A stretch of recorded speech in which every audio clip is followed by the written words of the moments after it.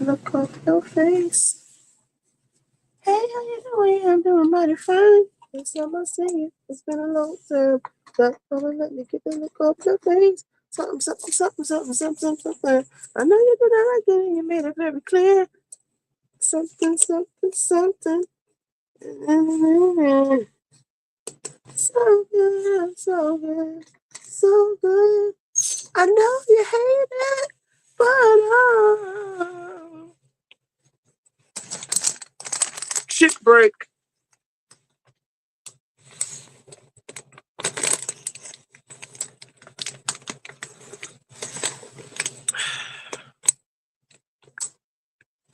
We were listening to Watch What Crappens, the of Real Housewives of Potomac. Let's tee that up.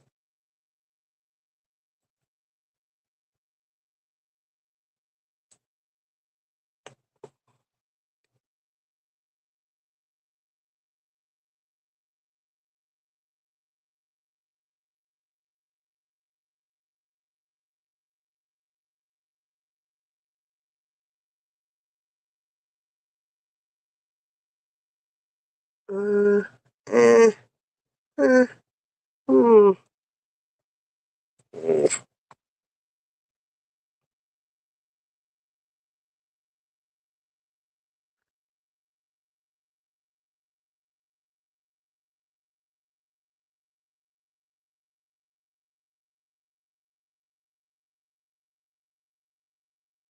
There we are.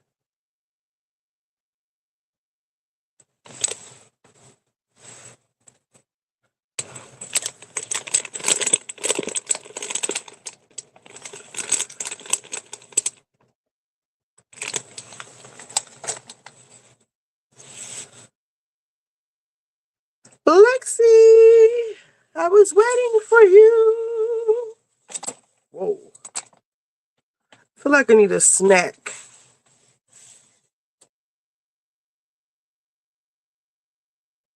I'm caught in the net now. Well, this is unfortunate. You don't even have to put cheese in the trap. She'll just walk right up to the trap and be like, what?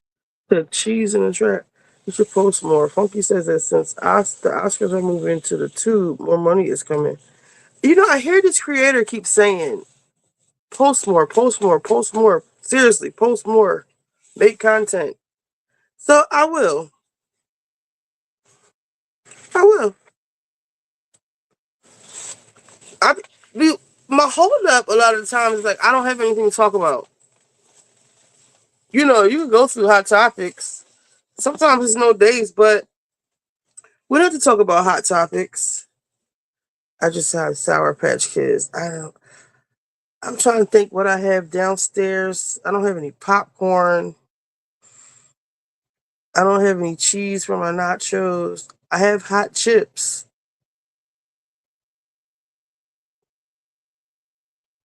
I bought these little White Castle cheeseburgers. They're so good. And they're so small, these little sliders. I'm thinking I'm going to make like 2 of those. So I will post more.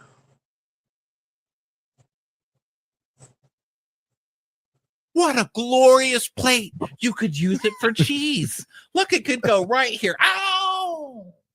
Look at the craft work in this. Look at the metallurgy that they've done here. Look at the way they've crafted these bars to be shaped ever so gently. Ow, it closed on my finger. But how beautifully it did so. So now Tia is asking everybody if they had fun, and Ashley's like, well, I think we're getting back. And I think I'm going to start like bringing people on. Just random people to talk about stuff. I like picking people's brains.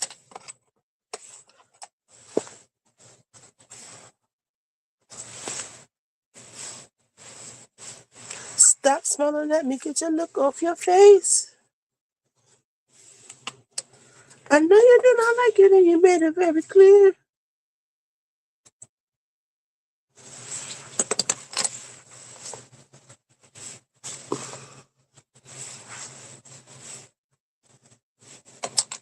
to a good place, which means it's time for me to start some shit.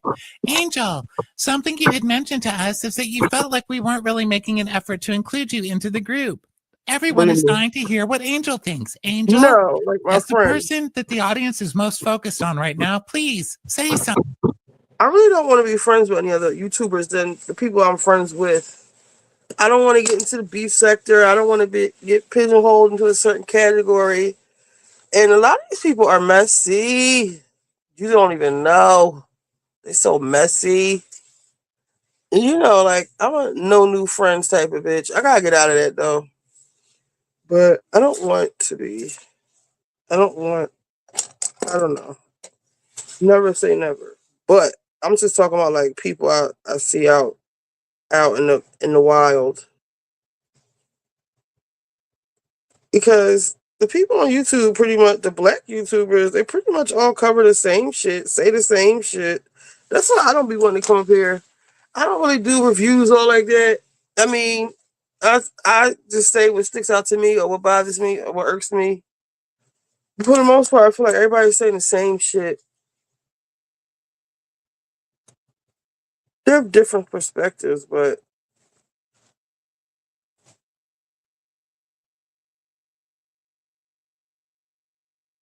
like I went on like the girl Krista Marie, I went on her channel with larger curves and they was trying to like bully me. Not like for real, but we were talking about something. Probably Married to Medicine last season when Phaedra was on there. And like larger just be trying to argue just to be arguing or be willfully obtuse. Just standing on something just to be arguing. I got time for that. I love larger though. I'm just saying, like being on other people's channels and stuff. And then when I was on Krista's channel, I kind of feel bad. I could tell she was getting a little peeved that I wasn't agreeing with her because what she was saying was stupid. And it's her channel, so I don't want to like. Then she was like, "Can you stop moving around so much?" I'm like, "Whoa, actually, I have to go." She's like, "No, no, I got all right. I got like five more minutes. Final thoughts."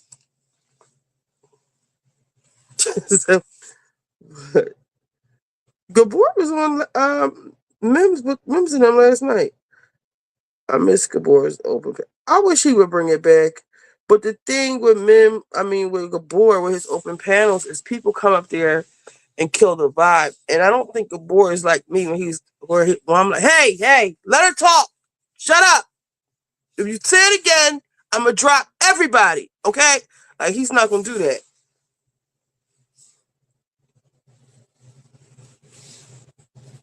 And I think that's where he's missing out at. Yeah, Gabor stopped the panels because he said they drain him with the people talking over him, and then certain people come up, and now this is me. Certain people come up and they just suck the life out of everything, or then you have people coming up wanting to argue with Gabor just to be arguing with Gabor. And like I said, he's not like me. He's a man. He can't cuss a woman out, or he can't be like, bitch, shut up. He can't do that.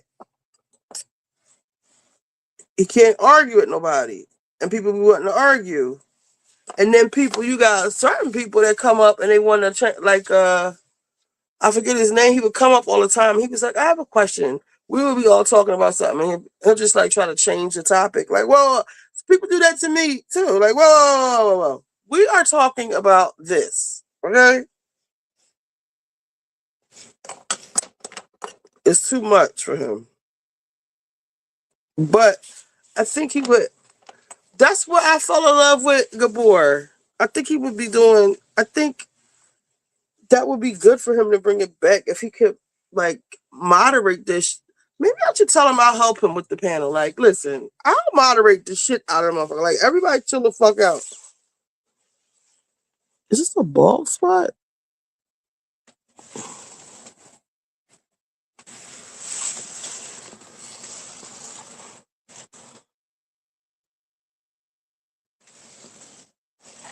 ain't no bald spot, is it? Lala, you missed my Patreon debut. I said she must have fell asleep. And Caribbean Girl. I missed the panel too, but it made me realize people are insufferable. Yes. And some people, they just like insufferable. And some people are just rude, obnoxious, like to fight.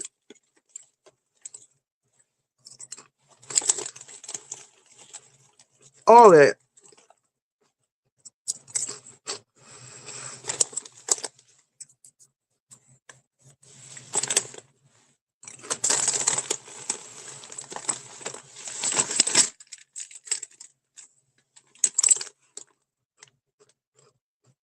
Something. So Angel's just nodding like, yeah, I did say that.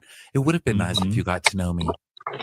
Yeah, because we have a Who was flashback to 2 weeks ago of Angel saying, well, I think that not knowing me and not knowing you Who was ladies, what? the olive branch, just a quick text would have made me feel a little bit more included.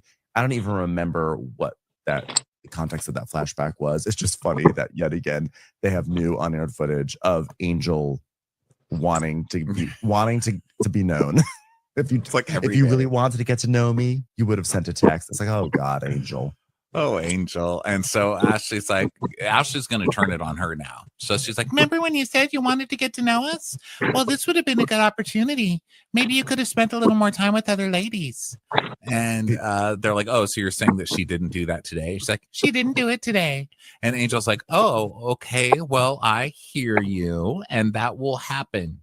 That's definitely going to happen. I will. Next time we're at a polo match, I will concentrate more on getting to know you, Ashley. Yeah. So I guess it sounds like Angel just pretty much hung out with Kierna the whole time. It sounds it's reality with Krista Marie, the girl that took me to see the Jacks down at the what is it called? The winery, City Winery. White girl.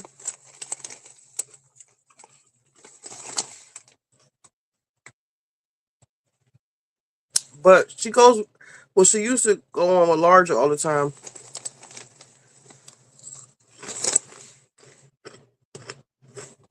it's like Kierna's really the ball and chain in this situation, right? Like, But it she seems like like when Kierna's around, Angel feels like she just can't. I'm gonna have to say this on Patreon. I'm here to take a break.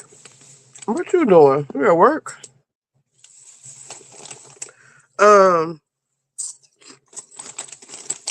People be. She used to watch Vanderpump Rules or The Valley with Jackson, all of them. She loved him, but she would like spend a lot of time talking so bad about him. I don't understand that. And they were just like kicking Jack's back in. I didn't like that. And like, I think he might struggle with addiction issues. And it was just like talk. I don't know. It was weird.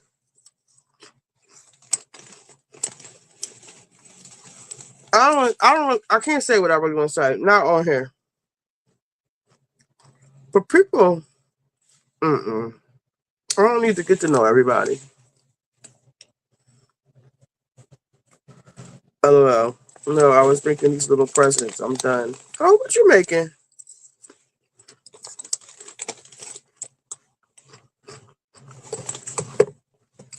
My daughter never came to get the Christmas presents.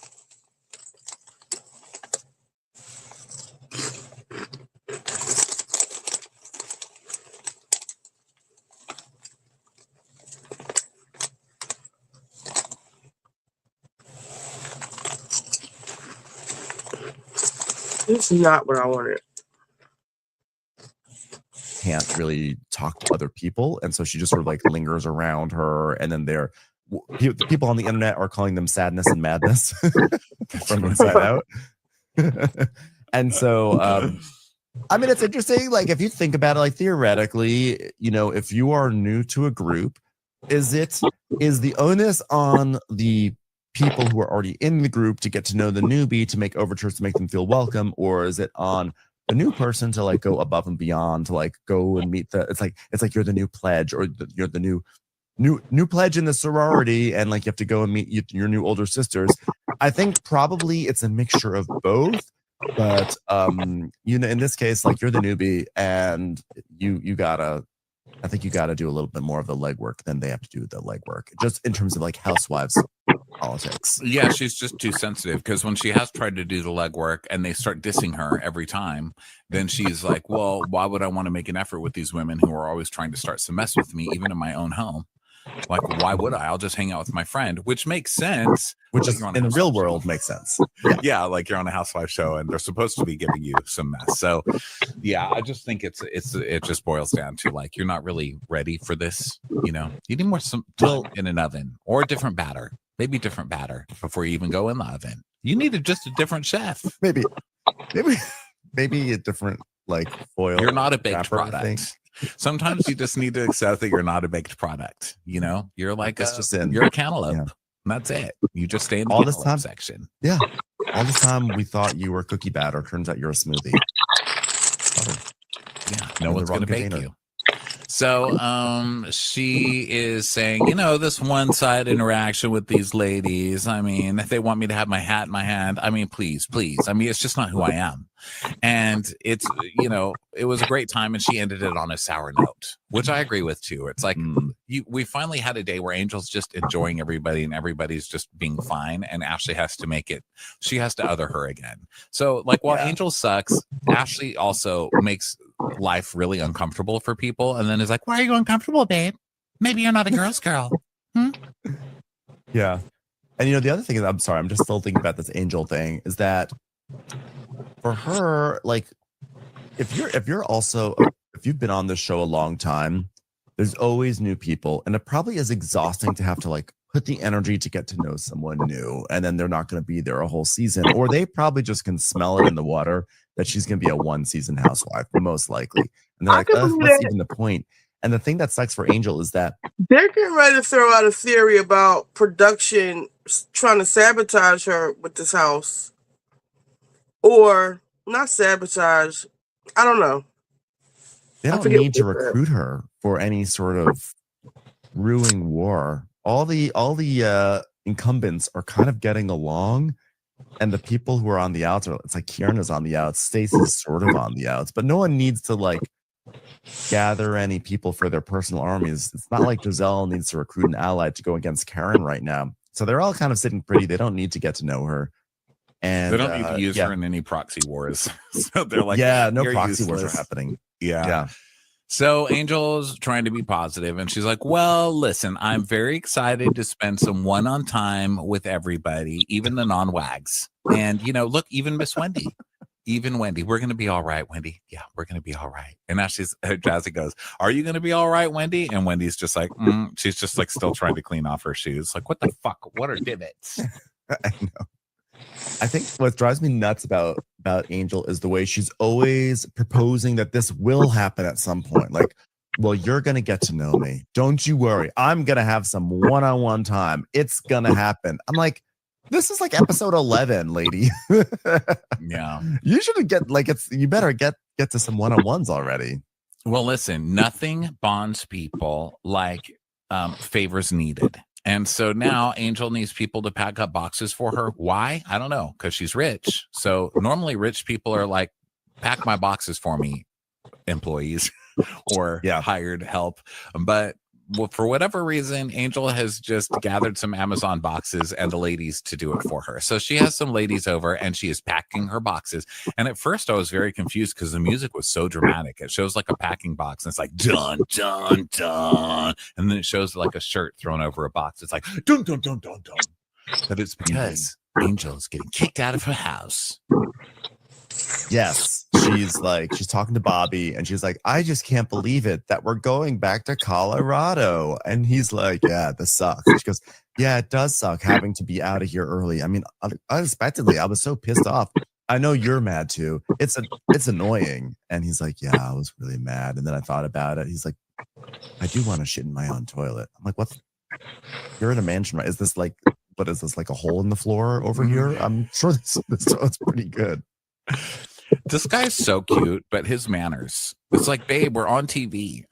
Sometimes I think on these shows, like, what would I do if that was my husband? Like, babe, could you not say shit in my own toilet on TV? God. I think the expression is sleep in your own bed, but sure, shit in your own toilet's fine too. Yeah, but I just want to drop a log in my own forest. You know what I mean, babe? Like, okay, geez, we're Very trying Colorado. to pass off that we're super classy people on Real Housewives of Potomac. Okay, like Yeah. no shots of Bobby eating or talking about where he wants to shit. Please, just note to the producers. So we get the story from Angel. She's like, well, long story short, Maryland really didn't ask to spend a lot of time with me, which I found extremely offensive. So we're going to have to leave. No, she says that they had a rental because they just got a rental so they could look for a home, which, as we saw, was her storyline. And when we saw her look at that last house, which was really nice, she got the ladies together and told them that they had found a house. So I'm not sure what happened because I thought she said they were going to move into that house. So You're right. I guess that was just all fake.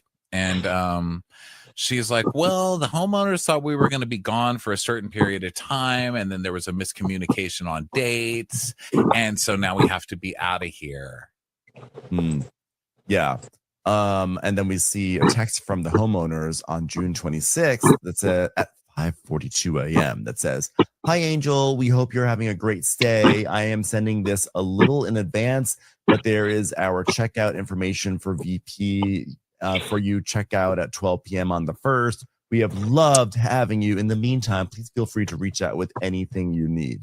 So, why you got to check out with the VP? I don't want to check out with that eyelinered motherfucker. He's just criticizing me for no reason. He's like, go back to your own country. I'm like, God damn it. To talk to the VP. Is there anyone else I could talk to? Is this how low we've come in the government? Vanderpump. I didn't get it at first. I didn't get it. It's like a Monday. The vice president is so nosy. He's even involved in Airbnbs. He's like, you are not welcome here. So this is fascinating. And like, as soon as we see this unfurl, I don't know what your thought was, but my first thought was, as soon as Giselle finds out about this Angel's done for, because Giselle is gonna be a mess and she's gonna be on her ass. And Giselle has just been waiting to just like pounce on Angel ever since the freaking catfish thing that Angel could not get over and continues to not get over.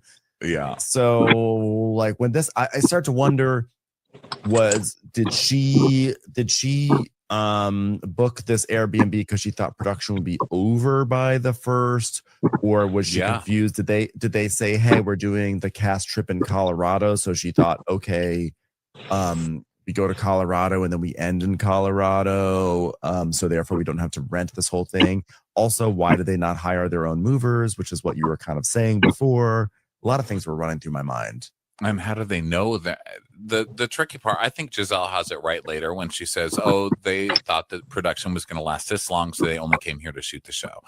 I think that's probably what it is. But the thing that is a little weird is that they didn't know that they had to leave by this date. And it sounds like they didn't request more time either. So that's what's super weird about it, is she's acting like, oh, I've never heard I had to be out this month. It's just so confusing. Commercials. Here comes one right now. Well, I actually have a conspiracy theory, which far be it for me to ever defend Angel, but part of me says production told them, production knew that they wanted to go to Colorado for their big cast trip, their like the main cast trip, because you don't just like. Well, but I think that production decided the cast trip this year will be in Colorado. These people are from Colorado. That's what they can use this as an example of, not example, as like a hook for going to Colorado. They'll do like some sort of Colorado type cast trip. I think production already wanted that to happen. And then my conspiracy is production says, what if we tell Angel that they only need their house for this long? And then they do it. And this way it creates this situation. And it tees up the Colorado thing really well. And it's a great kind of, it's a great controversy to go into the last act of the season. And now she can't be like, oh, we only booked it this long because production told us to book it this long, or production arranged for it. Like, she can't out production. So she just looks like kind of an idiot for booking this house and not understanding dates, it just makes her look shady. So I would not be surprised if she actually got a little set up by production on this one. But even a week before, wouldn't she know she has to move out? Like, don't you think she would be? I guess this was June 26th. It just seems weird that she's not like, well, it looks like we've still got all these events to shoot. Do I need another month here? I mean, because this text from the landlady, it's fishy. It sounds like you're supposed to leave. Bye. Have fun. Know you're packed up already, so have fun. Or, also, it doesn't sound like she asked for more time. So I don't know. Why is the landlady also texting so early in the morning? Yeah. That landlady, well, here's one thing we know. That landlady runs. Like, she gets her ass up and she goes running, because that is an early text. It's just Whitner from Southern Charm. Yeah. Waking up at 4:30. Yeah, either way, I guess the thing is, like, my mind goes to a conspiratorial space because this is just what does using his name and stuff had to do with this rental and what happened to the rental?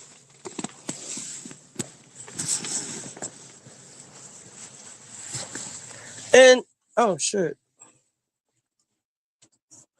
And is her husband well known like that? You know, I'm not a sports fan. Is he that dude? Is he him? What does he play? Football, basketball?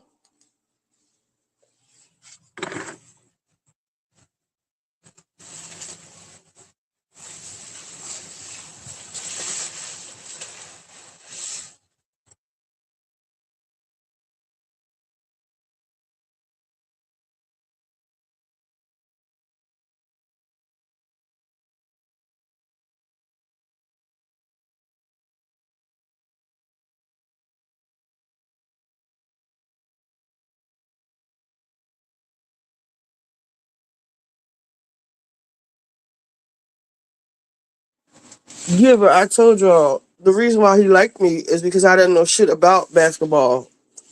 I hate sports. I don't know. I really don't know who he is.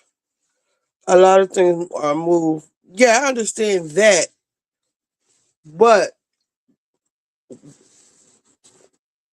you say that to say what? Like, she thought they would extend the rental because of who he is? Or what? Because it sounded like they didn't give a damn about who he was. Or do you think that she thought she was going to stay there for free? Oh. Oh. People don't give a damn. They want their money. Shit. And it sounds like maybe they did have it already rented out. But it probably was for a longer amount of time. Or she probably only needed it for like a couple of more weeks or a month at the max. And then maybe the rental was like for a couple of months. The next one, it wasn't worth them canceling that reservation for her. Because it's more money. And don't nobody, I never heard of her husband.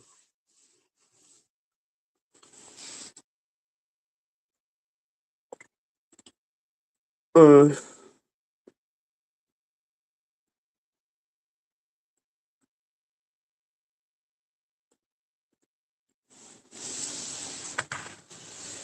I know you like it and you made it very clear.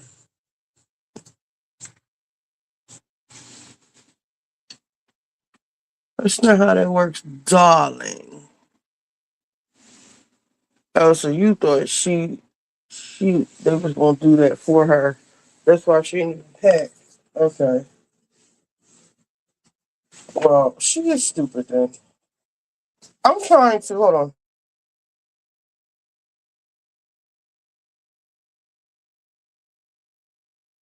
Shoot her a little bit of bail because I don't want Kiana to come back.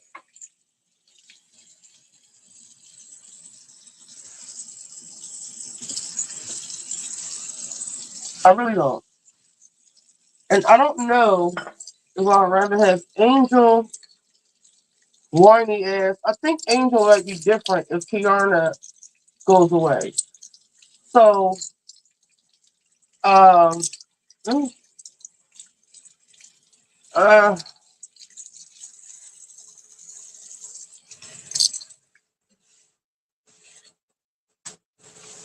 I'm dead.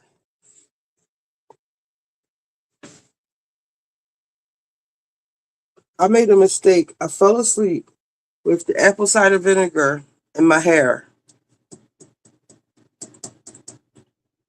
And you should only have it in for 10 minutes max. And I think that because it makes your hair really dry, it's apple cider vinegar. It's very acidic. And I think it just made my hair really dry. Well, it dried my hair out. It probably broke off some. But because I put all the other shit in it, like even up here, I'm gonna see, like the hairs that I broke off, but they're always kind of like that. But right here looks crazy. But I don't really have it that much on this side, so maybe I can put um, a serum on it. But I can tell by my edges. My edges don't ever look broke off like this.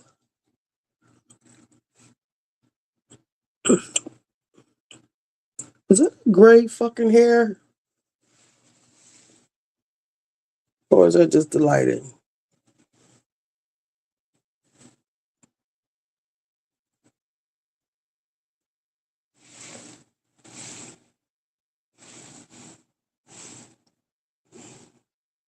I think it's lighting. No.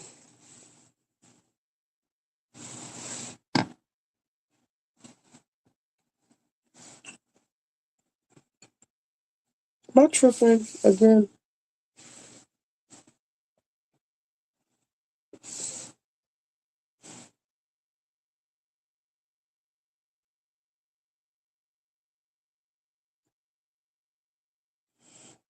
I think it's just.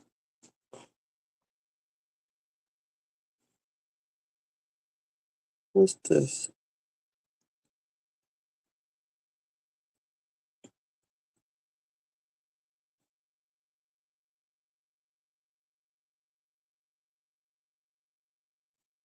My edges are like broke off for a little bit, but they're not curled. But I don't want to put too much oil in my hair because it's already too flat for me wrapping it.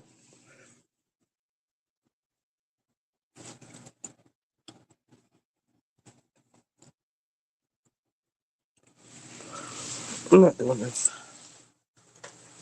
I'm talking about Angel, but I have a shopping edition I'm trying to pick.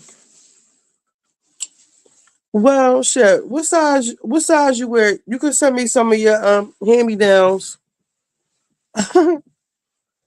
What size shoe do you wear? I wear I wear a large. I'm sorry, extra large pant size. I think I'm back down to a 12, between 12 and 14. But tights are like a large. Yeah.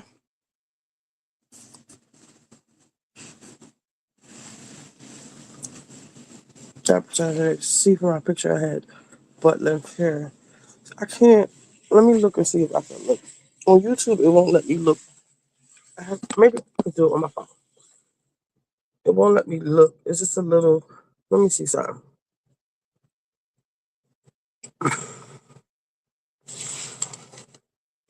Style.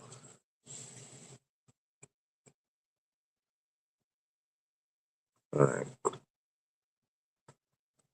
That's all your hair?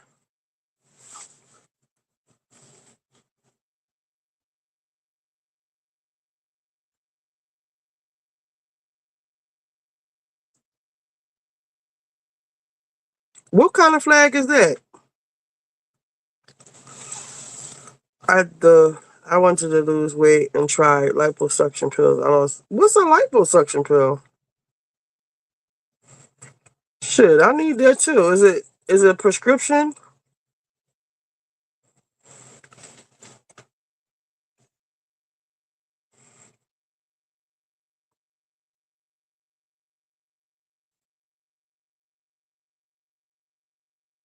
This is so big.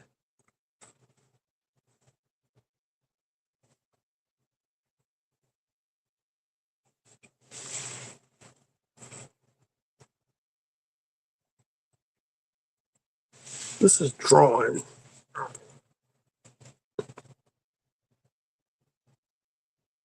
I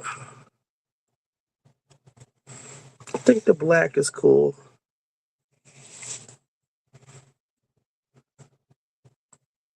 I took my hair out. Thanks for the info. If you can see from my picture, I had butt length hair. I wanted to lose weight. Wait, I'm confused. Panama, my hair fell out and had to stop taking. Oh, my hair is going back. It is in the middle of my back now. With apple cider vinegar. Okay, I need to get my life in order. I need to make that. My daughter was supposed to come here. I have to make the hair treatment because I got to send y'all some for subscribing to my Patreon. Oh, Lipocene. Let me see what that is. You can't get any of the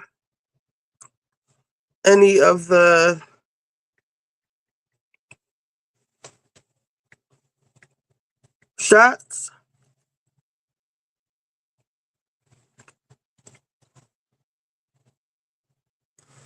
Lipocene.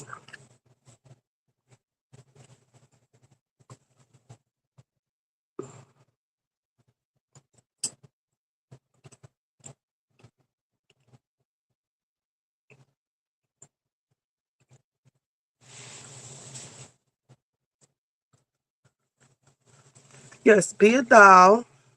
I'll send you. You gotta get your hair growing back right.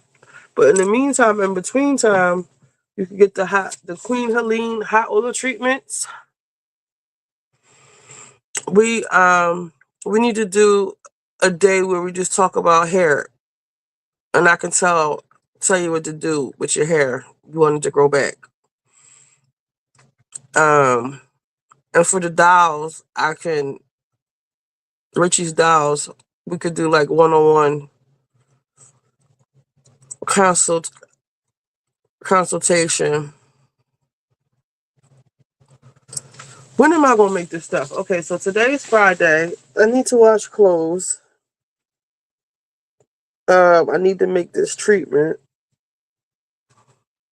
Because we want to have a wash day soon. Maybe for let's see. Today's the 19th. That's too far. I want us to do something together around like New Year's Eve. I think I might I'm not going out. Well, I don't want to say that yet, but I don't want to be in a casino. I don't want to, because they say New Year's, what you're doing on New Year's, you'll be doing for the rest of the year. So I want to be doing something like prosperous, productive. I might just be asleep. I don't want to be out in the streets. I don't drink. Maybe we could do something on here. I don't know. I have to think about that. But we need to we're all going to have a group watch day where we all talk about, we could do that on Patreon the next time I come on.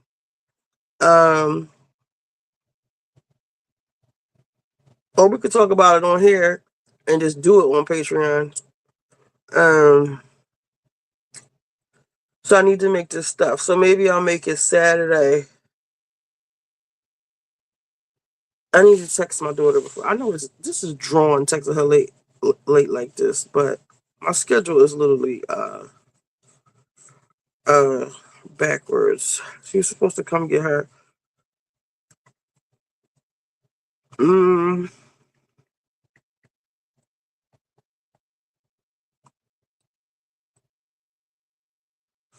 Just calling to see.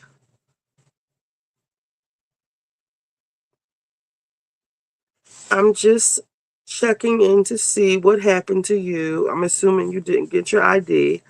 I forgot you probably have to get a real ID, but you can still come get your decorations. And I wanted to make the hair treatment. I'm up now doing cut my hair and stuff.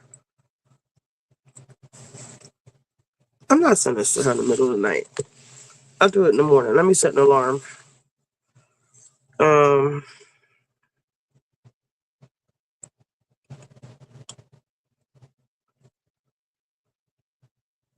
Maybe like 11.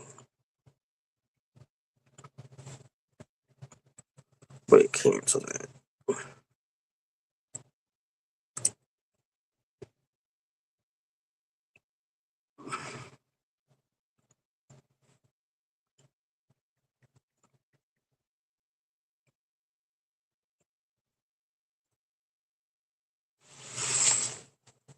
I'm native. We don't believe in unnecessary cutting of the body. I'm mixed race, Masala. Paternal side Zulu, Jamaican. Damn. I'm mixed race Masala. What is Masala? I never heard of that. It's from Panama. Paternal side Zulu, Jamaican, Chinese, Powhatan, maternal side, white European Cherokee. All right, bitch. You probably look so decent. Like, let me see. Because I can't really see the picture. I can't zoom in and I can't really see the picture. You probably look like a chocolate, like a chocolate Indian, like a doll baby.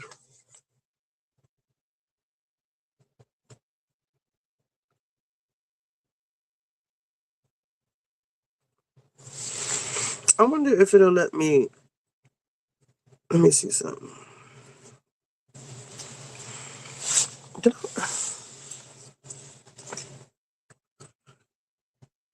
Richie B-sides. It won't let me check this from my phone, man. These videos.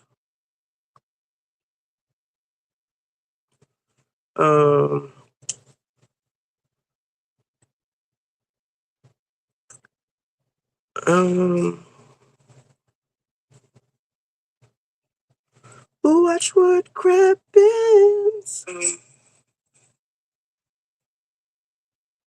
I thought I made y'all moderators. This is so irking. It's not letting me click on your channel.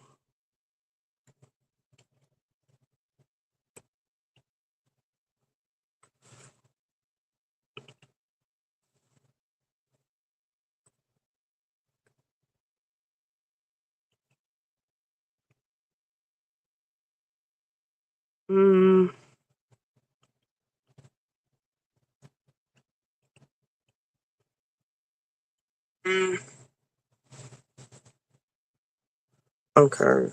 Let's see. Go to channel. Oh, you do look like a little baby.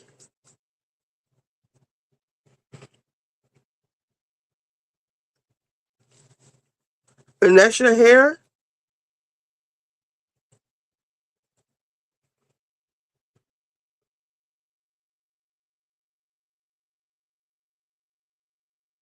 Guess what happens when there's so much that happens?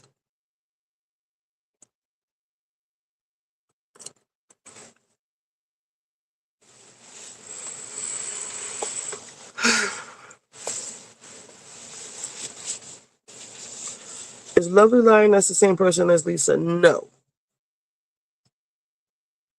These new usernames have me confused. I think Lovely Lioness is... Are you fairly new, Lovely Lioness, or you just been in the bushes? I'm sick of shopping. The shopping has to stop. Yes.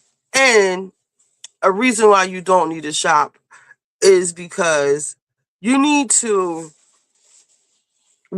stop as a country spending money right now, because the powers that be and these corporations are playing in our motherfucking faces. And the price of shit is just so just ridiculously high. and we need not participate in this bullshit. Christmas should be canceled. Nobody should be buying and shit for Christmas. I mean, I get it, the kids, but like, how many fucking iPads do they need? Christmas ain't about that anyway.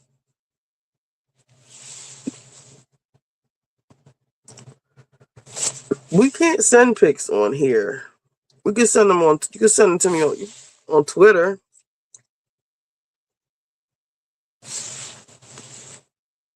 Off topic. Did you hear about the Wild and Out cast member I Am Zoe?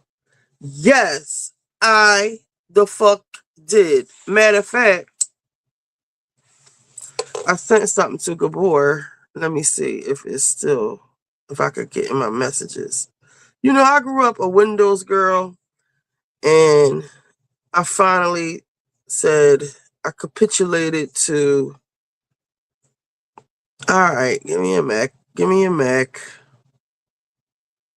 Because the Windows couldn't handle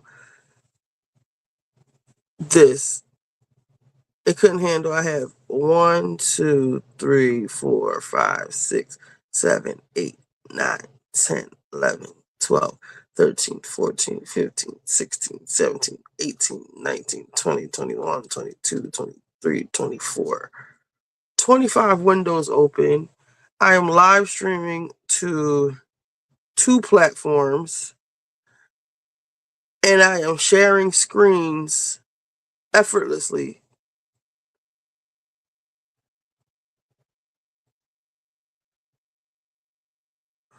Let me see.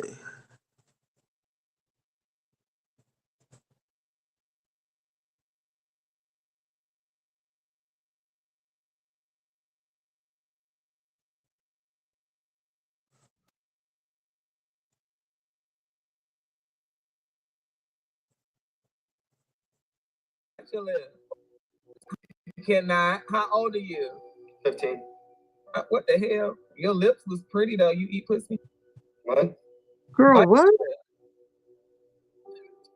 You a freak. How tall are you, little Puerto Rican or Mexican? What are you, Mexican or Puerto Rican? Oh, you got boxer. Oh, child, you about a good 7.5. Boy, why you trying to tease us right now? Why you showing all that stuff like that? Why you showing your body? Why you being a nasty boy? Well, see. You know these girls will be. I had to reload this because something happened. It was probably grossed out.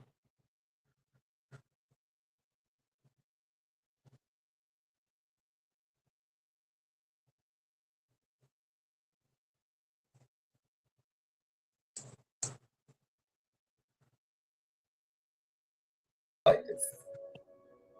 Wow. Boy, do it! Before I beat you. Cannot. How old are you? 15. What the hell? Your lips was pretty though. You eat pussy? What? Bite your lip. Girl, what? You a freak. How tall are you, little Puerto Rican or Mexican? What are you, Mexican or Puerto Rican? Oh, you got boxer. Oh, child, you about a good 7.5. Boy, why you trying to tease us right now? Why you showing all that stuff like that? Why you showing your body? Why you being a nasty boy? Well, see. You know these girls will be all in your DM trying to holler at you because you just teased them. You 16, so yeah, a 7 is probably big to you at 16. Please don't be that boy who act like it's all that. Trust me, I know. How old are you, boy? I'm 16. Oh, no, I ain't too young. Yeah. Go to your room and get a pair of your boxers and hold them up like this. Wow. Boy, do it! Before I beat you. Cannot. How old are you? He's on Wild and Out. So, but this is old though, and it's, you know what, I knew he was. I just used to see the videos pop up of him. Child, I need to heat me up one of them sliders. I knew he wasn't right when I saw him. He would have he would just pop up on the feed with the little skits he does, and it's always with a child too, mind you. He would pop up there, and then that's how I knew him. And then on Fridays, this bitch will have on thigh-high stripper boots and is on the pole acting like a slut, like all slutty and stuff. And I was like, oh, okay. But it was just so random. Like, okay. Okay. You know? He is a predator. And I guess the boys probably, I hope, I pray that they just kept that shit like over the internet. Like he didn't go meet with anybody. I hope. I really do.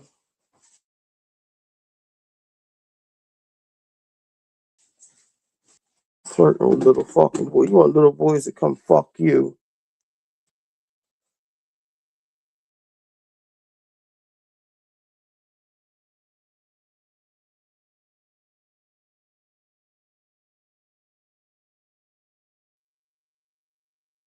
Let me see. Well, you better unlove fashion, or you got enough fashion. Just start remixing your stuff. You don't need all the new stuff that's out. Save your money because you don't know what is going to happen with this. With the y'all watch Game of Thrones? I call him the what they call him, the Mad King. That's what he sound like to me. Underage boys, disgusting.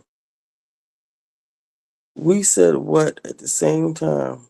Yeah, I didn't know. I don't watch Wild 'N Out. He's a predator. Wowzers. He's a little. He ain't right. He ain't right. And that ain't right.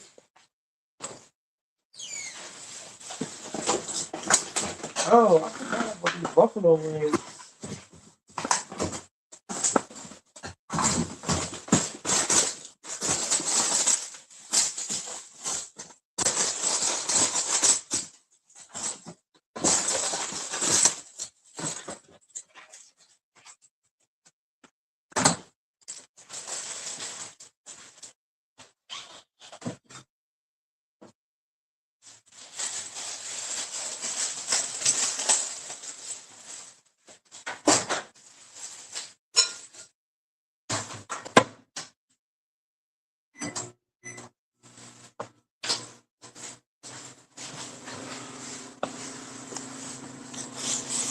That's a mess. I wish StreamYard you could share. I wonder if when I be making suggestions to StreamYard, they usually do it. I'm about to send them a mess. Send them a message. Settings. General recording, layouts, guest, audio, camera. What's general? Display.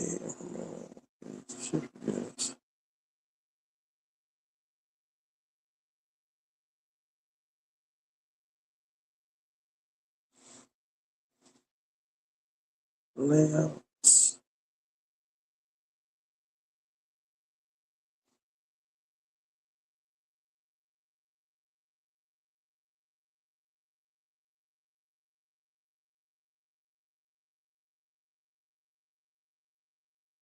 Let me see.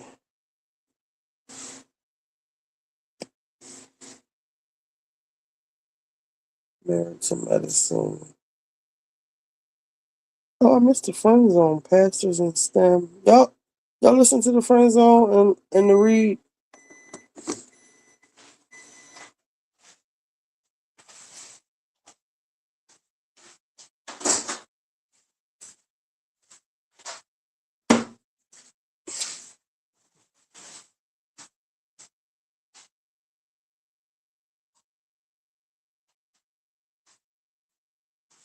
It ain't too much we can play on her.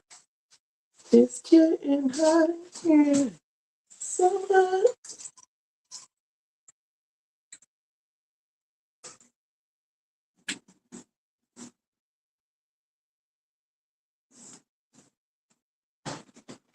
Oh, I forgot I had a whole.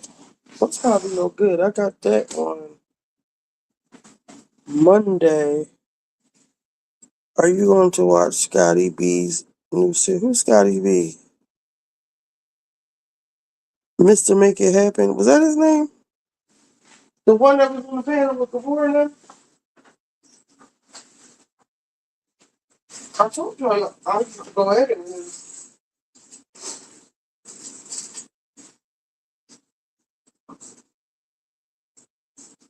what kind of series he got?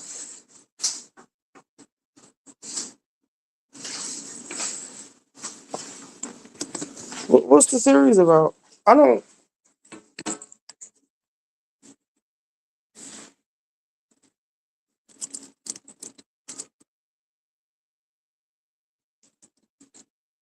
I used to watch him back when he was filming in his closet,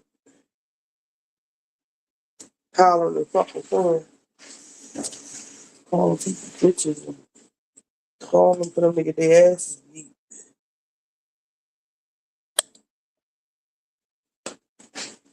He was like, Evelyn, you fucking bitch! Oh my god, she made me so fucking mad! I want to shoot you, she need to punch in your fucking face! Like he used to just be going, oh!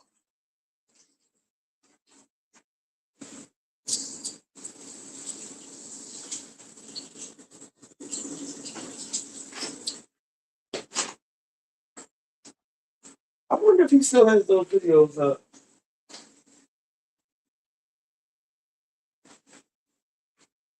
It was very much disturbing.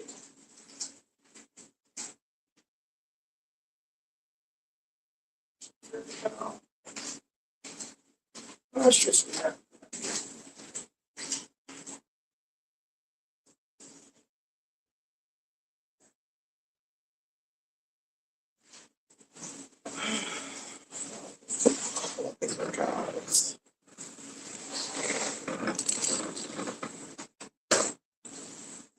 I know you do not like it and you made it very clear.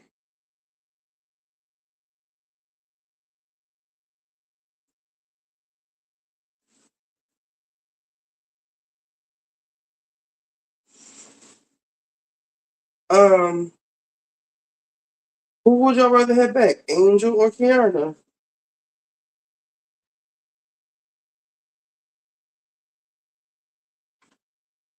Kiana is an airhead and a flunky. Monique comes back. Oh wait, I gotta find a thing about Potomac casting because they said Big Mary is out. She said, "Y'all gonna demote me, full time, or I'm out, bitch." And that's right. Stand on business. But Meredith, you don't be doing shit. But at the same time, you don't be doing shit.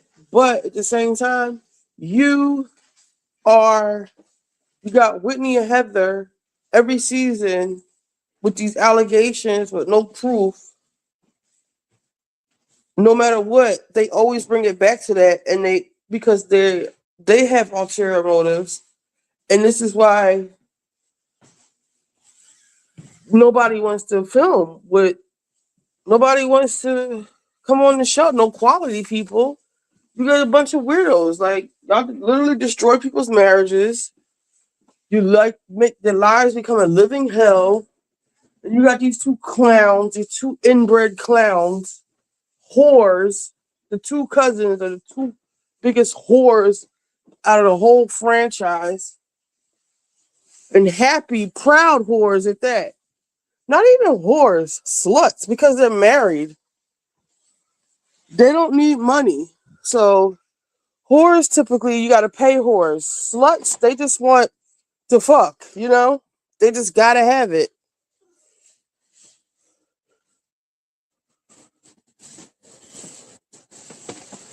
But as a housewife, you should be able to shut that shit down too. You should be able to fight back. Not you want to play this game where you're the good lawyer narrative. The good lawyer narrative because you're Meredith. You don't want to answer any questions straight up. or you are too above it. I don't know what the problem is, but you shouldn't have to defend yourself against some bullshit. Is it raining? Damn. Every time I straighten my hair, it literally rains every single time.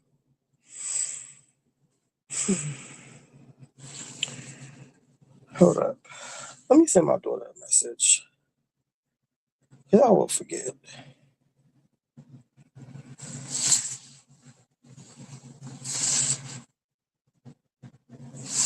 Hello, daughter. I just wanted to reach out before I forget.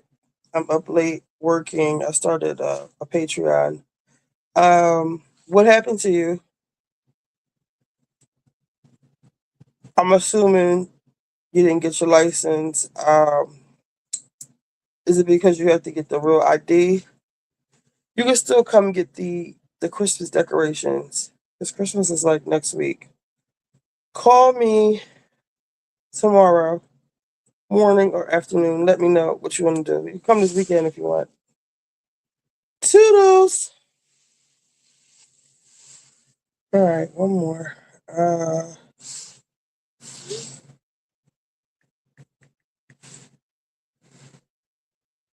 Hit me when you get up or when you come down.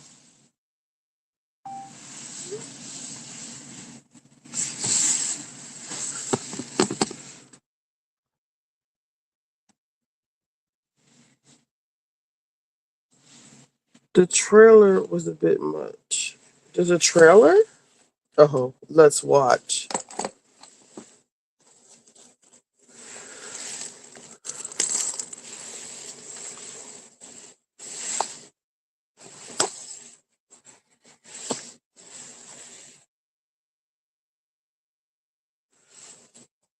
The one with the beard on his face. You talking about Scotty by Nature?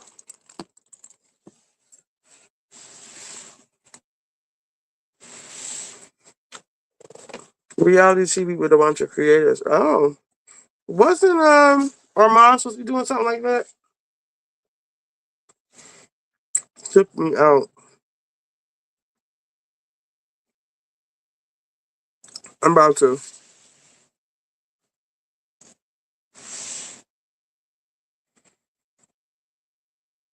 He is streaming on it. Stylish TV on YouTube. He is streaming it on Stylish TV. What is Stylish TV? The Scene ATL? Child. You said inbred sluts.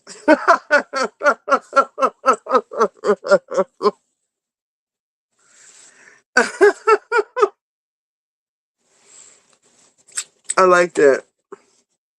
They are.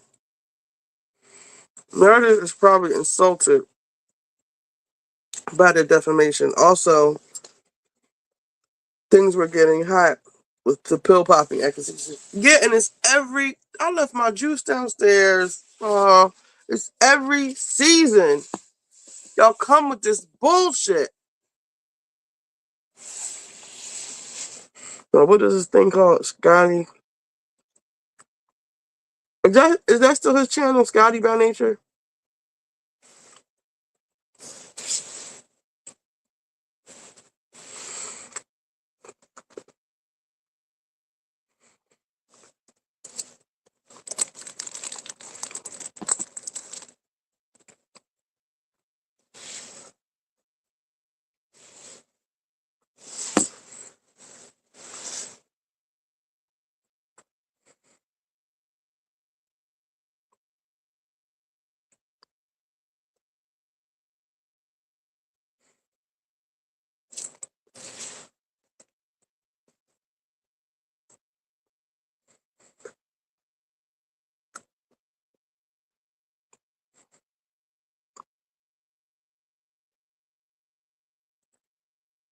If you can find it, put the link in the chat.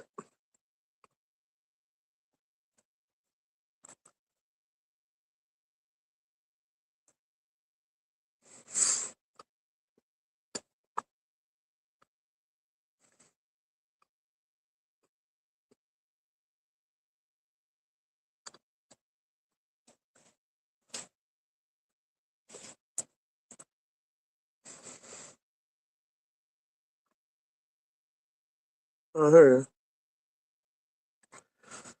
This is an hour.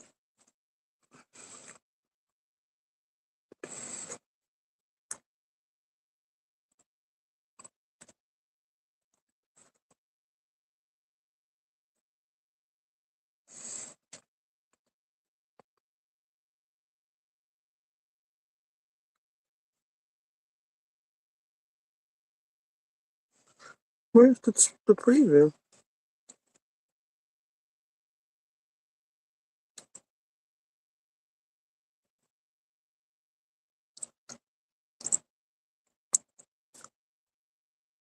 The scene ATL. Let me look at that.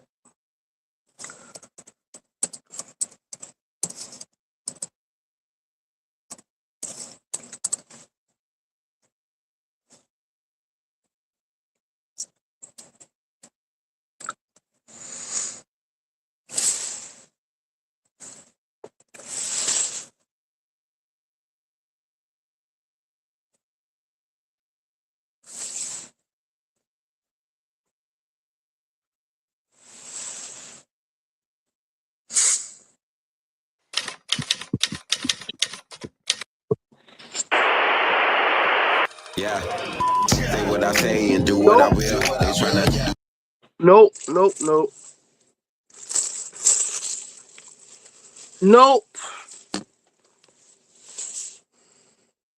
do what I do. They lacking the skill, and I know I'm going up, running for the hills, removing myself from the fade. I keep it too real, bitch. I got business. I'm a brand house, brand. I ain't wasting time is money. What you playing for? These rappers sleeping on me. I got hits that put the K in up. Yeah, I hear you talking. Tell me what you saying. Baby, I came in and I mean, shout out to him for doing something different. You know? I left my stuff downstairs. Shut up and light your soul. Let me put something on while I go down there.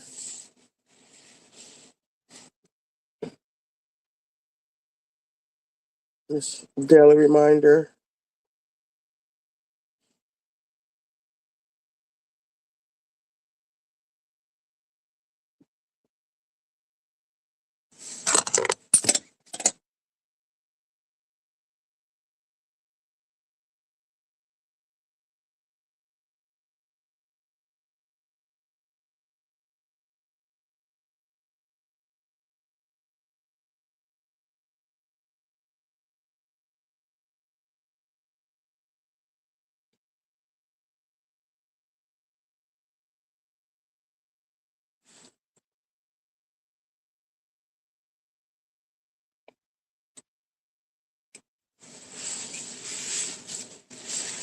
You know that we are living in a material world, and I am a material girl.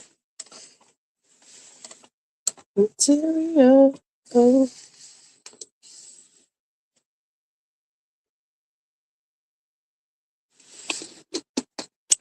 okay. She's awful quiet after Funky stuck into yeah.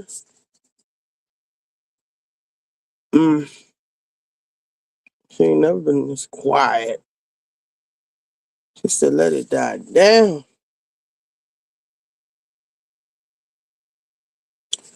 What's the name of that read podcast? Oh, Step Up.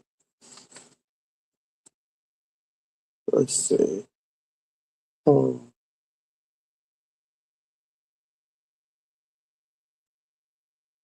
You off that if you had a plane and access and all the Meet Sean. His fantasy lineup, not so great. No name. Check out LL Bean Flannel. Invited to the holidays. discs. Oh, see. Girlies would judge when I had See? discs. Mm-hmm. Clock that. I did the Yeah. clock fingers. You can't hear because I don't have nails on. Just why, like, why do y'all do that when you don't? Okay, fine. Never mind. Because I feel like without the nails, it defeats the. Yeah. Yeah. No. It's just, you know. Let's get into some Black X Law. Mm-hmm. This week, I guess the last Black Excellence of the Year is going to go to Dita Hedman Hmm. of Essex. Essex, babe. Cuts and slices. Oh my God. Please tell me you didn't go in there cutting up. We close that Yeah. he's doing without her. Tokyo Vanity. She was born in Jamaica. She moved to England when she was 13. And she's been competing for a long, long time. Here's a photo of her on BBC. I feel like she looked like she could be my aunt. Maybe she is. Maybe she's wrong. Maybe she I've is. never spoken to this lady. Lying. She was lying. But either way, you make me happy and proud. Shout out to Black women That's what doing it people say. all, even when they shouldn't have to. Especially when they Sometimes lying. you just do what you want, like they're darts.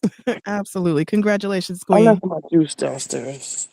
Alrighty, let's talk about bullshit. In a segment we call Hot Tops. Now, a lot of this I didn't read because I almost do. I'm almost off duty. I'm like Okay. the people in that pizzeria when Tokyo. Okay, did you see that video of Tokyo? Oh Lord. Tokyo when she went to the pizzeria in Atlanta. No, it wasn't Atlanta. It was somewhere in New York or New Jersey, some shit. It was probably And it because was they like said 30 oxtail pizza. minutes. That sound like cuts and slices. Yeah. Sound like cuts and slices. Oh my God. Please Why tell would me you you wait didn't go in there cutting oxtail up. on pizza? We closed in 30 minutes. So let's see what we've got in the toy box of bullshit today. Young Thug has proposed to Mariah the Scientist. It looks like this happened on stage at a show program, and it looks as if she agreed to marry this man. And I just want to know, underneath a living God, what is happening? Yeah. Well, we won't sadly I get don't an know much answer for about that. Yeah, well, I know she's a bird, Let me look at the clip. and That's what I'm saying. Like, there's that. So, oh, Mariah Buckles. just- This is Buckles. yeah, this is Buckles. And when I saw it, I said, Got it. "Oh, Buckles, Forgot. Buckles, you have to believe you deserve better than this." Like, girl, that nigga was on the jail phone bragging about how easy it is to cheat on you. Like, you just have to want more for yourself than this, but you don't. So this is what you're gonna tie yourself to. You're gonna pop out a few of his kids, and you're gonna be bitching about what a terrible person he is. Oh, lather, rinse, repeat. We've just seen this a trillion fucking times. So, okay, this is what you are choosing for yourself. That is your choice. It's like a recent mountain of terrible things. Yeah, this very year. Like, it just is. And I just could not believe the number of people cheering for her in the background. I'm like, oh my God. But Yeah, isn't this her show? For her because yeah, you're at her show. So I'm not shocked. Y'all These are your fans that are like happy for you marrying this nigga who embarrassed the fuck out of you. But you know what? Yeah. If you like it, baby, this is, I think, the closest I've ever seen to your face. You're cute. Yeah, she is. This isn't the wig, but It reminds me of Offset and Cardi when Offset got on stage when she had some show. that is like, "Please forgive me," exactly or what it whatever. reminds me of. Yeah. The difference is Cardi told that nigga to get his black ass off the stage. It worked though. She didn't leave. So I mean, it did work. it did work. She did work. So She was also like, bitch, I'm at work yeah. and I'm pissed. And Mariah Not had to the tell time him and to the put place. the ring on her finger. Like, it was just so. I'm surprised he got down on one knee, to be honest. I mean, He it didn't would. do that It shit no more. just seemed. Hey, y'all still say yes. Yeah, awkward. It just seemed awkward and not great. I was embarrassed for her the whole time. Like, I shouldn't. But I can't be the one who feels like you deserve better than this. You have to feel that way about you. So. All right. This is literally what you're asking for. You are getting it.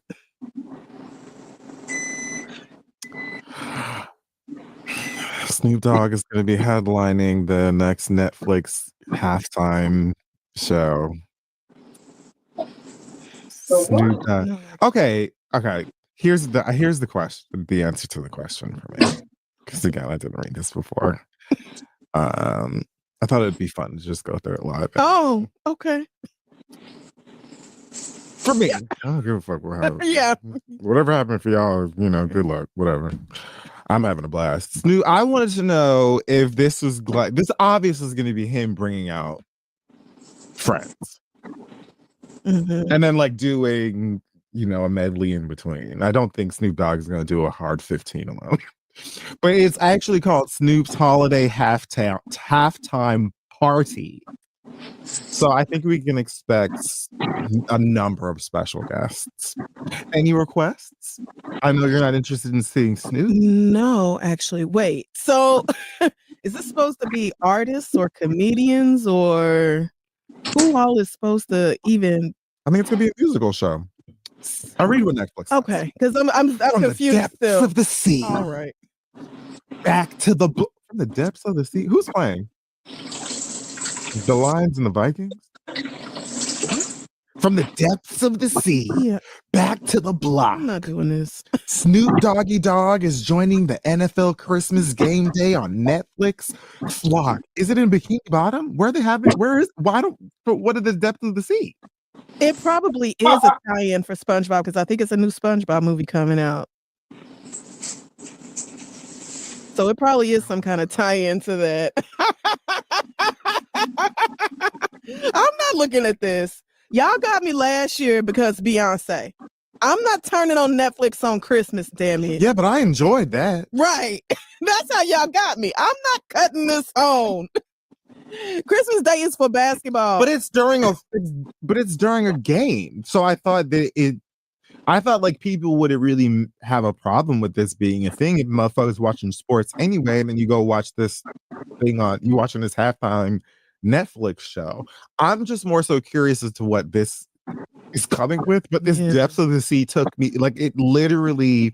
I feel like SpongeBob trying to get a driver's license because the way that it just took me off the road. Okay. If SpongeBob performs, I'm jumping, and I promise you're not going to stop me. like that will be it. Yeah. Okay, I'm kidding. The legendary performer will take the field on Christmas Day to headline Snoop's holiday halftime party during the Detroit Lions versus Minnesota Vikings matchup. Yuck. I'm rooting for the Lions. Streaming just because I have more friends from Detroit and I've been to Detroit. Yeah. I actually don't think I've Minnesota. Wait, St. Paul. I've been to the airport. Minneapolis. Yeah, I've been to the airport. Yeah. I've been Same. to Minneapolis for real?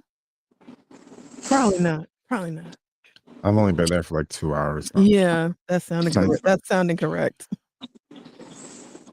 Snoop Dogg, also a diehard football fan coach, has promised to bring his chart-topping tracks, holiday spirit, and a diverse roster of special guests, audiences around the world. So here's the thing, right?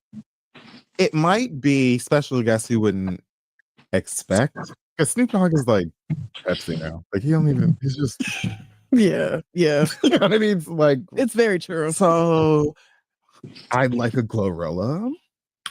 I'd like Kendrick's not going. I'd like I feel like he's gonna have a West Coast artist. So I can't think of any right now off the top that I want to see there. That would make sense. Yeah. I like that. What's his name? 310 Baby, Soak City.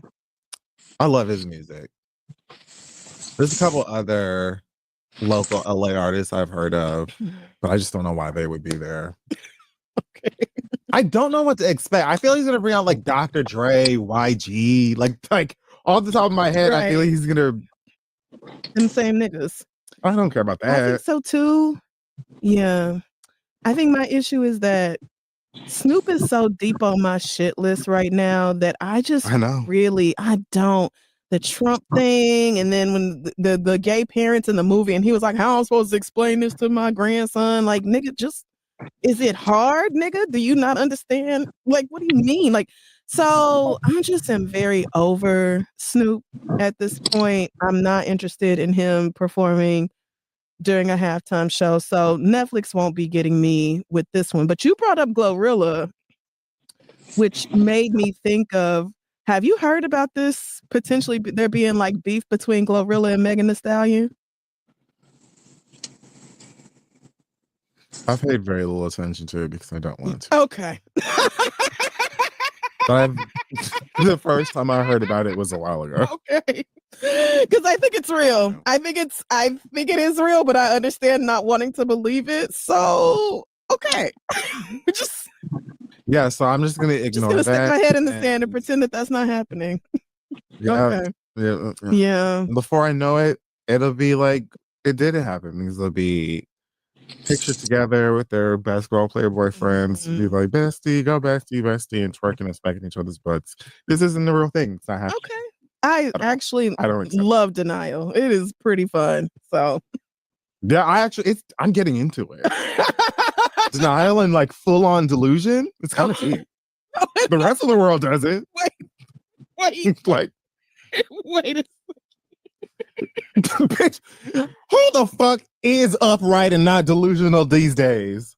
You gotta be telling yourself, you gotta be in some form of a fantasy to breathe this air. Yeah, you gotta lie to yourself a little bit just to get out the house. Like, so if I have the line that there is no such thing as a Megan Thee Stallion Glorilla beef, then that's what the fuck is going on over here. Hey, you do whatever it takes to make it to 2026, okay? You do whatever it fucking I'm not takes. accepting that. Okay, and that's fine. Speaking of female rappers, I'm just gonna go ahead and get this out of the way. This is, I promise, is gonna be the last time I talk about this lady for a long time. Like, I don't think I'm gonna talk about Nicki Minaj again unless it's like a breaking story. Okay. Hopefully a good one.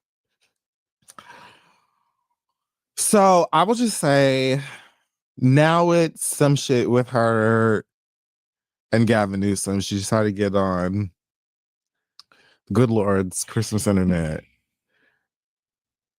and start talking about Gavin Newsom. And I'm not even really going to read all of what she tweeted. A, because I feel like it defeats the purpose of the second shutting list.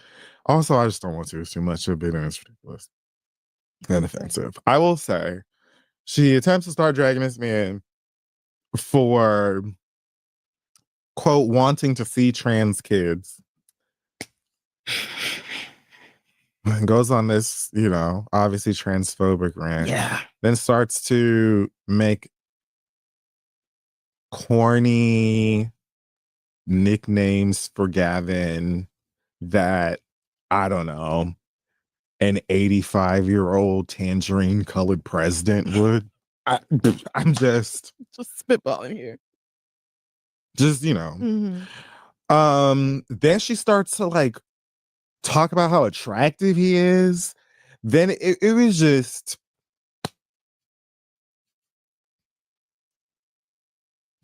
Gavin Newsom, for whatever reason, had his interns respond on all his social media pages by posting montages of creepy photos of Donald Trump with young girls and with Jeffrey Epstein.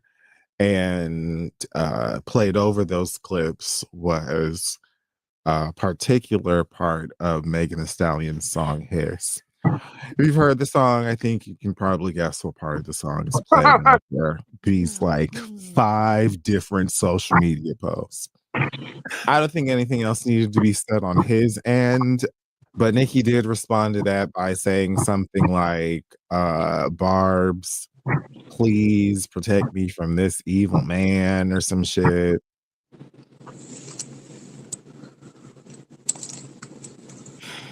All right.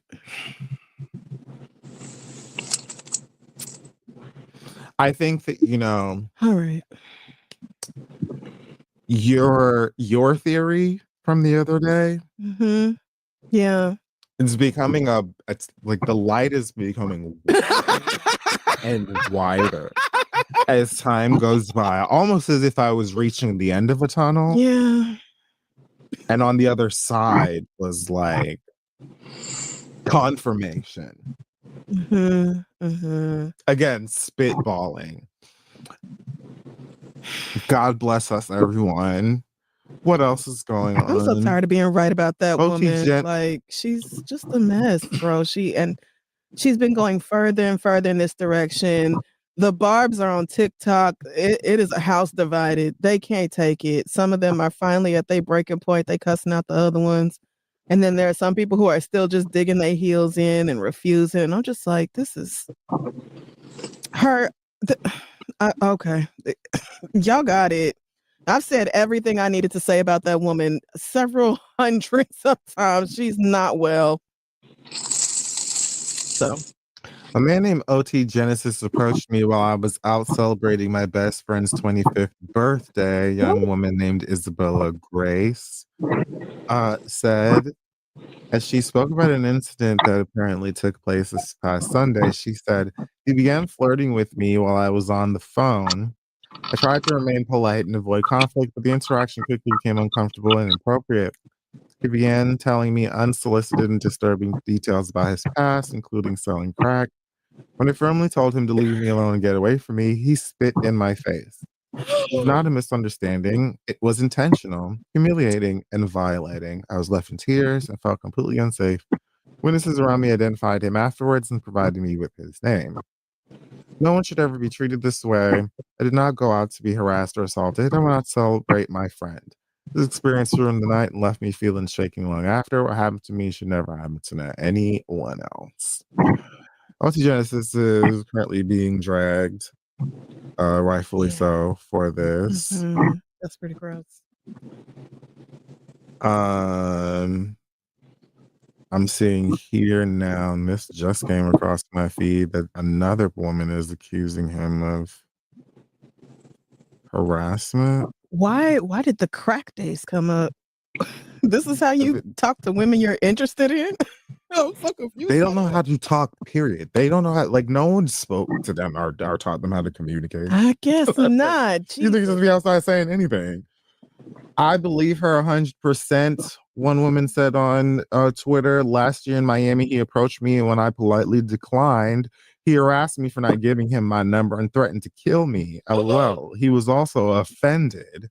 I didn't know him. I've never spoken out about this, but I'm still traumatized from this night. And I just looked it up. OT Genesis is 38 years old. Yuck. Of course. Yuck. All he does is make meme songs here and there that are actually really catchy and probably make him a lot of money. Yeah. Only you could go outside and act like you ain't got no damn sense. Right.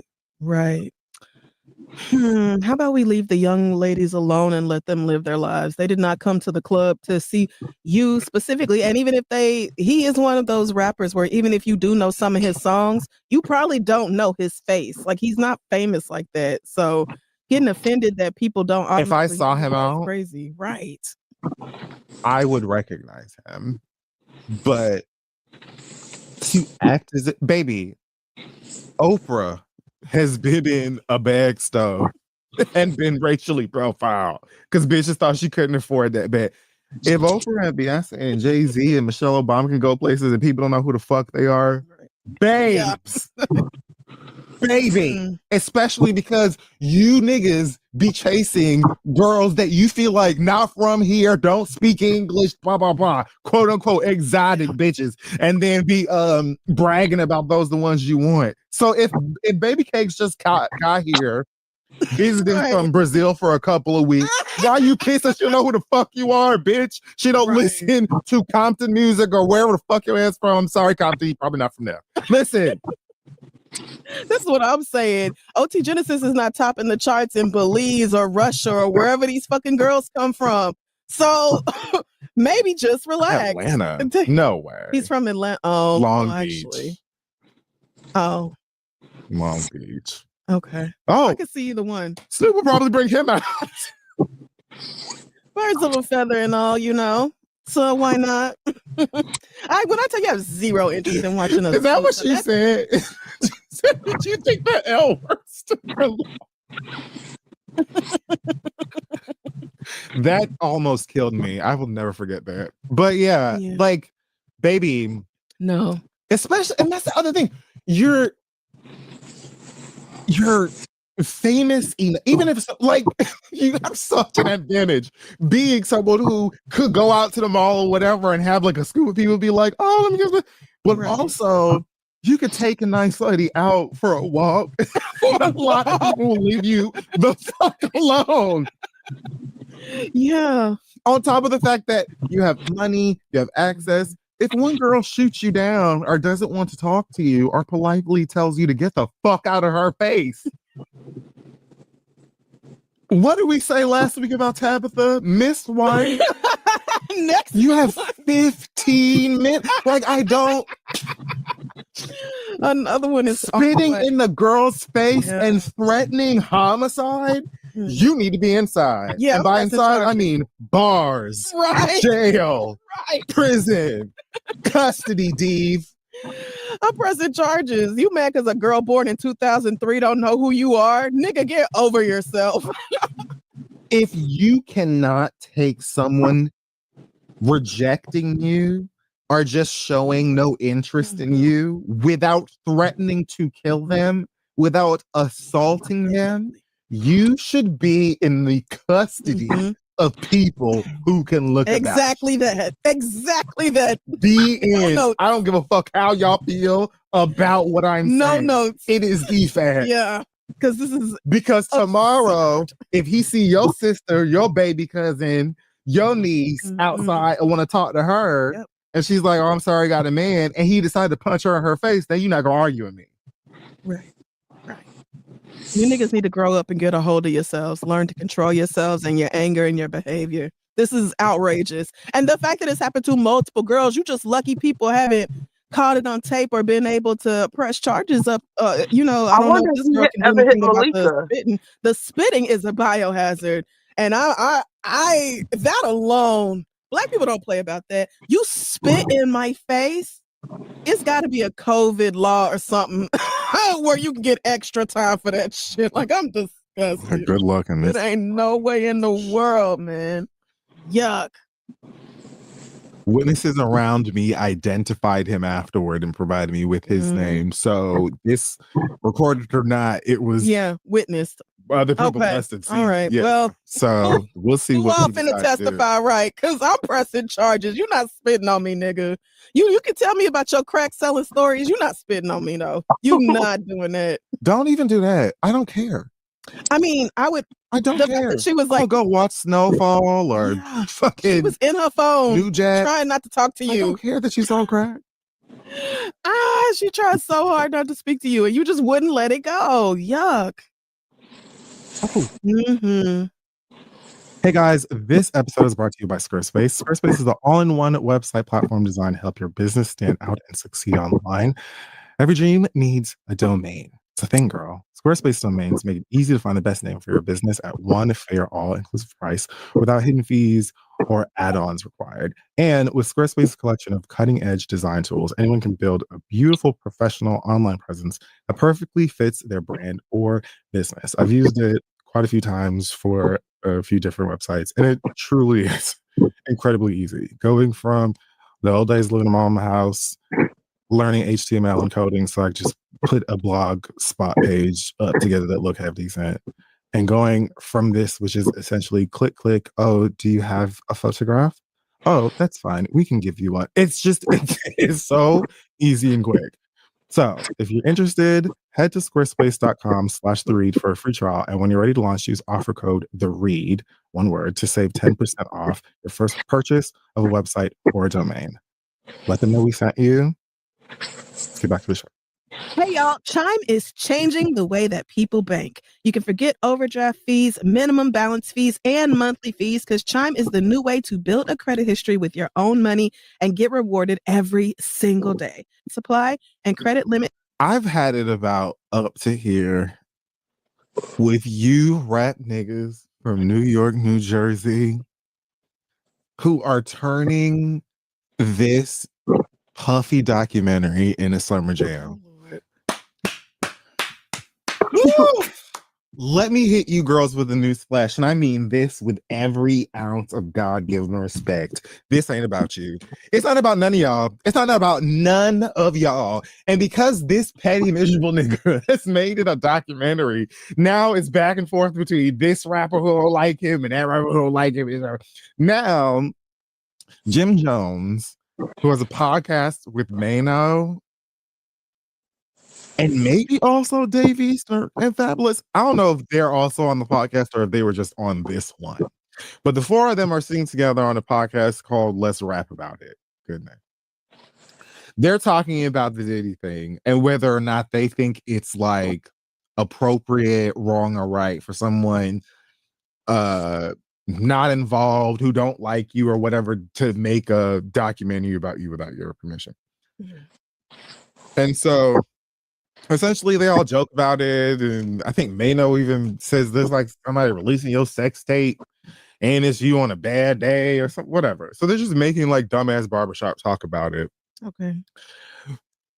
Jim, who has like a bit more of a storied hatred for 50 and vice versa, he was more so like clear and firm about it, just feeling like, oh, I don't think it's right for this reason, that reason, or whatever. Like, you know that you're doing it because you don't fuck with this person versus whatever. I think it's facetious and petty and wrong.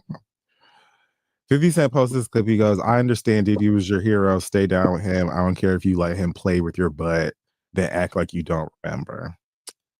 Then he posts another Instagram and goes, I didn't have this on my list of things to do, but if you insist, I'll make time. I'm working on buying this space where you film the podcast and 50% of your podcast. You know I don't cap emoji.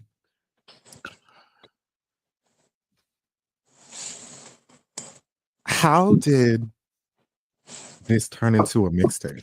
Right. And why do y'all want, like, okay, maybe I'm just not a bad. nigga, so I don't get it. But like, I'm not even sure why It's y'all are just- trying to do this. Misery. Okay. That tracks. It has to be. I know niggas have better things to do. Do they? I know they do. And 50 is going to just have to eat the fact that everybody wide open knows that you're doing this for petty reasons and you don't give a fuck about any of the victims in this. Every single person has said it. A lot of people have said it and still watched it. Yep. That's Many people still know it, said it, and still watched it, with their focus being on what it's actually supposed to be about. Because again, you're not the director of this. You're not the photographer. right. Like, None of that. intention here, in terms of whatever that documentary is, because I'm not watching it, has nothing to do with you. Your intention here was to get one up and make money off of somebody that you hate while they're down. Niggas don't even care. Right. They're just saying it because we know it's true. And you like, well, I'm gonna buy 50% of I'm gonna buy your studio and buy 50% of your podcast. Girl, what? First of all, you take mentorship from Tyler Perry. You can tell me shit.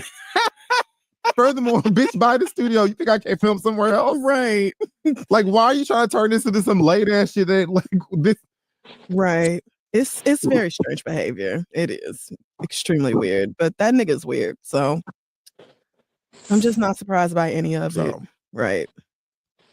let's talk about some almost good things. Krishan is getting Blueface name tag face lasered off. I Oh. saw a clip just about an hour or so ago. Mm. Her in the laser place getting, I mean, it's just one of a few Blueface tattoos she has. Right. This is the one that is literally on the right side of her face. And she was in there on the table crying, real living tears Mm. as they were lasering it off, because it's extremely painful. Yes, it hurts. Just- It hurts a lot. It hurts a lot.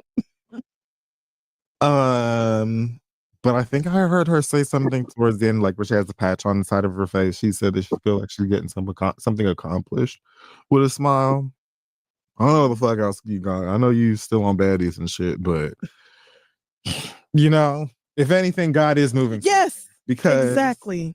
Steps in the right direction. That's what this is. steps in the right direction. We're gonna get Junior up You off gotta do that the floor. I know that neck is going to be rough. Yeah. pain wise. Girl, we don't know exactly how you got to this place in the first place, but we are all happy for you that you are moving on past I do. an objectively Drugs, terrible person. alcohol, a just rippingly tragic past and upbringing. Oh yeah, that's right. And No sense of self-worth. stark raving manipulation Yeah. from a man. Yeah, and also lacking. You don't love yourself at all. Or didn't. Maybe you do And now getting though. started when you like 19, 20. Krishana's like maybe 23. So whatever, Oh, but that's that was right. something that I was like, oh yes, God moved. Jesus. Okay. It Yeah. was Amen. so good. Amen. Amen. Better was things in ridiculous. 2026 for you and Krishan Jr. We speaking it into existence. Yes, we are. Future has been named a friend of the house of Louis Vuitton. And I guess this is Pharrell's doing. Oh, okay. All right. All right. There we go. But yes. Navajas. Wasn't hard to miss. What's his last name? I don't care. I don't know. Future is a friend of the house at Louis Vuitton now. Wilson? No, that's Russell. Wilburn. Yeah. Something like Ooh. that. Don't let that man. That's the son. Yeah. Future Wilson is seriously. Right. Oh, yes, that's so true. When I read this, I was like, okay, what the fuck is a friend of the house? Like he just like come places and they be like, hey. Hot New Hip Hop says being named a friend of the house suggests more than one-off appearance. It points to ongoing collaboration, shared creative energy, and long-term collaboration. Okay, ongoing collaboration, shared creative energy, and long-term collaboration. All right, let's move. So y'all just saying words. Ongoing Y'all collaboration. just throwing shit in there. Long-term collaboration. Y'all just throwing shit in there at this point. You just trying to fill up the space. Why Future? You don't have to have comment. Like you could just do what. Anyways, yeah.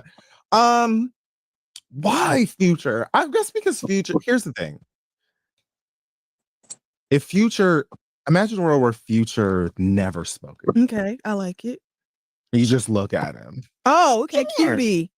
Yeah, yeah. Tall, Yeah, he is handsome, attractive. great complexion, beautiful smile. Yeah. Has actually a Yes. decent fashion sense. I Yes. see it.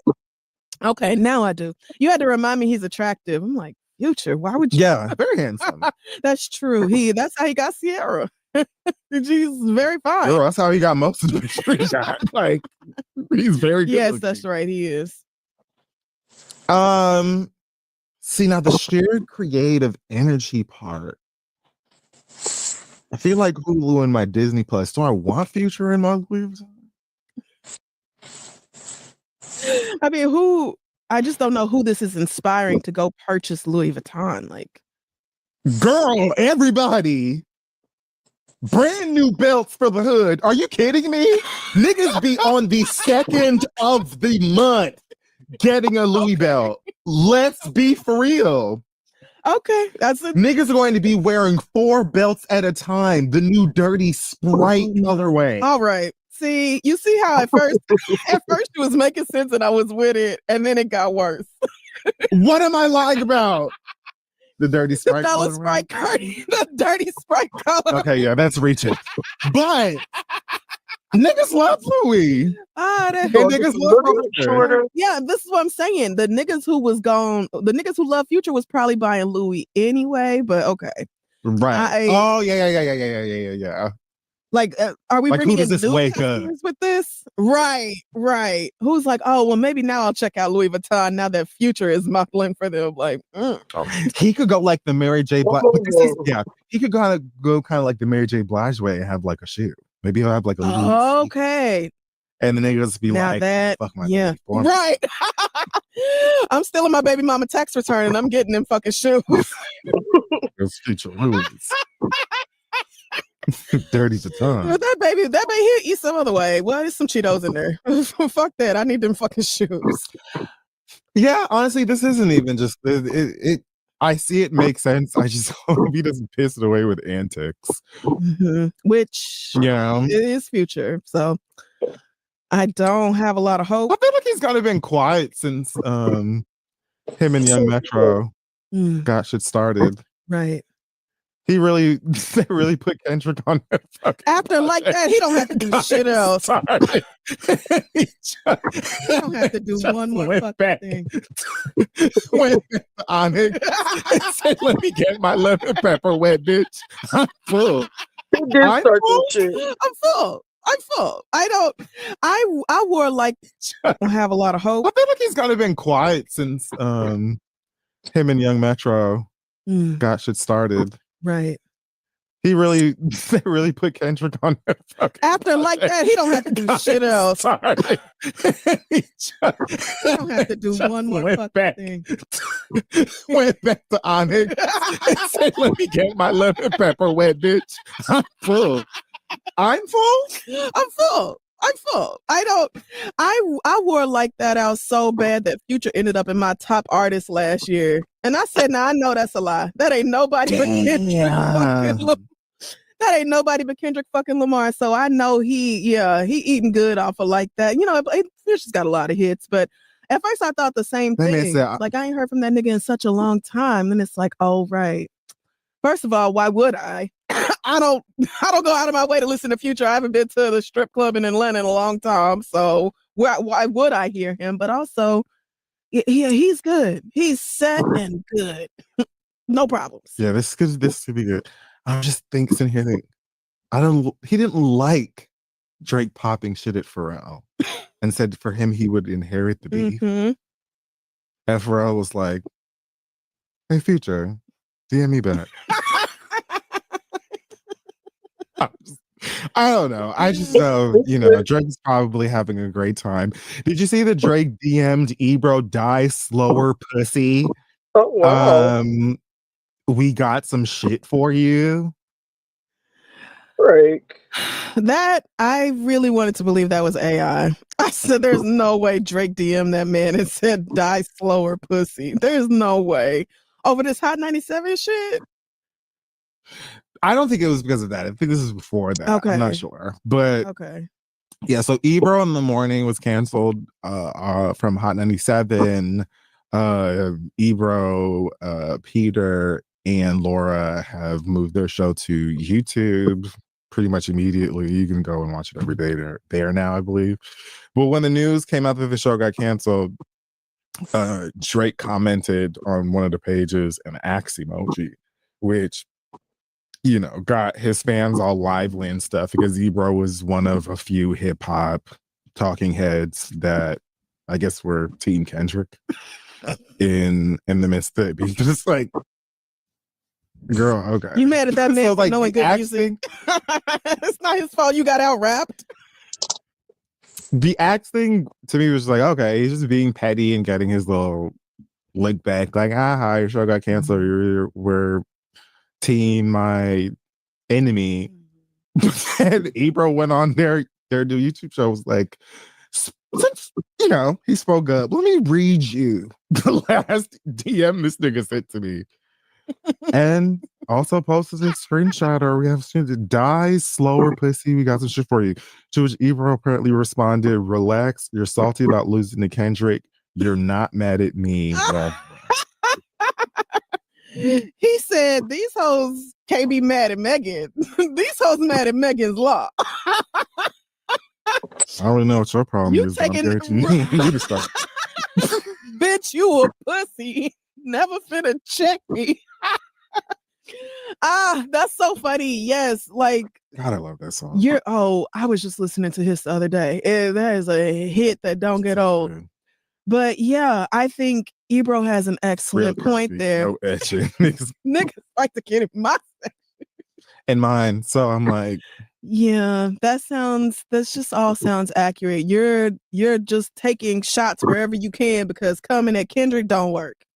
And you have all this pent up aggression, resentment, whatever else towards probably anybody that you think is notable and was like publicly on Kendrick's side. But those people were simply speaking for the masses, like the and the courts. Like we all were on Kendrick's side. So I don't really I would think you would just get over that, but okay. Be weird. I'm like, yeah, I was like, did Ebro say, yeah, and we should kill him? We should tie him to like a pillar of sticks and set it on fire. Like, yeah. I'm sure that's how I feel it like felt. many hip hop fans were just saying how they felt about it. So again, the axe to me is just comment whatever outside petty. Die slower, pussy. I don't. It's just exactly what I expect a white boy to say.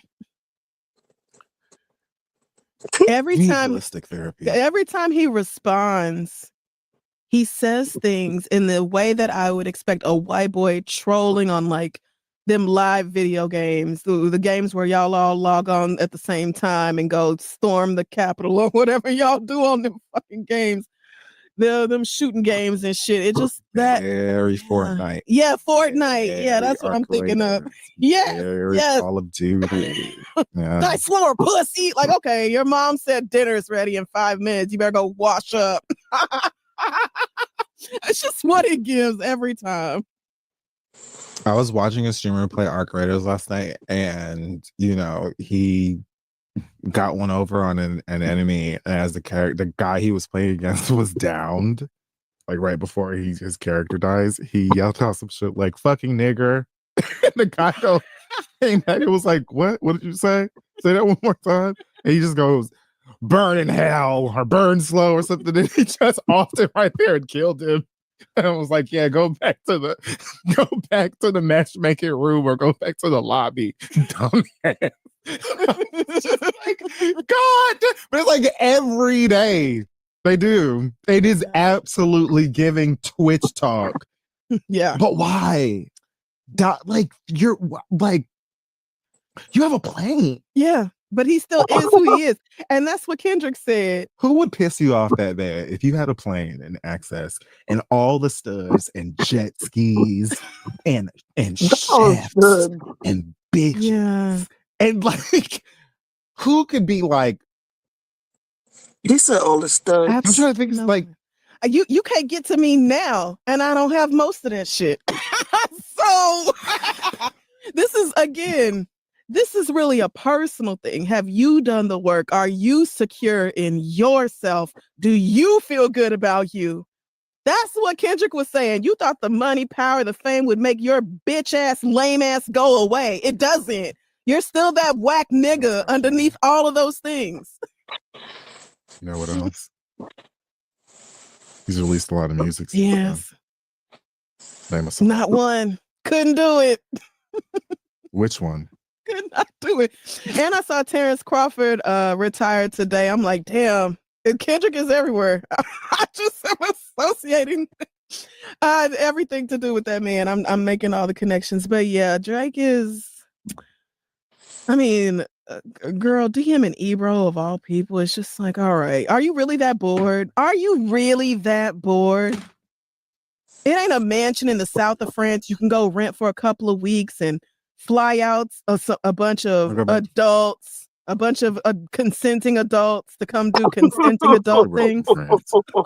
Last time you went out, France stayed a while. Oh, and what is the Crown Prince of Jamaica, Adonis, doing? Right. Where is Adonis at? Maybe you should, we should be getting Adonis's Christmas together. We should be making sure the house in Jamaica is set up and ready for the whole family. Hiring a private paleontologist to take you out, or like, an archaeologist. You should be having an old nigga from Jurassic Park taking your Jamaican son out to go and dig up dinosaur bones, real dinosaur bones that he then gets to keep. Yeah. Yeah. And you out here telling Ebro to die slower. I just don't understand, like, what's the point of being wealthy? Because you're missing it. You're missing the point. You're DMing Ebro, girl. I wish the fuck I would DM any of you little niggas about any fucking thing. You know how much money I have? Worry about y'all and what you think about me for what? Okay. I also want to point out, like, the certified pedophiles thing, but just saying. Did Ebro say? Yeah, I knew he was a pedophile. I always said it. Um, Maybe he did. maybe Flip it. Let he me. wouldn't be the only one. Maybe that's why. So Right. so many people said that. Because again, that wasn't yanked from the sky. Like people said it because of. Anyway, I had a question randomly just now that had nothing to do with. Oh, do you think it's? I heard. Is it true that Frank Ocean is releasing a new album soon, or was that AI too? I didn't even hear that rumor to determine whether it was AI or not. It was AI. It was AI. Well, It yeah, was AI. sad homosexuals just wishing so hard.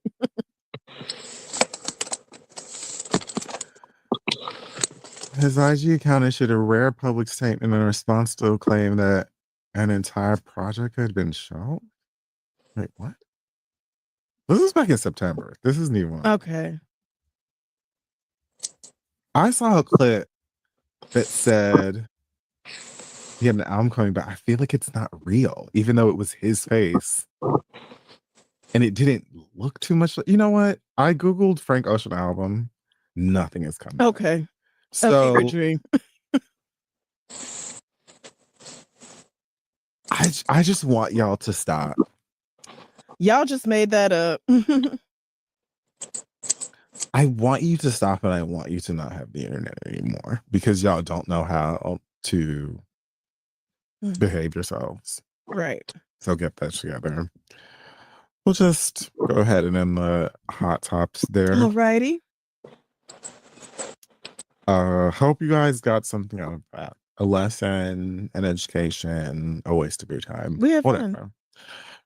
We'll take a break and we're gonna come right back. Let's face it, everyone's juggling long, busy days. That's why Icebreaker's gum is made for the go-getters. With flavor crystals that deliver a bold, cooling effect, Icebreakers keeps you refreshed and ready to take on whatever's next. And here's a bonus. The pack fits perfectly. Dupixent can help you go beyond and do. No, that was iconic. Yeah, it really was. But I was half a word you about to be like, so Tabitha Roback. No. It would have been too much. It would have been. And honestly, Tabitha, this one I don't know if I believe you. No. Tabitha did not write back. I have a feeling Tabitha is very embarrassed at this. Word you about to be like, so Tabitha Roback. Anybody writing in this week to refute what somebody. Time to read your letters. Yes, it is. Send your questions to asktheread@gmail.com. We may read them aloud on the show. Now, since we don't have anybody writing in this week to refute what somebody else said the week before, even though that was iconic. Yeah, it really was. But I was half a word you about to be like, so Tabitha Roback. No. It would have been too much. It would have been. And honestly, Tabitha, this one I don't know if I believe you. No. Tabitha did not write back. I have a feeling Tabitha is very embarrassed at this point, and we probably will not be hearing from them again. But either way. All right. Our first letter this week comes from Tony, who says, "Dear Crystal and Kid Fury, I'm a 30-year-old STEM presenting Black lesbian woman." A what? STEM, like half stud, half femme. Science. No. All right. STEM. All right. Like. Yep. I'm there now. Like Arnold Palmer, you half. Okay. Yes. This year I moved to a new city and got a new apartment, new dog, and new car. And I'm proud as hell because the last 3 years of my life were trash. I also got out of a 6-year relationship that I thought I would never leave, but God said otherwise. 2 weeks after my ex and I went no contact, I reconnected with someone I've had a crush on since I was younger. She's 39, I'm 30, and we linked up because we're both walkers. Our first meetup on August 3rd turned into an 11-mile walk, and we've been connected ever since. We do love each other, and I really care about her, but from day one, I told her I'm not ready for a relationship because the last one really did a number on me. She's feminine presenting, and everything between us has been perfect. The sex is good and all that, but I do have other desires. I want to connect with a more masculine presenting woman. I'm usually the one wearing the strap and flipping girls around town. The girls are calling me daddy and poppy and all that, but I've never experienced any of that myself. I want some casual sex with a masculine woman. I want to call somebody daddy. And when I'm having sex with the woman I'm dating now, I enjoy it. But also, I'm like, damn, everything I'm doing to her, I want somebody to do to me. I know that's right. So here's my question. We've been seeing each other since August, but I'm still not ready for a relationship. I'm getting to the point now where I want to act on some of these desires that I'm having, whether that's downloading Hinge or hitting up some lesbian parties. Even though I see a future with her someday, I'm not ready right now. So do I need to tell her this? Or since we've never said that we were exclusive, do you think I'm obligated to share these desires? Also, where are the masculine women? How do I approach LOL? Love y'all. Okay, Please wait help. a minute.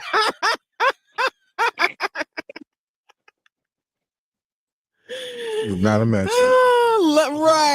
Right. Attached is my photograph. I'm 5'9", 172. I like long walks and cats. Love y'all. Please help Tony.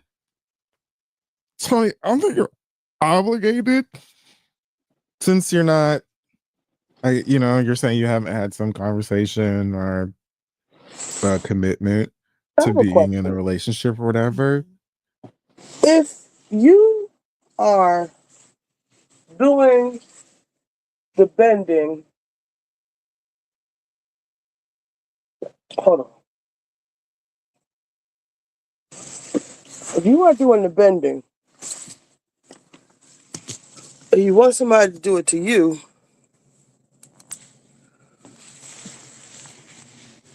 you want somebody to wear a strap and fuck you like a man, why don't you just, I guess it's not for me to understand. Never mind.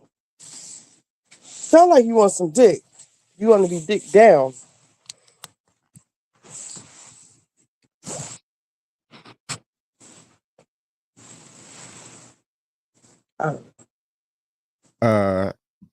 But I would also say that the fact that you are asking yourself that or wondering might be reason to say something. And that could have a conversation where she's like, oh yeah, okay, cool. Thank you for saying something to me. Like, but no pressure. I mean, I thought we were just having fun. Or it could be deeper. It could go into, well, what do you want out of this? Do you want to do that? And you can kind of pick each other's brains or whatever. But it doesn't, what I got from the letter sounds like you're in a really good place because you are still simply dating this person. But you're not committed. You aren't in a relationship. It's early enough that you can still go date other people and explore your other sexual desires. I think it's really important that you do that before you get into anything serious with this girl, just because honestly, you can see yourself with her or see a future with her, and then you can meet your daddy next week and be like, well, right. You know what I mean? Yeah. But either way, it sounds like to me, this girl should, hopefully will, be understanding of how you're feeling, where you're at, and allow you to continue dating and exploring. And if you do not want to, I don't think it is even necessary for you to be specific about the other sexual things that you're looking for. That might be why you want to go date other people. Like, I don't think you need to say any of that right now. Yeah. Right. You're still wrapping your mind around it. I don't think you have to share that. But I do think if you're feeling like, oh, I feel some type of way, or I'm thinking this shit, I don't think there's anything wrong with just checking in with her. Yeah. But either way, you need to go get your back done. You do. Yeah, I completely agree. There's nothing wrong with just saying something. Y'all have been dating for 4 months. In lesbian, that could mean 4 months or it could mean 4 years. So hello, 11 miles. Y'all, I mean, who knows? But also 2 dates. Yeah, she's older, so hopefully she's not so like, oh, this my man, just because y'all have been fucking around for a few months. Like maybe she's got a clearer head on her shoulder. Right. So we're going to cross our fingers and hope that that's true.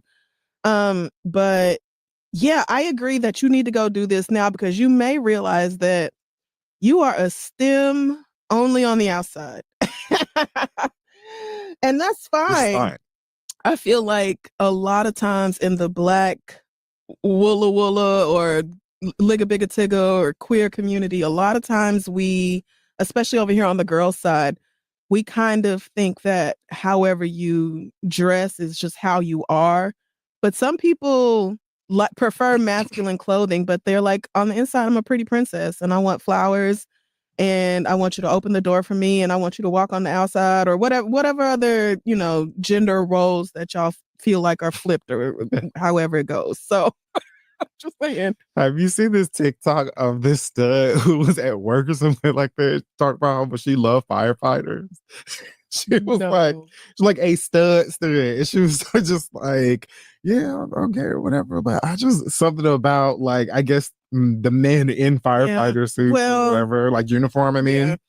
And she was like, she said something happened once where she was like, maybe cut her finger or something like that. And she called the fire department anyway.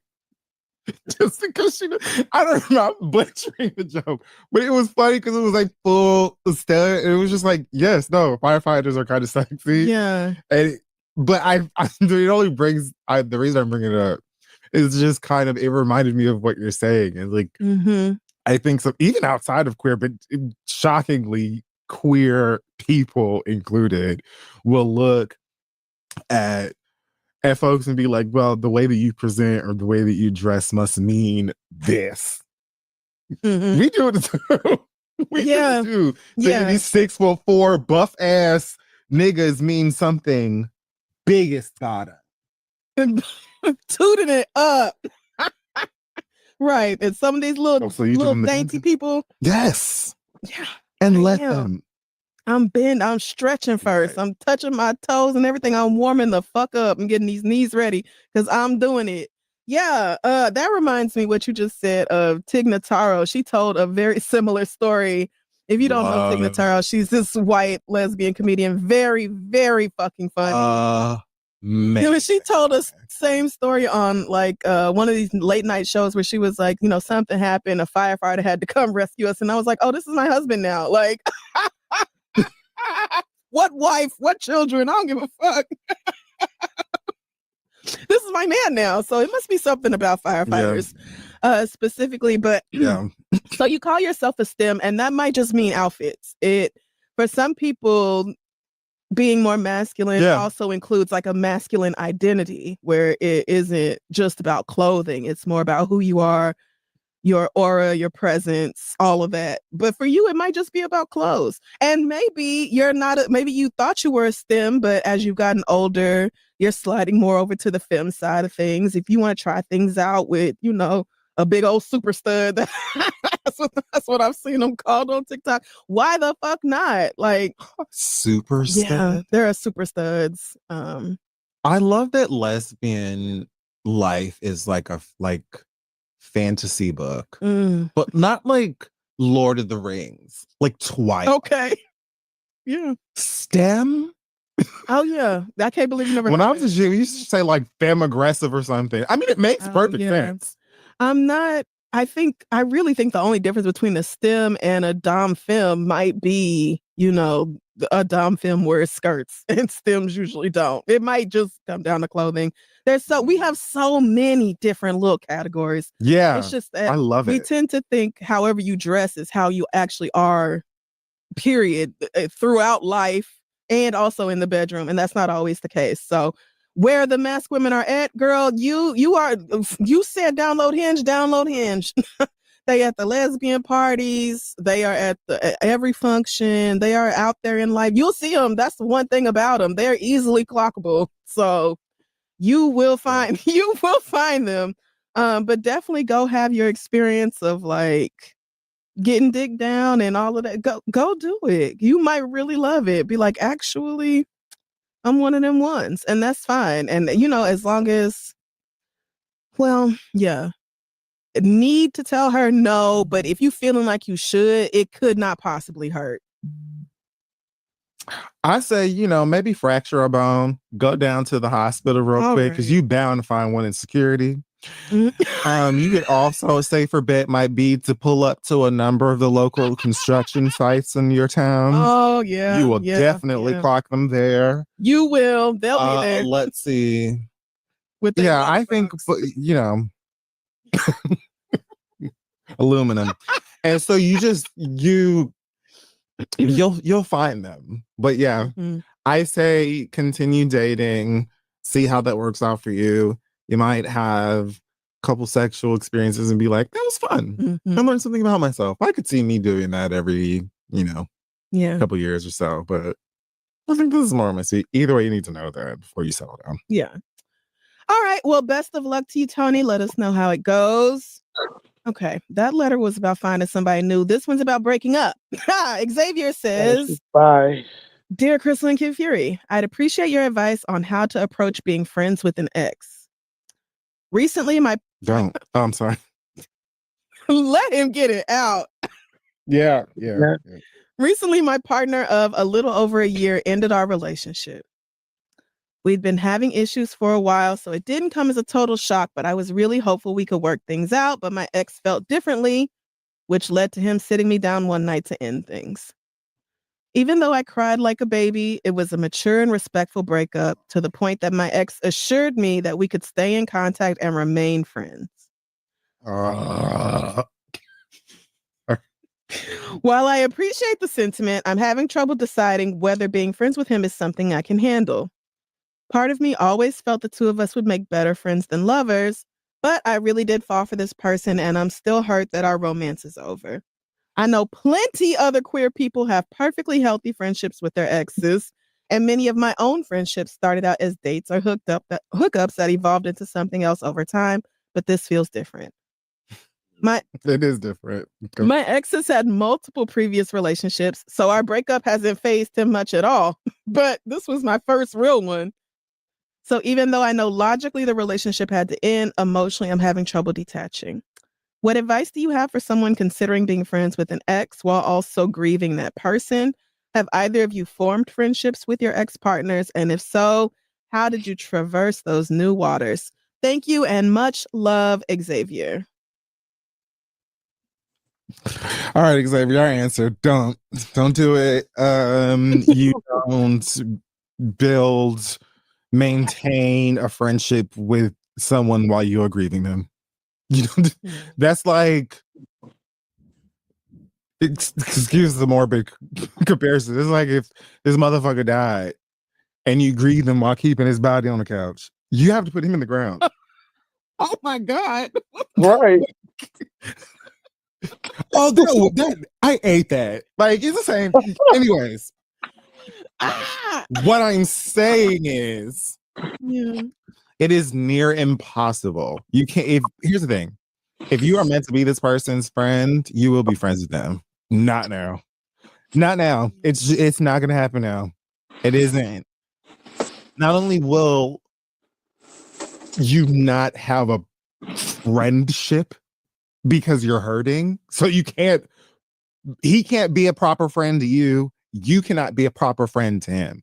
Whether he's gallivanting, not hurt, not, smiling wide-eyed, whatever the fuck, still dating, whatever the fuck, that's his business. You're hurt. So he's not going to be able to be a friend to you because you're not going to receive it the way that you would friend because you want him to be your lover. And you are not going to be able to do the same thing to him for the exact same reasons because you're hurting. Now, the hurt will subside, but you need time to let it do that. And the wound or the cause of the wound or whatever, still poking at it and ripping a Band-Aid off is not going to allow for the hurt to go away. So you got to heal. You got to chill. You got to heal. You got to maintain distance. You don't even have to date, but you cannot continue to be friends with this person, kick it with this person, talk to this person, text, check in, none of that. None of that. You broke up, you're hurt, give yourself time. Now, time could pass and you could heal from this, bump into each other or a mutual friend or whatever. Next thing you know, you chit-chat and it's cool. You're not expecting anything. It's fine. Maybe it won't be. Either way, You are not gonna be friends with this man right now. And that's fine. And you shouldn't want to be. And it is a setup for when somebody break up with you. Please stop doing this. When you break up with somebody, especially if you know you're about to go live your life and whatever happens, do not crack that door with some, oh, let's be friends. No. Love you. Love what we had. Respect the good times and in between and all that other stuff. Wishing you the absolute best. Hopefully, if we see each other, it can be cordial. And who knows what the future holds. But the whole trying to like soften a breakup blow by telling the bitch like, oh, we can still be friends. What the fuck we can't? And it don't even really sound like you give a fuck if y'all friends or not. Damn. Well, So no. Yeah. That was my first thought, that normally when people say, oh, we can still be friends, they're just saying it to make the breakup easier, to make breaking up with you easier. Right. But it's a lie. And a hurtful one. I agree with Kid Fury. Even if he did genuinely mean we can be friends, you can't right now because you're still in love with this person and you're heartbroken. So you are indeed going to have to take space. And I do mean take space.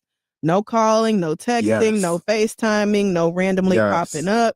You see him at a function, you might need to turn around and leave the function. His social media, baby. Stay off of his social media.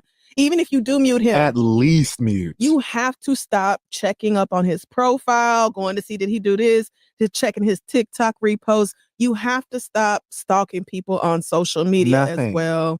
You have to cut it off so that you can move on. And it's hard.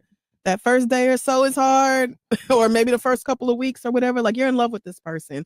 So it's going to be difficult for you, but you really, it does. It sucks. You're going to have to disconnect though, so that you can detach emotionally. You probably haven't been able to do that, but trust me, as hard as it is to really leave him alone and leave his social media and his friends and everything else alone, it is harder to continue to be miserable about a nigga who don't want you no more.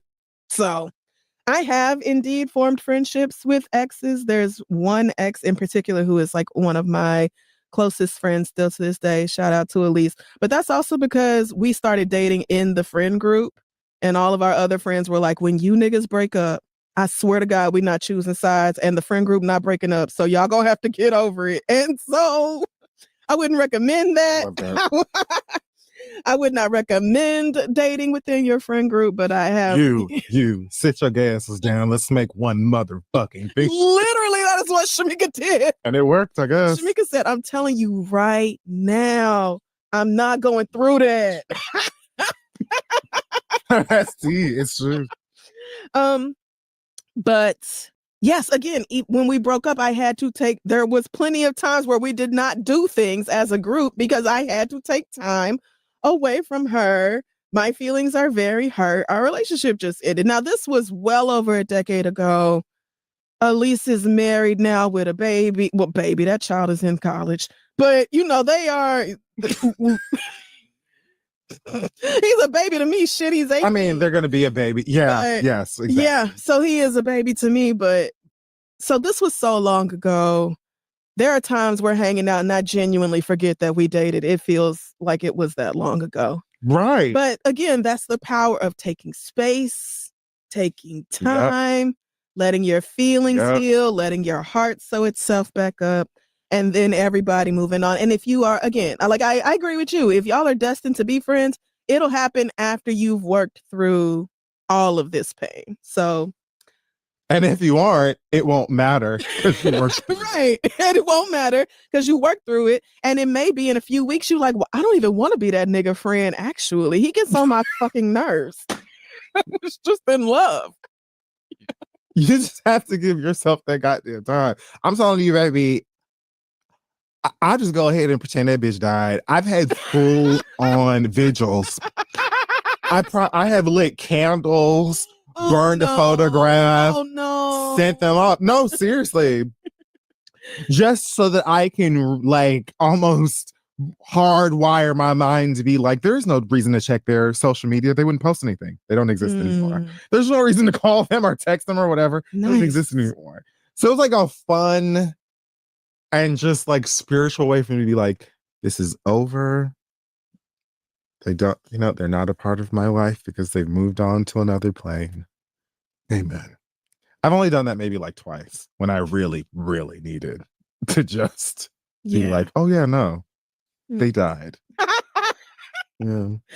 Meanwhile, over here on the queer woman side, somebody I was dating briefly sent me 24 roses after we stopped seeing each other for my birthday. Sent me 24 roses like 3 weeks later. Just because we stopped seeing each other or dating or whatever doesn't mean that, you aren't still a great person. And It's your fucking birthday. Right. And it was my birthday. So just say we're definitely not having any oh, it's so sad you died type vigils. These bitches walked 11 miles. Oh yeah. And probably talked about their first favorite color. You fell in love. Well, this is a different situation, but you can get over this. What was his name? Yeah, that was right. That was the last one. See, look at you mixing the gays up. But give yourself some time, Xavier. You might have a new boo by Valentine's Day. Who knows? All right, girl. But you have to get up from underneath her. Yes, you have to get up underneath this nigga and go find you another one. Best of luck, baby. Maybe that's what you do. Don't have the dark-sided horror fan vigil like I will continue to do because it's fun for me and I love being Lydia Dietz. What you could do is make the mission to be like, New Year's Eve, I'm going to kiss somebody. And then you kiss someone. Yeah. And it's like, oh, new year, new beginnings. And this kiss, even if it's just like casual cutie that you had your eye on at the party or maybe a date. For sure. It's just a symbolic moment of moving on. Yes, exactly that. So go and get you a New Year's Eve kiss. Period. Xavier. Best of luck to you, baby. Good luck, etc., etc. Our last letter comes from Marisa, who says, I have to start off by saying I love you both so much and I appreciate everything you guys teach on this podcast. Now, on to my mess. I don't know about teach, but all right. Teach is It really is. I started dating my boyfriend in 2024, so we've been together for almost 2 years. One of the reasons I fell in love with him is that we're both dancers and overall very creative people. He makes music and is a b-boy, and I've been doing theater and dance since I was 4. Over the course of these 2 years, we've both had huge ups and downs in our lives. The last few months of this year especially have been extremely cruel to my man. He got fired from his first national tour with the sports team, got evicted, and had a terrible loss in his family, all in the span of a few months. He's also been in between jobs for a while due to the job market being garbage, so he's making most of his money on DoorDash. He's been handling it well for the most part, but I can't help but feel like I've been making things worse. How? Last year, I've created a thriving social media management company, wrote, produced, and directed my first musical, which was a huge goal for me, and have become a key member at the dance studio I teach at, which is actually a job my boyfriend got for me and then had to quit due to differences with the owner. I thought she was gonna be like, I'm making it worse because I won't shut the fuck up about him getting his flop ass off the couch. I'm arguing with his mama who's enabling. I'm making it so much worse by just having success. Pouring salt in the wound. Every time I meet one of these milestones, I can't help but think how hard it must be to watch things like this fall into place for me, while everything is so hard for him. My question is, how would you guys support your partner in this situation? I love this man, and I just really want to be there for him the best I can while he goes through this rough patch. Thank you for reading this, Marisa. Girl, break up with him. I'm gonna just pass it. Isn't she adorable? So it is. If she's, don't do it. Tiffany Evans and Promise Ring, right? Girl, what do you mean? You're not making things work. How do you support him? You got 8 jobs.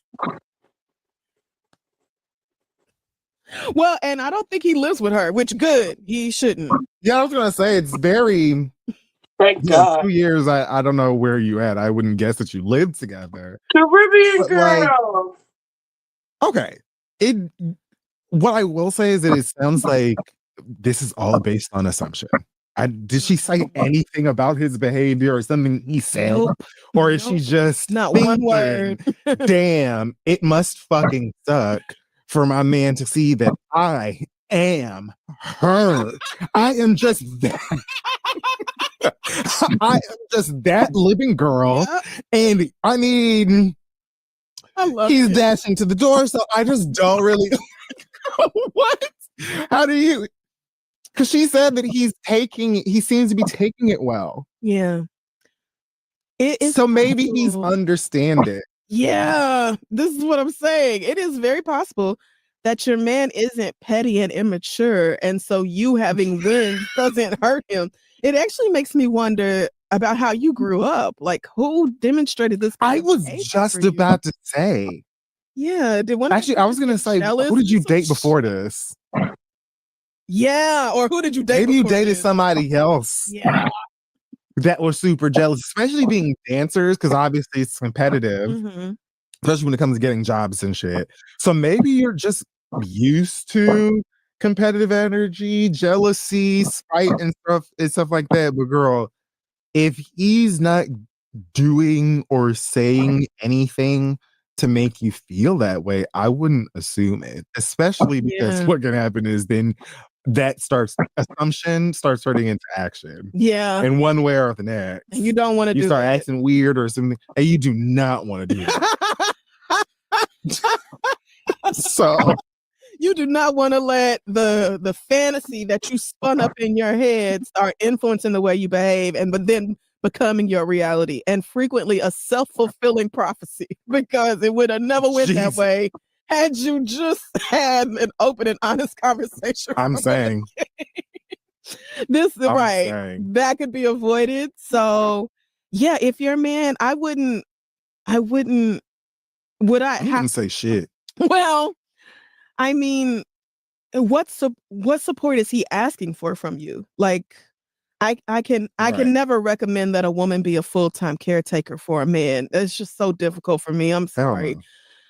I'm just old and old-fashioned, I guess. All right, It's for just something 2 about taking years. care of a We've man. been married for Y'all can't over do a decade. We got some kids. Yeah, And that's like different. then fell on hard time. Because what happened here, according to this letter, is that the universe just said, I got something for you. And it Yeah. happens.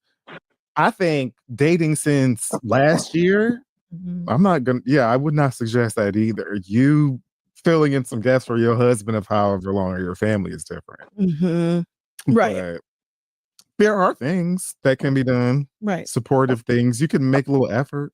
I mean, you could like A little effort. I meant like not a little effort. I didn't mean to say it like that. And then you could like Throw that little nigga a bone. That's a little nigga. I bet that you could do some love language shit where you could just like I don't know, surprise him with something, or like treat him to dinner, like not even out, Christmas just is coming. like maybe go get some good meats from the Kroger. Or so, you know what I mean? Just be present and like Getting a nice love on him. I don't think that you because it's like I was waiting for the part of the email where she's like, every time he comes home, he got a stank attitude or something, and then I would suggest then I would have been like, talk to him, see how he's feel, whatever. Oh. But you asked the right question. What kind of support does he? What kind of support does he looking want? for? What kind of support is Right. he looking for? Yeah. There is a little thing. I'm a little concerned because you said that he got fired from this first national tour he was on with a sports team. What happened there? And also he I didn't even think about got you a that. job at a dance studio, but then eventually he had to quit working there because he had differences with the owner. So those two things has me thinking he has a problem with a job. He has problems with authority, doing what he's told to do, being where he's supposed to be, controlling his temper or something like that at work. So that is a little bit of a red flag. Like, what is it about this nigga that make keeping a job so hard for him? Because he got you that job. And not only do you not have these same differences with the owner, you have been promoted. You are a key member now, and you putting on your own musicals and shit. So it don't sound like the problem is the owner. That's a good point. So I would pay close attention to that, because those might not have just been the universe, girl. Because what happened with this national tour? Yeah, it might not, or it might be the universe saying, "You see how this nigga just keep having employment and then keep doing things to get rid of that employment." I mean, like honestly, sports teams and different leagues and shit treat dancers like garbage. But so when I heard the firing, I was like, oh, that could happen. But I forgot about this differences with the owner thing. Right. It's both of them. It's both of them. Your whole face. I don't know. Yeah. I still think that you should just continue working. Be, a good old girlfriend to whatever degree that looks like for you. Just be a girlfriend the way that you normally would. Mm-hmm. If he does say something that, even if it isn't directly asking for support, if he's like, man, I need to take my mom, I gotta take my mom or my auntie to an appointment, but then I'm not gonna, you know what I mean? Then maybe you could be like, oh, I'll help with it. You know what I mean? Like, if you do hear little things that you can be helpful with, then help him that way. But yeah, there's like little things that you notice that you could help with. Just, I feel like you probably would anyway, because you like your boyfriend. Then just do that. But worrying about how you're going to help him financially, or worry about how you're going to help him in his occupation, I wouldn't be thinking about that at all, especially if he's not asking you to. But right. I might be thinking about it just so I already know what I'm gonna say when you ask, how I'm gonna tell you no. Work. Yes. So I have my no. I might be doing well. I'm not doing well enough to take care of 2 homes or 2 grown niggas or whatever else. So right. I figure that part out. As soon as he asks, I'm like, no. Let me just roll the whiteboard out because I knew this was coming. All right. So as you can see here, point A, there wasn't ever going to be a day. Point 2, there was never going to be a time. You following? All right. So 3, Lord, figure it out. Especially depending on the details of this firing and not getting along with the owner of the studio. Right. Is he doing this to himself? That's a good point. It would be totally different if he got laid off from both jobs, or, one of them closed or something like that. But both of these sound like they his fault. So. And we know, you know. And we know, you know. You maybe didn't put all the details there for a reason, but you gave me just enough to be curious, girl. So. Right. And listen, Chris was going to find it. Chris will go read them words and be like, interesting choice of words here. And then here as well. Actually, now that you say this, I tell you that skated right past me, bitch. But you are actually very correct, baby. Every time. Woo. I just found it hilarious that she was like, I think I'm making it worse because I got a raise and a promotion and I'm going on tour with Beyonce. Also, I'm on OWN and I'm on the cover of Time magazine. Like, what? It shouldn't be. It might be a little hard for him, which is normal, to see other people succeeding at something that you also care so much about, or just, it's hard to see people employed when you are going long stretches with being unemployed. Like, that's normal and natural. What isn't okay is taking those hard feelings out on somebody and making it their problem, or like they're doing something wrong. And you're also a creative and entertainer. This business is a mess. Shit goes up and down. Right. So you can have some empathy there, but just make sure you right. Yeah. We have so much empathy and we really do feel for you, but I say keep flourishing.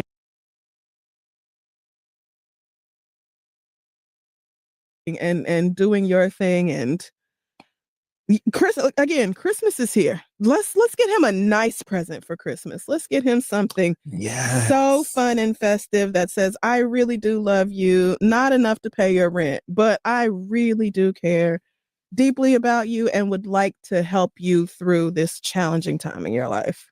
So get him like a vintage copy of Darren's Dance. All right. That was unnecessary, and I actually feel you better should because I the didn't have man to is do that, already doing so- bad. Like he's already doing bad. He got fired and Yeah. evicted. I just feel like nostalgia, and it could be something you do together. Yeah, Marisa, buy him that and be like, let's bring it back to the basics. Since Buy him the deluxe edition of Sierra's sophomore album with the choreography at the end. struggling.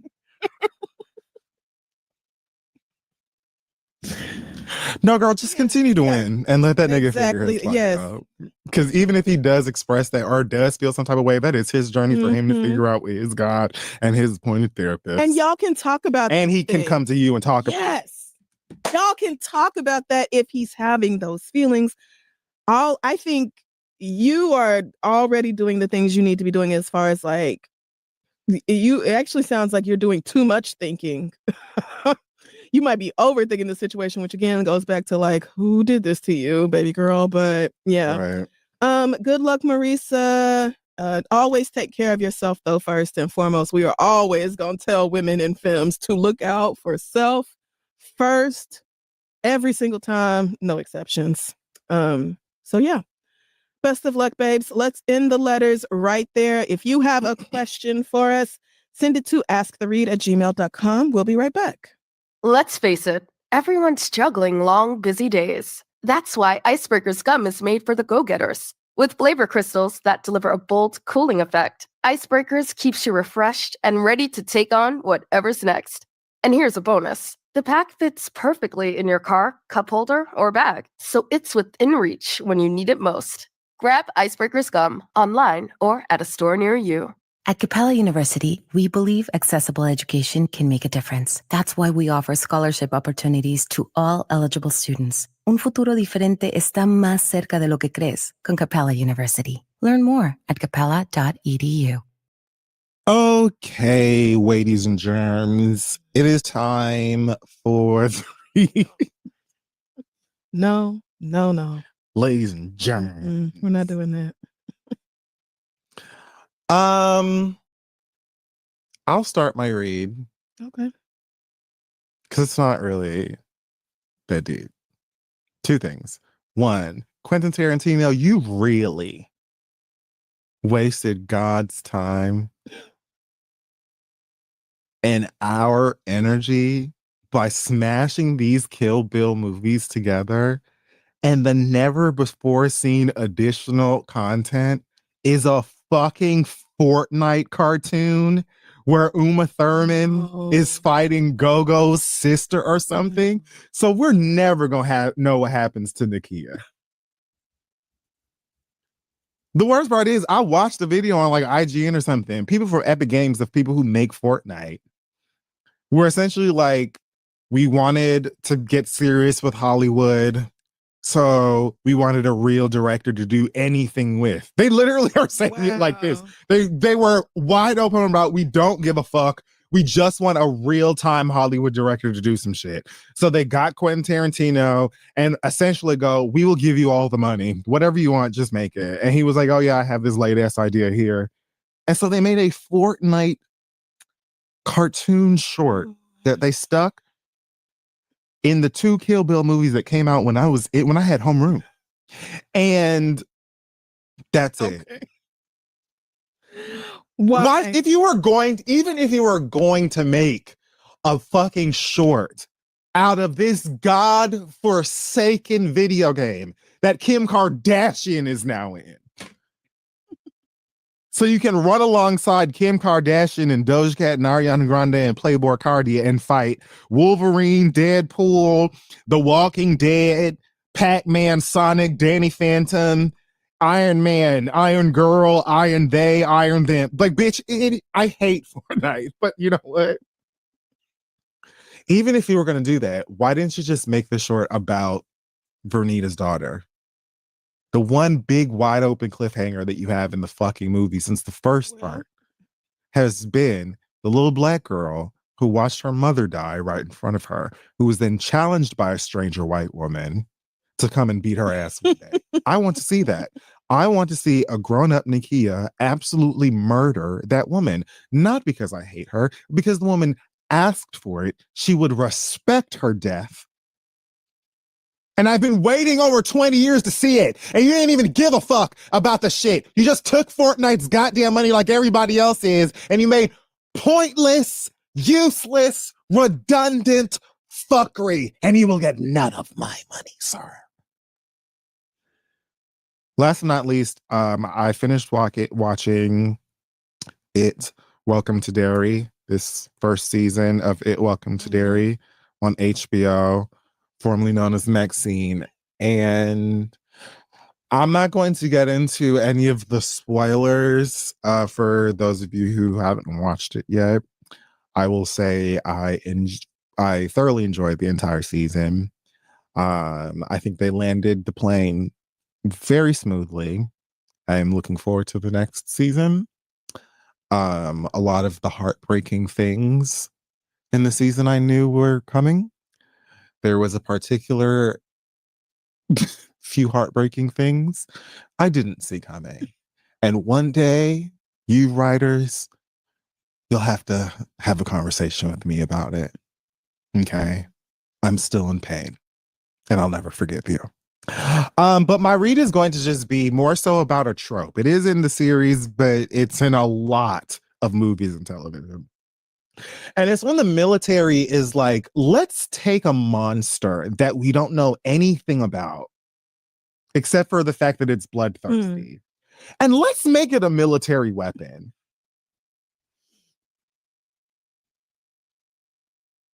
What? Raptors, Tyrannosaurus Rex, sharks, wildebeestes, mooses, giraffes, and maybe even an intergalactic cosmic spider clown that eats children in the night. In what world were you going to be like, let's get this shit to work for the United States government? How do you know even the bare minimum of what's going on, which is that this is a creature that feeds off fear, can turn into whatever it wants, can warp reality into whatever it wants, can read your mind, they mind, and is pure living evil. What? It's just like in Jurassic Park when they're like, yeah, we're making this new fucking killer dinosaur that could kill all the dinosaurs. And then we're going to put it in a MAGA vest and a red hat, and it's going to stand for America and liberation. It just, like, I'd be so stuck in my stories when we get to this part, because I'm like, what's the reasoning? So you grew up knowing that there's a force that lives in the sewers that just murders? Yeah. They're just murders. You don't know where it comes from. You don't know what it is, how it is, when it is, where it is. But you do know that it will eat your ass after terrifying you or just driving you insane. What are you? I'm good. Do you feel like you're gonna like invite it over for McDonald's and then have a conversation? It just it's never gonna make sense to me. I hate it. I hate it. I hate it. I can't ever get into that device. I can't. It never works. It never works. Dinosaurs are stupid. Sharks are stupid. But a bitch can like study up. You know what I mean? On the biology of a fucking shark and maybe guess. That's all you can do. A xenomorph? See, now you're just making things up. I don't know what that is. The alien from Alien. Right. Yeah. The I for sure. You've seen I this. did know that. For sure I did. I did, and I know what you mean right now. It's so stupid. It's so dumb. Zombies. Yeah, we'll use them for war. Bitch, bitch, they gonna eat you too. Zombies don't pick sides. It doesn't make That's the first sense. thing they gonna do. That's it. I'm finished. Oh man. Okay. So for me this week, I just cannot even believe this happened. So Kimora Lee Simmons is back on TV. I think it's called Back in the Fab Lane. If you remember Life in the Fab Lane, then this is so crazy to see her and her now very adult daughters and her other children are all so grown. Oh my God, cutest kids. But the show, I haven't actually had the chance to watch the show itself yet, but they've been doing a lot of promotion with the clips and everything. It looks cute. It looks interesting. And I guess it made it all the way to Bali because people did a story on Kimora Lee Simmons, and there's a little screenshot of like her being beautiful, and then it says Kimora Lee Simmons says she doesn't have a relationship with her kids' fathers, and then in quotation marks, guys are weird, which yes, they are. And so Russell Simmons somehow saw this from his yoga retreat in Bali and logged onto Threads, which is my safe space. What are you doing on Threads? You're supposed to be on Twitter with the rest of the riffraff and the garbage. What do you mean Threads? But anyway, he posted on Threads 3 days ago, posted this picture of Kimora with the little caption and everything that's on it from people, and said, I gave you $50,000 a month for 20 years. I was your best / only friend. I'm the godfather to your other 3 kids until one day you stole my stock. I have been fighting for my kids' love and my bread ever since. You threatened that if I sued you, I would never speak to my kids again. There are 2 sides to every story. I'm so glad you brought that up. There are indeed multiple sides to every story. And since this thing, all she said in this People excerpt is she doesn't have a relationship with her kids' fathers. And I believe she has 3 or 4 of them niggas. So this isn't even just about you. Right. So there's a little club of y'all. This wasn't even about you specifically. She got you and old boy, super fine, tall, dark-skinned nigga. What's his name? Yes, him. And then that white man who I think is in jail. Yeah. So, right. So I could see how looking at this list of ex-husbands that she would be like, yeah, men are indeed weird. And I think I'm cool, actually. I have my babies and the rest of that is a chop. Nothing she said it was worth. Nothing. Thank you so much. Nothing that Kimora Lee Simmons has said or done is worth a response from you, especially because, number one, you met that girl when she was 13 or 14 years old. Hello. And we know that. And we're not going to stop her. I was your best / only friend. Let's talk about why you, a grown man of 38, were best friends with a teenage girl. Why was that even true? You gave her $50,000 a month for 20 years because she bore 2 of your offspring. She stole your stock. I don't give a fuck. Even if that is true, I don't give a fuck. I think she deserved to take even more of the things that you have because you stole her literal innocence. You stole her actual youth. You robbed her of her childhood, her girlhood, and we're supposed to care that she took your stock in exchange? Meanwhile, Baby Fat was absolutely massive because of Kimora. Because of Kimora. Her beautiful ass self actually linking up with you, a walking troll. Shirts, cell phones, accessories. She deserves it all. And then this shit about I've been fighting for my kids' love and my bread ever since. Your kids, Ming and Aoki, and the little boy that she had with Mr. Hansu. Is that how you say his last name? Okay. My bad if it's not. That little boy who is now like 6'3" and playing college basketball and who has issues, has issues with his sister because his sister went to Malaysia or maybe it was Bali or something. I don't know where she went for 6 whole months, but he got an attitude with her because she just up and left one day. And again, this is all part of the show, clips I've been seeing from the show. But those kids, especially Ming and Aoki, they are grown. They are legal adults.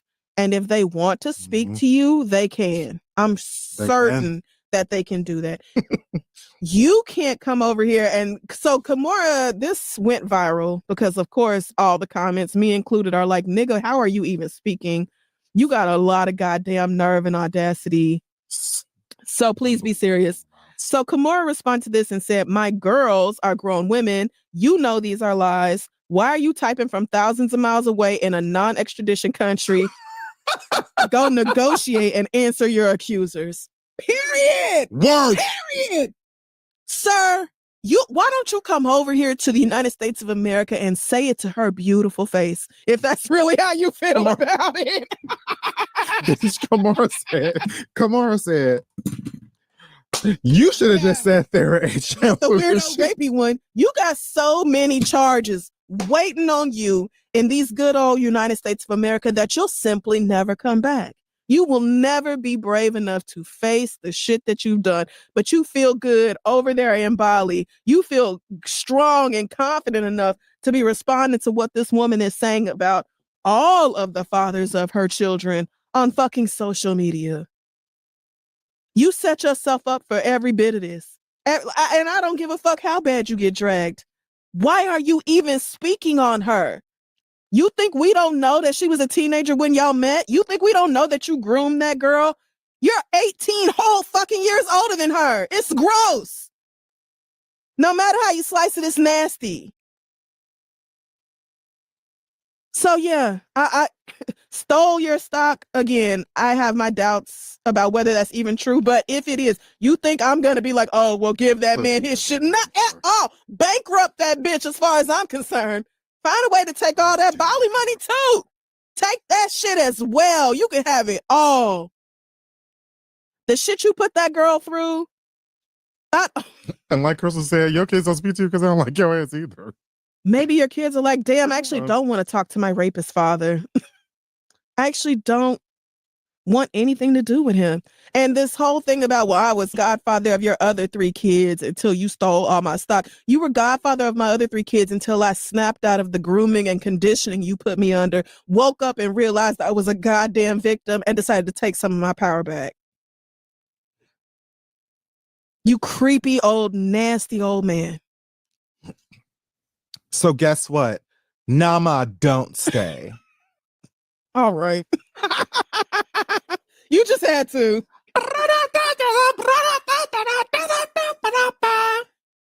Last but not least, Rachel Nichols. I don't know what you was thinking. If you don't know, Rachel Nichols is she's one of your colleagues. She's a professional sports journalist.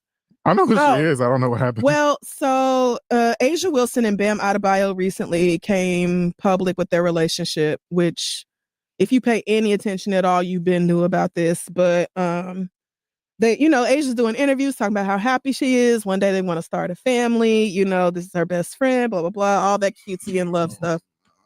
And so, of course, the internet sees this. Asia Wilson Bam Adebayo is a good player. Asia Wilson's an even better one. So the internet is eating this up. They're like, oh my God, incredible basketball talent on the way, the likes we've never seen before. A 7'2" nigga finna come in 20 years and dominate all y'all shit, etc. Lots of internet jokes. That's what the internet does. A lot of people also said that the general manager of Oklahoma City Thunder, Sam Presti, would be scouting this child already. And they like, oh, Sam Presti finna be in the delivery room, waiting to get this baby's measurements at birth or whatever. Again, creepy internet jokes, but it's a step too far. I get it, because when all the deals happened with Paul George and all that back then, they were like, oh my God, Sam Presti is drafting 6th graders, and now those 6th graders are actually in the league. So I get the joke. He's Sam Presti plans for the long run. Okay, it's not great, but internet bullshit. Yeah. Why would you, professional sports journalist of 30 goddamn years, then take these stupid ass internet memes, jokes, and content and go talk to a real live person about them? Why would you do that? Why would you do that? So she was talking to somebody who is not she's talking to somebody who is not Asia Wilson or Bam Adebayo. She actually brought this to Shai Gilgeous-Alexander, who plays for the Oklahoma City Thunder. Sam Presti is our GM. And at the end of this interview, she was like, well, Shay, what do you think about the internet saying that Sam Presti is going to be scouting Asia and Bam's baby from birth? And do you think he's actually doing that? And Shay was just like, I mean, Sam takes his job seriously. Whatever it takes to be great, he gonna do it. Now, I'm of the opinion that like taking internet bullshit, internet fodder, and bringing it to people in real life is already corny. It's 500 times because the jokes almost never translate. Exactly. And you, Rachel Nichols, you're not one of the jokers. You're one of the reporters of the jokes. So you trying to take this, which probably started on TikTok or Twitter or something, and then turn it into a legitimate question to ask this man was already crazy to me. And yes, it was indeed 500 times cornier coming out your mouth. But then Asia and Bam also saw it. I said, oh no, oh no. And Asia said, so this not weird or creepy to you niggas? And y'all don't think so, a little strange or weird? Yes, that's what she said. Y'all don't think. But I guess it's a slow day. And Bam said, this is why privacy is important, meaning that we're not getting shit else from them. And it's just sad because it only just started. They barely was even like allowing people to sniff around the idea of them being together, even though if you paid real attention, it was very obvious. But they weren't public about it for this exact reason. Rachel Nichols, you were born. I had to go look up her. I said, I need to understand, is this an influencer? Because one thing I hate is when y'all hire influencers to do a journalist job. Come to find out, not only is she not she has a bachelor's degree in journalism from Northwestern University. I think she graduated in the early 90s. And you have been working professionally in sports media ever since. So legitimately a damn near 30-year career. I thought this was somebody y'all plucked off of social media and stuck in a room with athletes. This is a legitimate sports journalist bringing this kind of cockamamie ridiculousness to the faces of why did you do that? Let the internet joke be an internet joke. Let's talk to SGA about the Thunder, about his performance, about what we're looking for. Like, I mean, this was right before we actually lost that fucking game, which blew my mind. Like, there's just you don't have to be weird. You don't have to be strange. You can just let the things that, something's going viral on your fucking Instagram feed or whatever, just let it go viral on your Instagram. Actually asking this man, well, do you think Sam Presti is going to be there when Asia's pussy is wide open waiting on this baby to be delivered? Like, let's just take a step back and remember that we're talking about real people who you are theoretically really going to have to see at some point. Like you report, right? You don't think at some point you're going to see Bam and he's going to be like, so by the way, that thing you said about my baby and Sam Presti scouting my child and all this, like, at some point, did you ever say to yourself, these are actual people that I'm talking about. Maybe I don't want to be weird. Maybe you don't want to act like the people who don't have your job. Why do you want to do the same thing that the bored ass losers online are doing all fucking day? Why are you taking their shtick? That's all they have. That's all they have, Rachel Nichols. You're taking their little jokes and bringing them to actual athletes and asking them in person about that dumb shit. I totally agree. I hate when like actual newscasts go dumpster diving into social media for like whatever is trending or funny and then go. Anyway, thanks you so much for that, Elle. So what do you think about Black Twitter and this whole lace wig conversation? God, right. Is it lifting? Is it not lifting? Like, you ain't got none of, like, you don't have real. Right. And now you got to explain the joke because this man is a professional athlete, one of the top in the fucking league. So he's not sitting on Twitter all goddamn day. He has no idea what you're even talking about. Now you got to break it down. It's not funny. I said it's not funny, but then I'm thinking about Shay's face and like you just do you not feel stupid? Do you not feel weird? I would feel so strange acting like that around people. You would have to like, I don't know. You've been doing this for so long, girl. What happened? I think Asia hit the nail on the head though with the must be a slow news day tea. Cause I'm like, you really went and just found some joke that was also in poor taste, in my opinion. And we're like, let's take it prime time. Let's just put it on air. Let's just ask actual athletes about this dumbass inappropriate shit. Like, that's the thing though. It's not a slow day. The NBA is in full swing. There's so much sports. It is sports. Sports all day, every day. We are in the thick of college basketball is back. College football playoffs finna start. The NFL is in full fucking swing. The NBA is doing the same. Like, it's not a slow news day, week, month, season at all. There's someone would ask, there's so much to talk about. Why did you, Rachel? Why? It's just weird. You're not a fucking influencer. Please don't act like one. Like, you're a journalist. You worked hard to be a journalist. You worked hard to have the career that you have. Why act like some little dumb bitch off of the internet? You know, it's really strange. It's really strange. Like, I personally would value my real career over the chance to get a joke off, but especially when I'm not a comedian. That's not what the paper shirt. Just, you know. So Brav Bros Beverly Hills review, or I want to hear, or Watch for Crap in Salt Lake City. Wait, which one is newer? Wait a minute. Didn't see. Oh, Beyonce Supremacy. Wait a minute. What's this about?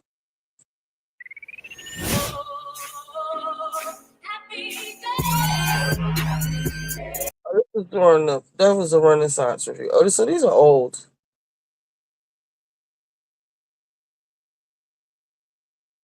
The door is open. Scribe is how you stop explaining the same thing over and over at work. Watch this. It'll change your life. Raise your hand if you told your... Well, Beverly Hills is off and running, and it's fine. I'm fine. This show's fine. It's fine. It's just a bit... I'm not even going to say it's bad. It's boring, which is, by the way, an upgrade. Yeah. Bros and shows. I gotta have me my bros and shows. Bros and shows. Bros and shows. I gotta have me my bros and shows. Good afternoon, everybody. Welcome back to another episode of Bros and Shows. I'm your coach. Painting party. That was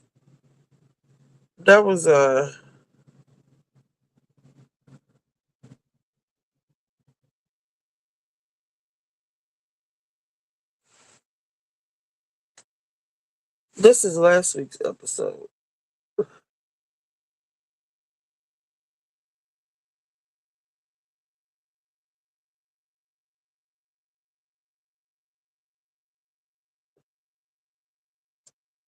I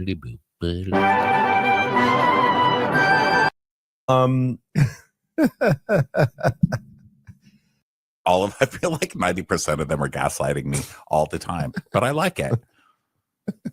Anybody who's ever seen my dating history knows that I love a gaslighter. Love it. Yeah, sometimes I love I think this is old too. We learned Roma's marriage is great. Smart people have bucket-shaped heads. That's old too. What is going on?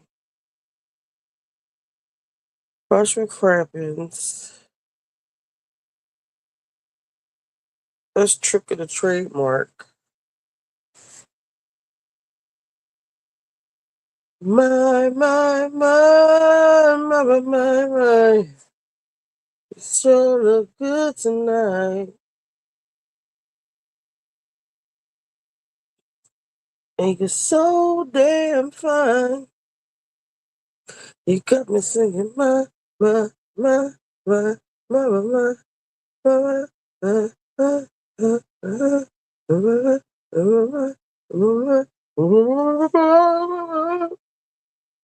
Intricacy victim, tired of Potomac.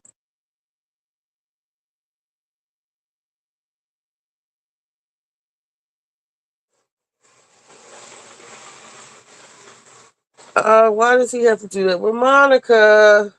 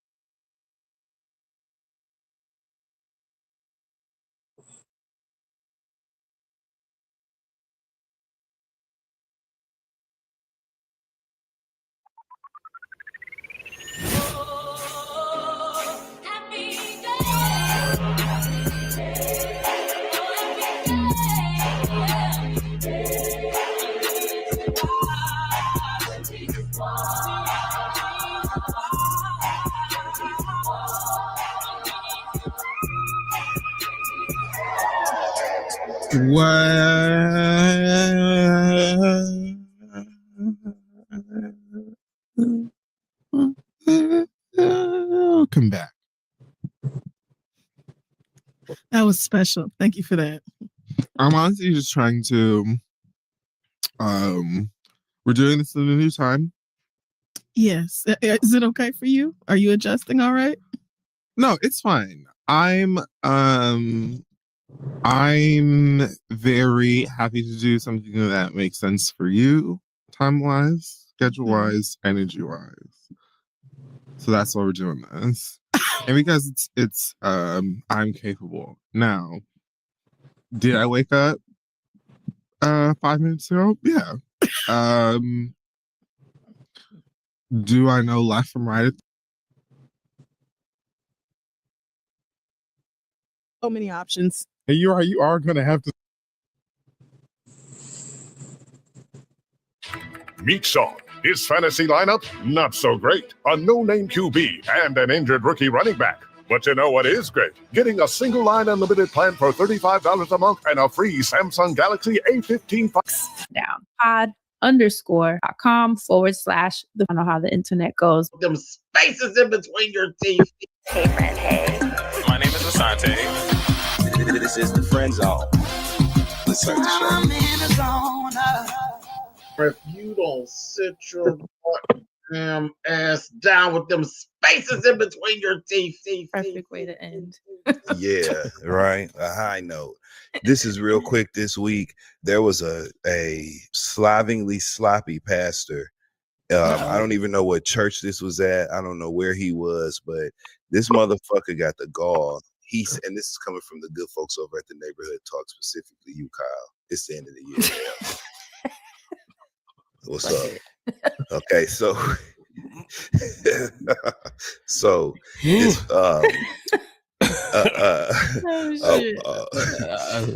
a portly pastor, okay, Oh my God. got up, a portly pastor in the pulpit, okay, got up there He's with a revised QR code behind him, okay, Wait. saying that God is gonna make one of them a multimillionaire if they give $10,000 in 90 seconds. Oh my Quote, God. if you gonna do it, get it now. Write the check. End quote. I'm gonna play this clip, and we're gonna do what we do best. Steam. Steam, you're right. Because he definitely had an attitude. Actually, the A stand for asshole in this case. Hold on, here we go. Whoa. Probably 20 years ago. But Lord said, I want to make a multi-millionaire out of someone, but they have to sow $10,000. So He said, and they have to do that within 90 seconds. If you're going to do it, get it now, write the check. If you do this, God said, I'm going to make you a multi-millionaire. What the hell? This person in here, you sold that within 90 seconds. It should be less than that. God said, I'm going to show you my face. Oh my And I'm going to show you who I am. And for the rest of your days, everywhere the sole of your feet shall trod, you shall possess the land. And everything kalasupa, and everything your hand shall touch. Did you hear that crock? Did you hear that crock of fucking shit that he was spitting from the pulpit? Now it's 2025. Motherfuckers ain't even got SNAP benefits. They That's so fucking with dark, food stamps. And you getting your Uncle Phil's present day looking ass, Uncle Phil. You know where he at, okay? And you getting your ass up there looking like that, spewing that filthy ass shit to that congregation of people who showed up because they needed something to hold on to, because they probably going through shit themselves, whether they got money or not. Some of the people with the most money are the most unhappy, most haunted people on the face of the earth. Even if they got the 10K. You know what I'm saying? And you That's stood so up there dark. talking about United. My thing is this: they love saying God said, and God said, who did he say it to? Because I haven't heard it. I haven't heard nothing. We not on text. It's nothing. I haven't heard anything saying give me $10,000 in 90 seconds. God don't care about no $10,000 in 90 damn seconds. How I wish them Olsen twins were sitting next to me. How rude. How rude. So crazy. That's disgusting. Crazy, y'all. And anybody that go for that, it's your fault. If you get your ass in the middle of that aisle, and then he went on to say, I couldn't play the clip because you can only take so much bullshit, right? So at the end of the clip, he went on to say like he needed 30 people to give $200 and let the women get to the middle aisle first, especially women that want to get to the middle aisle. That's predatory. That ain't pastoral. It's predatory. And I ain't giving you shit. I feel like Vera Walker in the Harlem Nights. Remember she said, because me, Bugsy Calhoun can kiss my ass because me and my girls, we ain't giving them shit. I ain't giving them a goddamn dime. And nobody else that sound like that. That ain't godly. Okay, that ain't what Dej Loaf was talking about. What she say? Rock that all white when I'm feeling godly. That's not what that is. That's why he had on all black when he said it. Yeah. $10,000 in 90 seconds. And then did you hear his ass talking about some write the check? If you got it, get on up and write the check. And you say he had a literal QR code behind him I'm while finna he's speaking. send it to you because I cannot. Look at this. You have got to see this, friend, and Asante. Absolutely. I wish I knew what church it was at. It's on the Neighborhood Talk, but they didn't listen to none of his information, which they probably knew what they were doing. For those of y'all on Patreon, you can see. Oh, no. Now, yes. So Fran and Asante at this point can confirm that, yes, he does look like Uncle Phil. Yes. Yes, he is preaching with a QR code, a life-size QR code bigger than him. I mean, seriously. This is crazy, y'all. Yeah. Can't believe it. Kiss our ass. And anybody that gave him that damn money, the Lord told me, if you don't give me one too, you know what I'm saying? In the next 30 seconds, I'm going to beat your ass. Give me $10,000 as well. The church we go to out here, they don't even pass collection plates because they said that they understand the pressure that adds to households when people might not have it for real, but feel, because they're being watched or the pressures of the church, whatever reasoning they're going to give, And so what they do is they had a carpenter build these really beautiful houses and they look like bird houses and they're at the front and at the end, if you're able, you just put the money inside the little house and that's it. Well, I grew up and I going think to that's the how it Kingdom should Hall. be. And all my life, they had what's called a contract. And I'm not saying anything about anything else connected to the experience. We just talking about the giving process. Right. They always had a custom built, you know what I'm saying, contribution box is what they called it. Yeah. It was always in the back of the building. And people, anytime during the service or at the end, whatever, you could probably drop whatever you're going to drop in there if you want to give. And it literally was labeled contribution box. And that's what you drop your shit in or whatever if you're going to give. That passing the collection plate, all that, judgment and people looking at what you gave How and if much you gonna you give put? them. Yeah. Yeah. And then to fix your mouth, your fish lip mouth, because he had bass lips. You fix your mouth to ask for $10,000 and say you got to give it in 90 seconds. And then did you hear him say it should be quicker than that? Let's see you do 10,000. it And first, then Pastor. where your money at? Son of a bitch, because your Get it mom. Are you rolling. matching today? Where your Like, what are money we at? doing? Yeah, get it rolling. You first. You talking I'll about he match. gonna make, and if it's that simple, God just told me he gonna make some people a multi-millionaire. Everywhere your feet trod, you shall own the land, you possess the land. You the one look like your feet trod. You look like you actually trot. You look like you trot around. You don't even walk. You Y'all, this that's is what dark. you look like. It Very is. dark. It really And is. I'm sick of the bullshit, man. If your mama is in a church like that, have a conversation with her. Mhm. If your father is in a church like that, have a conversation with siblings, close friends. Have a conversation. That faith is very personal and private, and it's nothing that anybody can cast judgment on. And I'm by no means doing that. Serve who you want to serve and how you want to serve them, but there needs to be an ethical component. Then it needs to Right. be well-intentioned, good-natured. It can't be predatory. You can't Right. bully nobody. God ain't never gonna ask for a certain amount of money in a certain amount of time. He Yep. ain't. He at least he ain't said it to me yet. Right. Right. Has he Use said the- it to either of y'all? I don't think No. so. And listen, as a business person, I understand that the church has to be able to keep the lights on. Yeah. The venue has to be paid for. It has to be heated. There's Right. costs, and I There's a get that. component to Oh, it, it's right? And- heated, honey. The flames of hell. And the employees that work there need to be paid. Like, let's be real here. Right. We understand that there's a cost for this house to run, but I just think it's like you're overdoing I mean, that. like you use the perfect word, predatory. Like, and back Yeah. to if it's business, religion, politics, there's always going to be some predatory people just waiting in the wings to do something. We And hearing found one another, of 'em. I was about to say, hearing another car salesman preacher, it's like, well, Mhm. Ooh, in here the we house go. of the Lord, how? Mhm. Ooh, what Like, kind of the person nerve are of you. No, but Right. what kind of person are you to do that? To weaponize that? That's Obviously serious. a person that's getting his cut off the top. Hello. Very clearly. That money ain't going to no building fund. He Okay, that's probably going to his needs burger something. fund. Yeah, like You know I what, just Justin? I He for probably need a me new car. Who knows? probably do. He definitely needs some new Dr. Scholl's because I know his feet got to be burnt to hell, rotten. When you do shit like that, your body breaks. You pay for it. Yeah, you start getting your toes falling out, gangrene popping Just up, shit hurting like and that. aching. Yeah. Yeah. Yeah. And that's what you get because you're bad inside. I don't Mm. believe in that at all. And I think that's horrible. And God bless them people because they gave from the right place in their heart. If it was Right. Yep. fear-based Yeah. or not, that came from a good place. I Yeah. hate motherfuckers like him. Yeah. Yep.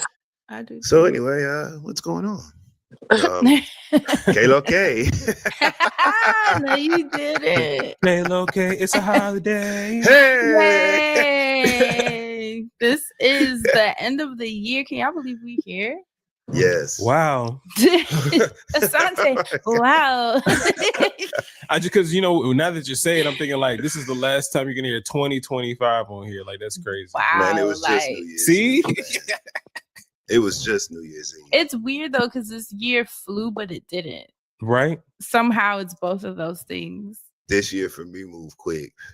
I don't know what it was, but like I feel like literally like you know what I'm saying? You Like was- it just it you was a moved. boy I on was the in a road, too. blender.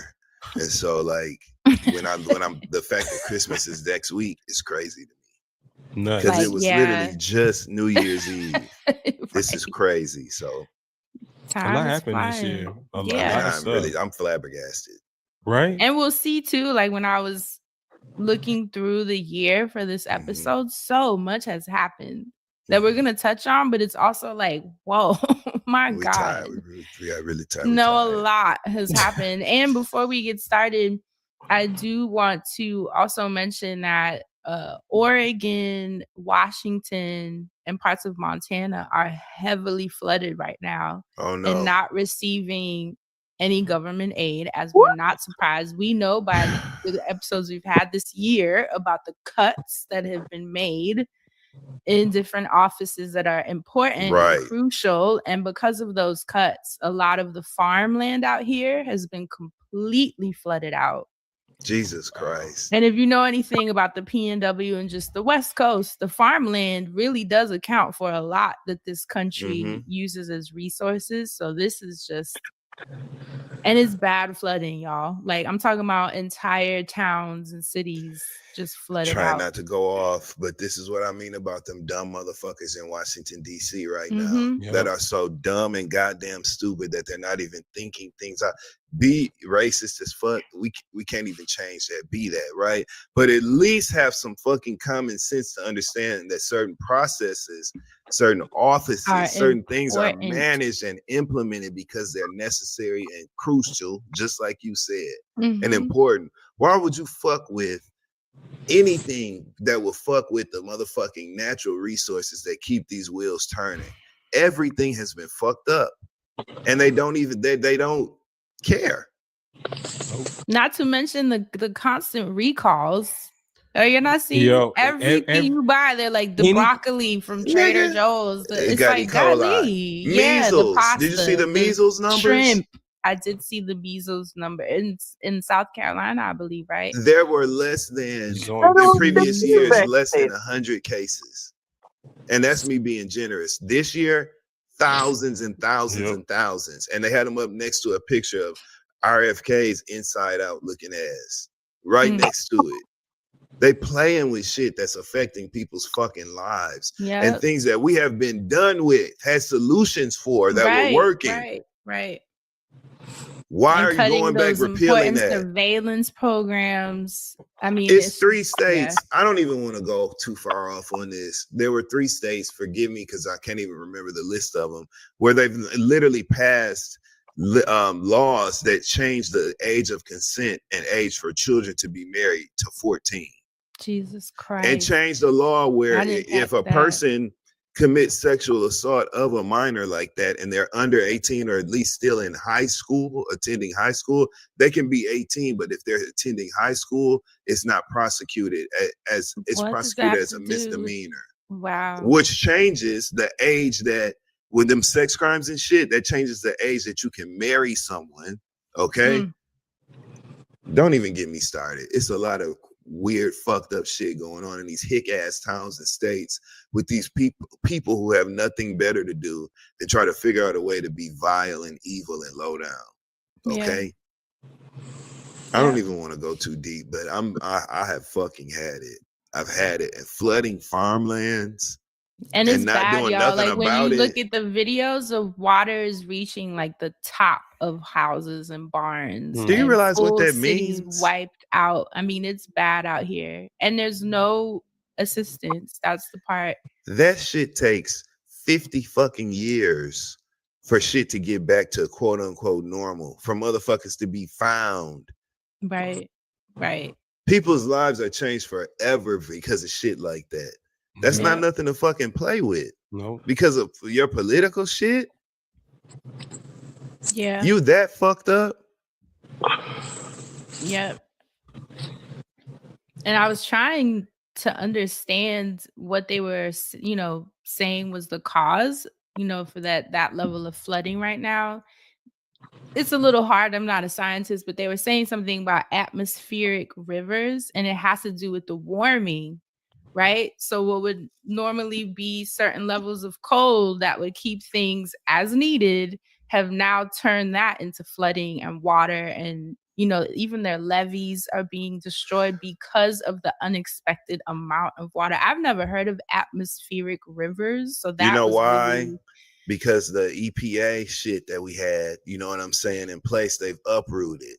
That's why. So there's people that's not even looking at environmental elements like that. to monitor things surveillance and programs. Yeah, that's the problem with the cuts that have been that's made. the real who have world now impact. created shortcuts. Yeah. The real world impact looks like that. That's why it was Yeah. there in the first goddamn place, man. Yeah. I swear I hate them motherfuckers for everything I love, man. It's inhumane. It's pretty bad. That So ain't got I- shit to do with politics. You know what I'm saying? Right. That's just This keeping is people human alive, life. human shit. Yeah. Like, But I wanted to use our platform, obviously, in Thank case you. people were unaware, because we don't have a government that's speaking on it or doing anything about it. Especially, my heart goes out to those of us that live in those Yes. areas, you know, Yeah. just seeing the damage and people really asking for help and asking for resources and assistance. I will post as many links as I can find in our description box. And that's another thing when I was looking through the episodes for this year, the amount of resources we had to constantly be Thank God. posting And as thank a you to you community, both for providing those. you know, and 'Cause- having to do that because it's really been just like a we got us ass year because don't seem like anyone else does. I'm glad we got this show to be able to do To be able to do that, Hell absolutely. yeah. Damn, that's fucked up. And then Yeah. last point, think about the laborers, the people that work the farmlands that already was scared to go to work because of how they ride Right. down on Right. niggas. Now the Right. lands are destroyed. What are those people doing to survive? How they Yep. survive and how they eating, man? Like, And you that got was to a think whole about other that thing shit. in Oregon where different like I guess they would be city council members and Mhm. commissioners. Niggas. Now the Right. lands are destroyed. What are those people doing to survive? How they Yep. survive and how they eating, man?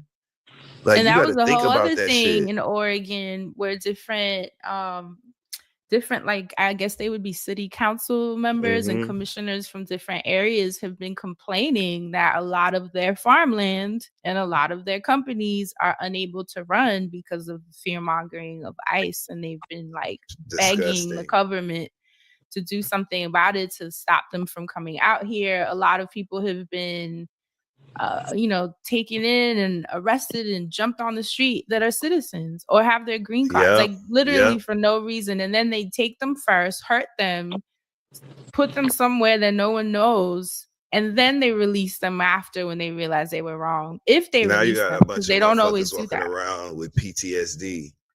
You know what I'm saying? Think about the long-term effect, the after effects of all of this chaos. Of course. And that's the And point, right?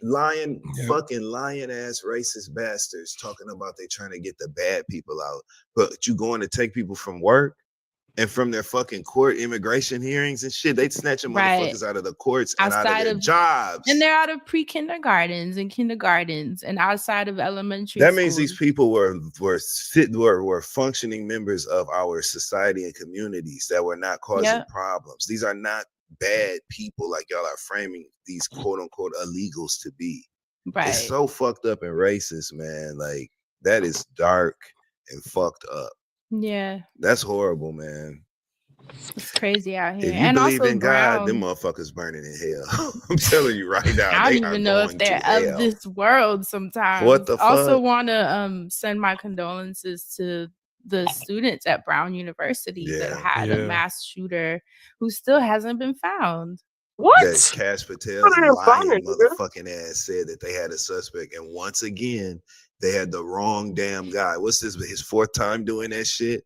And not Announcing only they that, found but somebody. you know the campuses have cameras everywhere. So this is very suspicious.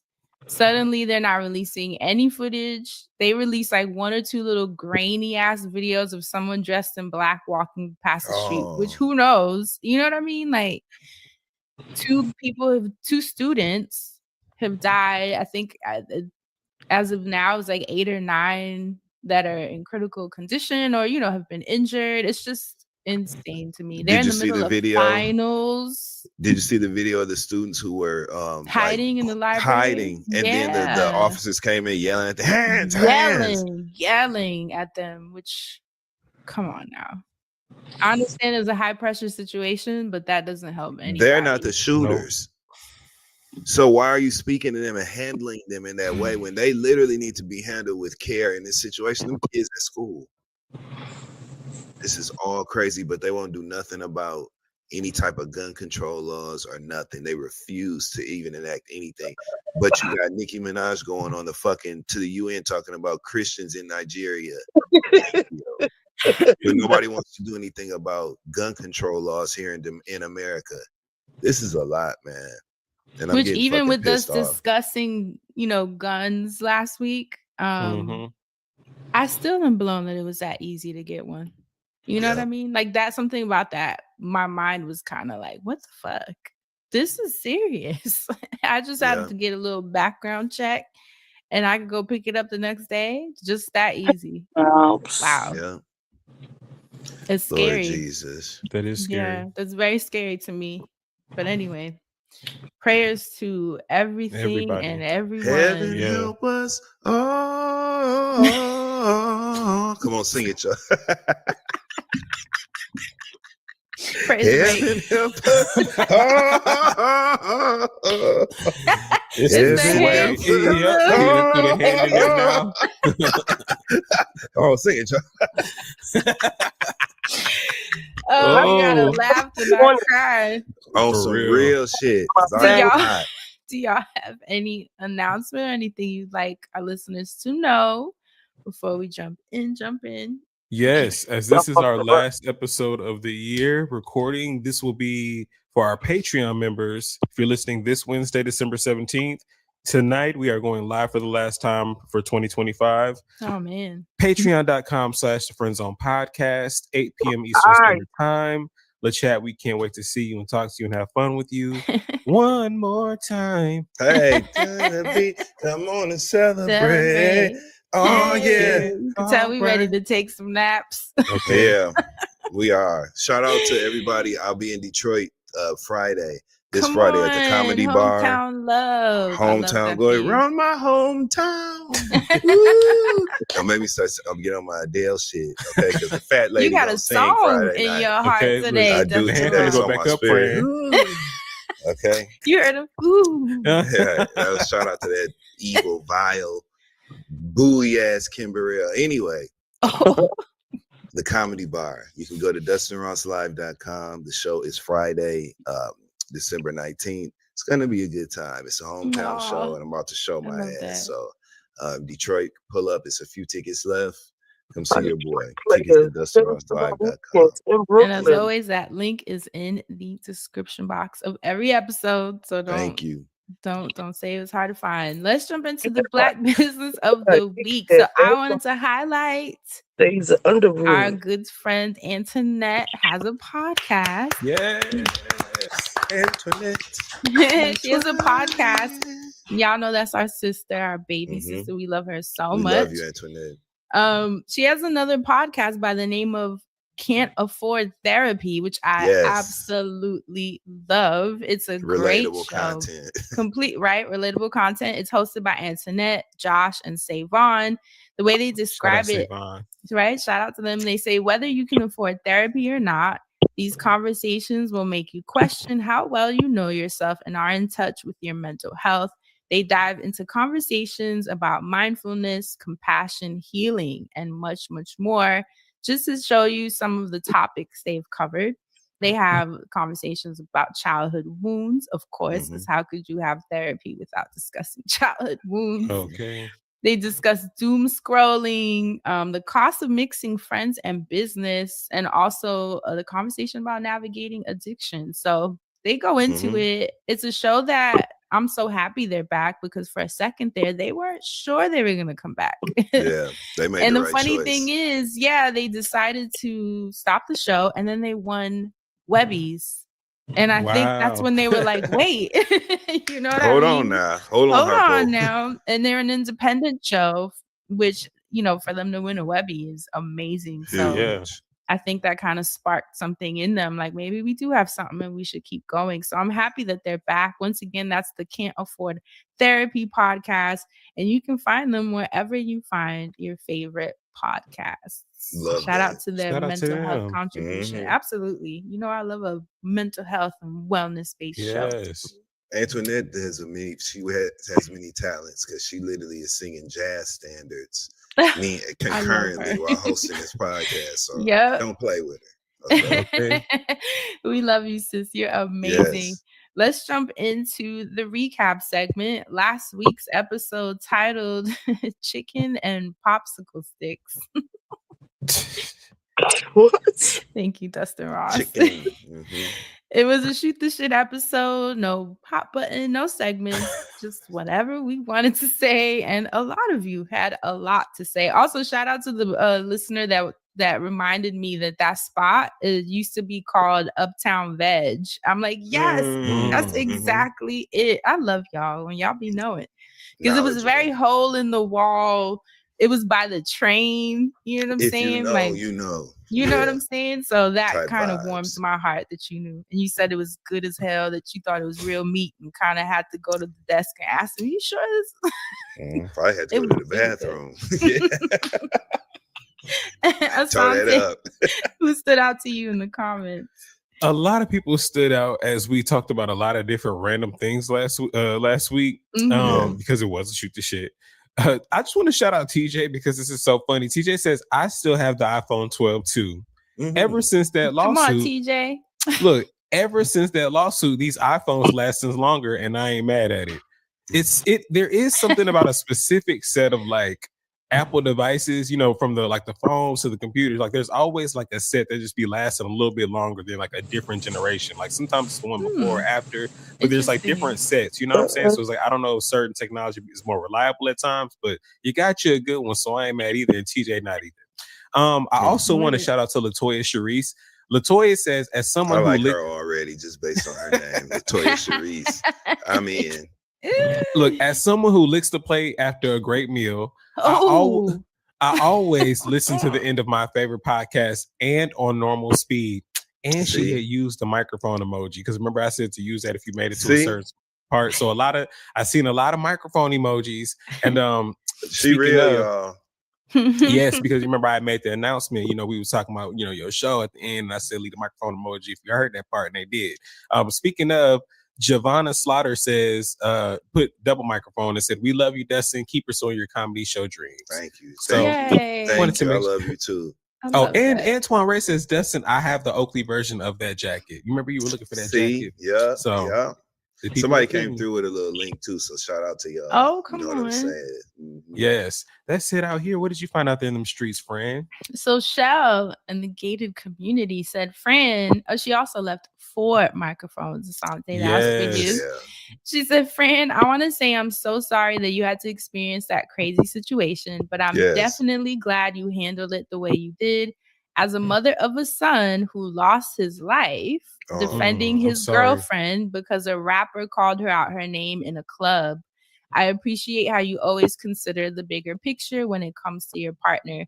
You guys are always dropping knowledge, even on the Shoot the Shit episodes. I love you guys so much. Oh, and Dustin, my first outing after my son passed was to see you at the Chicago City Winery. My son's friends, right? My son's friends got together and got me and my girlfriend tickets. It was what I needed. Thank you, Friend Zone. Right? Man, we love you. We love you so much. We love you, and Shell. We thank send you. our condolences and prayers to you and your son. And I was Thank you, happy to Shell. see her share that because that's exactly why I have to consider all bases in those moments. I press a pause button. You know what I'm saying? Because I'm like, in this moment, I'm heated. In this moment, it's scary. But let me think beyond that, which is what I think most people have a hard time doing. You know? That's why we get ourselves in a bunch of shit. So I'm so sorry that happened to your son. God bless you, Shell. Much love to you for real. And God bless your son. Absolutely. Vernique said, I'm Jamaican and made a really good friend through the process of us cooking together. She's also Jamaican, but didn't know how to make a lot of dishes. And I love to cook. So we started family dinner Sundays and cooked together and invited friends over. Now we learned a lot of lessons, like some shit takes forever. So early prep helps. But at the end of the day, the kids running around, friends cooking in the kitchen, laughing and creating community has been so beautiful, especially during a time where a lot of us don't attend church anymore. I love that visual. Obviously that's inspired by Dustin sharing about cooking things for Thanksgiving and having his friends over and us kind of trying to hold on to the recipes of our parents and grandparents and families. And I just think it's so important. I think it's beautiful. I definitely want to get to that point where I feel comfortable enough cooking meals for like a large amount of people. That would be so cool. I've always wanted to be that person for my friends, you know? My friends are all like serious chefs, so it's a lot of pressure. No, friend. She got them people It's a fired. lot of She got her pressure. friend fired making all that Jamaican food. Girl, hit me up. I want to learn how y'all do the oxtail. But Sasha or Sashay said, Fran, next time drive to the police station and not home. Motherfuckers is crazy out here. I didn't know I was being followed. That's the difference. If I knew, I absolutely would not have driven home. That's the last place that I would have wanted that voluntarily gone. Yeah. Yeah. So I get that. Thank you for the tip. But that was not the situation at all. I didn't realize till I got out of the car and heard someone yelling at me that I had been followed. Lastly, McCole's his friend. I totally get it because I had a grown man waiting outside my house in the dark last December. I have a Great Dane that is not even a little bit scary looking, and I'm a short woman, so we do look like a lick. But I went on Amazon that day and got a big ass machete to start taking on our walks. How Caribbean of you. Because there's a certain population of men, she writes, white, that either lack the self-awareness to notice their behavior is inappropriate or they don't care. Either way, it's fuck around and find out. This is reminding me to reorder my cameras. Yeah. Absolutely. Use that machete and turn them into saltfish. Or you know how you get a whole branchino and they slice it like this? It's got them things in it and they put the expedition shit all over. Yeah, I'll turn you in that bitch. That's right. We added the Ring has these floodlights. Then when you walk past it, it just floods the whole block with light. It's so ridiculous, but it's good. And it's funny because it's also very sensitive. So anything the cats, the neighborhood cats. They be mad as fuck. You know, they out there like we've been laughing because they'll walk up to the driveway and then you just see their face into the camera like, bitch, all that. Ears up and shit. Like, I'm just trying to get some leftover chicken from the grill picture. And you do all that. That one kid, Rose, gonna come back. He got the lights off. Oh, God, that really has been the laugh that I have needed this week. Cats are so funny. I need to send y'all like a montage. God damn. And I know how much you love the cat stuff. So makes it so much funny. I told you I made Jade's cat Trill watch it, and she was paying attention. She was paying attention. On my mama, Jade will tell you herself. Did you say that was her Roots? It was Roots. Yeah, I said she was watching Roots. Yeah. Oh my God. All right. Last one for real. Marissa said, I'm glad you reconsidered your gun stance because these folks are crazy out here. I'm from Texas, enough said. So I've always been okay with guns and I keep something hot on me. I've got 2 9mm pistols, a tan Glock 19, a green tactical Beretta. Good luck as you go down that path. I'm sure that is jarring to go from not liking them at all to needing to learn about them and carry one. It is jarring. I'm not a fan. Don't fuck with her. But I'm understanding that this is just where we're at. And it's better to know than not to know. That's what Mona Leo say. Putting you down. Okay. Putting you down, lay you down, okay? With the chopper style. I love how many women though of our listeners were writing in telling me what their guns are. I don't know why something about that was like, wow, y'all are so G out here. Women's lib. Okay. that's women's lib right there. It sounds and my favorite part was because women are gonna tell you the color, right? I got this green tan Glock, and it's just it has the appeal. You know what I'm saying? Women do it right, so they do it right. I asked the guy, I was like, y'all don't have like earth tone. What did he do? He did you like this. He was like, oh, I can get back to you on that. I was like, that's you want skims for your gun, girl? You know what I'm saying?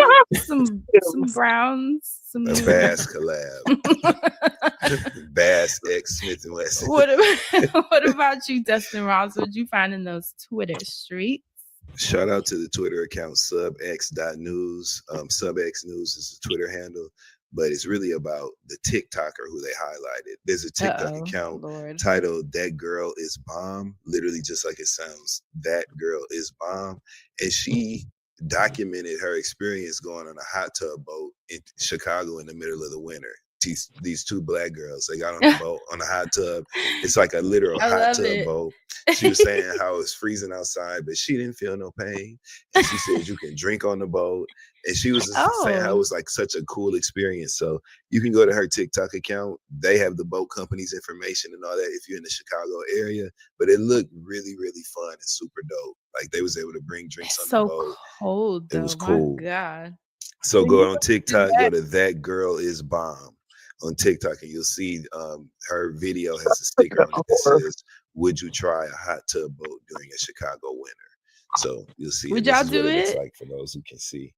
Oh wow, that Yeah. actually looks really cute. It reminds me of when Maya and I were in Iceland. At the Yes, Blue Lagoon, yes, that same yes. vibe. I mean, The we weren't pictures are drinking so though. cute. Oh, it's You so know, I'd have good. been getting saucy. I But did the she hot was tub saying in how Salt all Lake. she needed was just a hat. She said, as long as you have a hat, you good. the She was air. like, you're not cold at all. And I was like, Yep. wow. They was waving at passerby, and like when they was going under the bridges and shit, they, hey y'all, and the people was like, oh my god. That's So you got to see it. It was cool. Me and I Mandy enjoyed did that. Well, we didn't do the boat, but in Salt Lake we did the hot tub, and there was like the Mhm. heated pool, like, and it was cold as fuck outside. So That's like right. fresh falling snow and And the you in hot a tub. hot tub. Yep. It's weird. It's very it's a cool It's a mind concept. fuck. Yeah, it is a White mind people fuck because you would think that you would just instantly be too damn cold, but it's like, oh, okay, I'm nice and warm and I I got don't my want robe to on, get so it's like, pneumonia. well, you don't.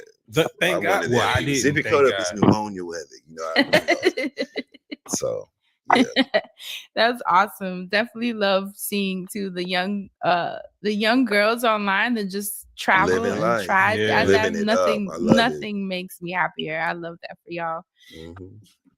I'm like, what else What did do we we The do week now? before. Yeah, so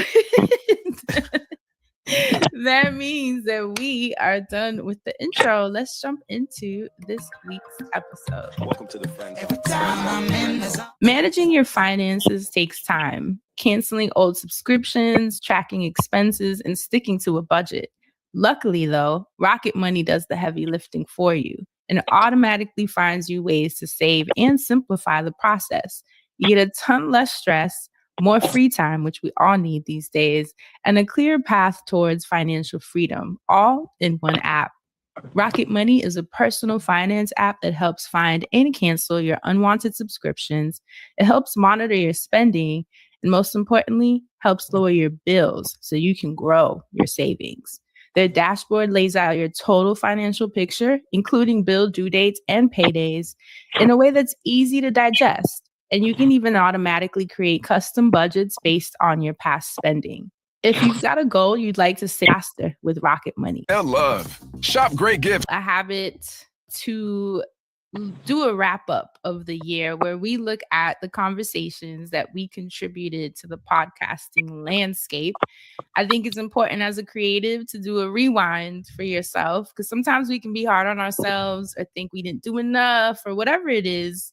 And this isn't even just for creatives, right? This is for people in general. I think it's important to kind of do an audit Reflect, of your yeah. year.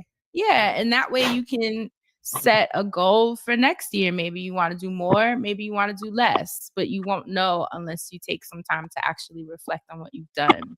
And how This is other one of my people favorite was too. episodes. See how who's fucked up and not. You know what? I ain't fucking with you next year. You know what? That is important. This is It a great is. time to set some boundaries for yourself. I know I did it. So the Friend Zone. I'm so proud that we have done 49 episodes in 2025. That's Isn't that good. impressive? Mhm. Yes. Let's Give it up clap for for that. ourselves. Hell yeah. Even with us taking that mid-year break, we had episodes. What was that? I twerked.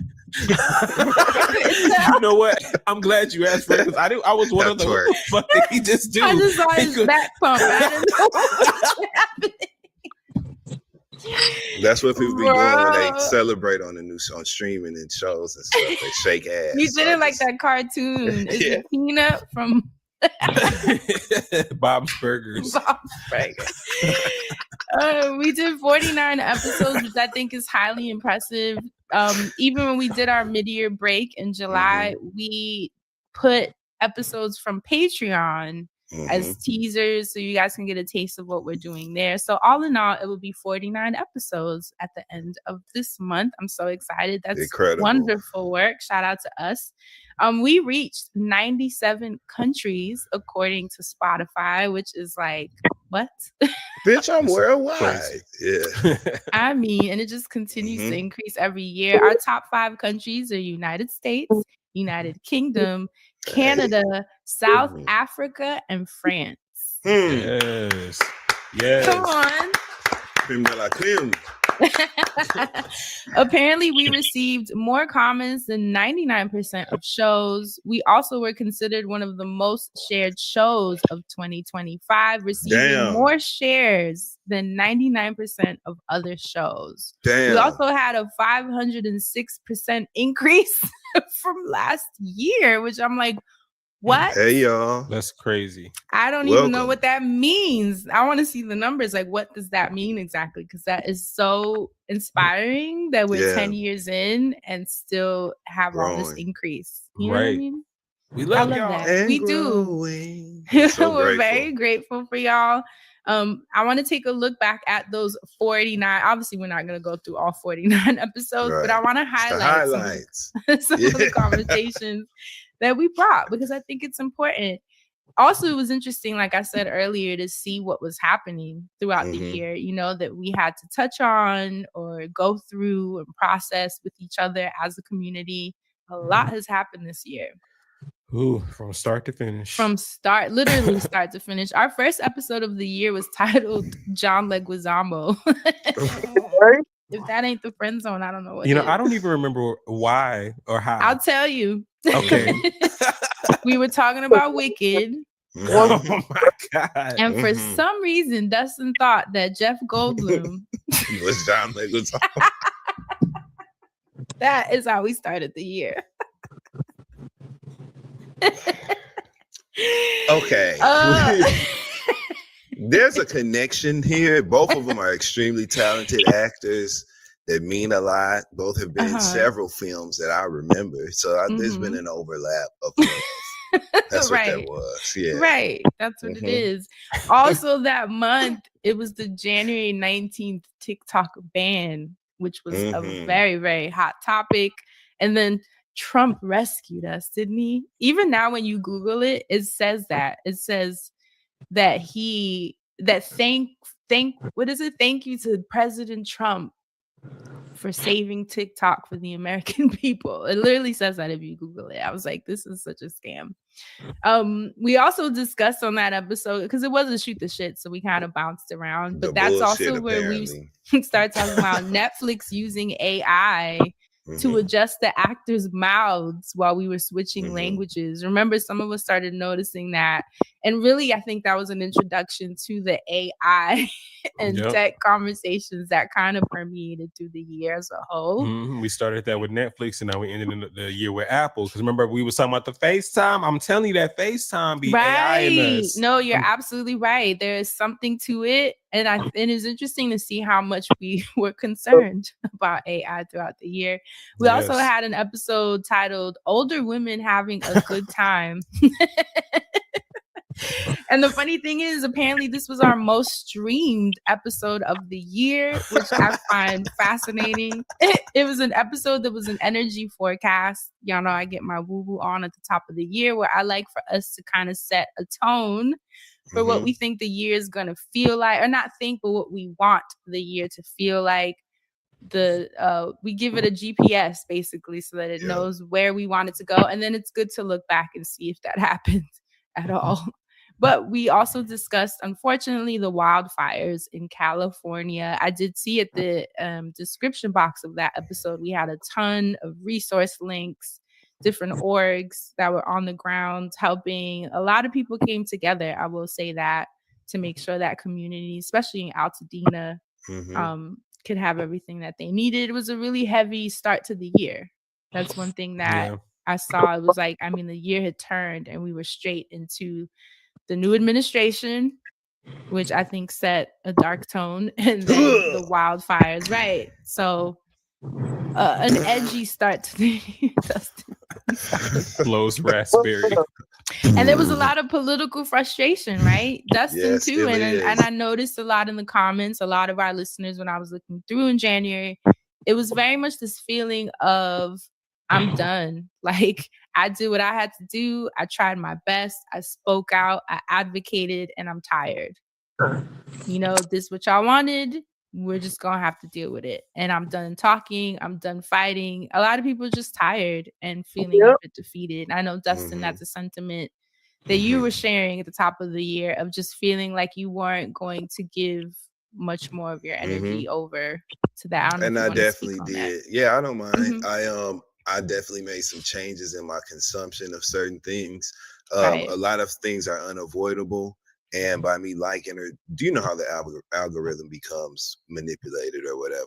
So I Absolutely. see a lot of shit all the time, and I cuss a lot about it on the show, but I use the show as an outlet for that. In my day-to-day life, I kind of like create a bubble as much as I can. You know what I'm saying? Just to not allow myself to get so upset and worked up. I mean, I've been wound up, you know what I'm saying? And I'm trying to keep Rightfully my so. pressure down. Yeah. But yeah, still the same sentiment, still standing 10 toes down on it. You know what I'm saying? Y'all, this is your fault if you voted for this. Right. It's just affecting people. I speak for the people who didn't vote for this shit and the people who are affected and impacted by all this evil shit. So still standing on it. Said what I meant what I said. And it's been working to my benefit to avoid a little bit of the bullshit, the political bullshit that we're inundated with every day. Yeah. And the fact that we're only in year 1. So you have to really save Holy your moly. sanity. Yeah, because we got a much longer ride to go. We also had a comment I wanted to highlight from that conversation was Chris B. So in the much. gated community. You remember he's the one that was talking about Elizabeth Warren being a pretendian. Yes. That was so good. That He was a was good telling moment. us about her presenting a 23andMe DNA test and being 256th Cherokee. He said checking Indigenous on applications when it benefited her, and the Indigenous community held her ass to the fire for that, because claiming to be Indigenous is very popular amongst the whites. He even said sometimes they roll up to Native communities with their test results in hand, expecting to be let in. Don't you guys remember back in the day when Roseanne Barr drastically changed her physical appearance to look Native American? You don't What? remember that back in the day I when do she had not. like tanned up and dyed her hair dark?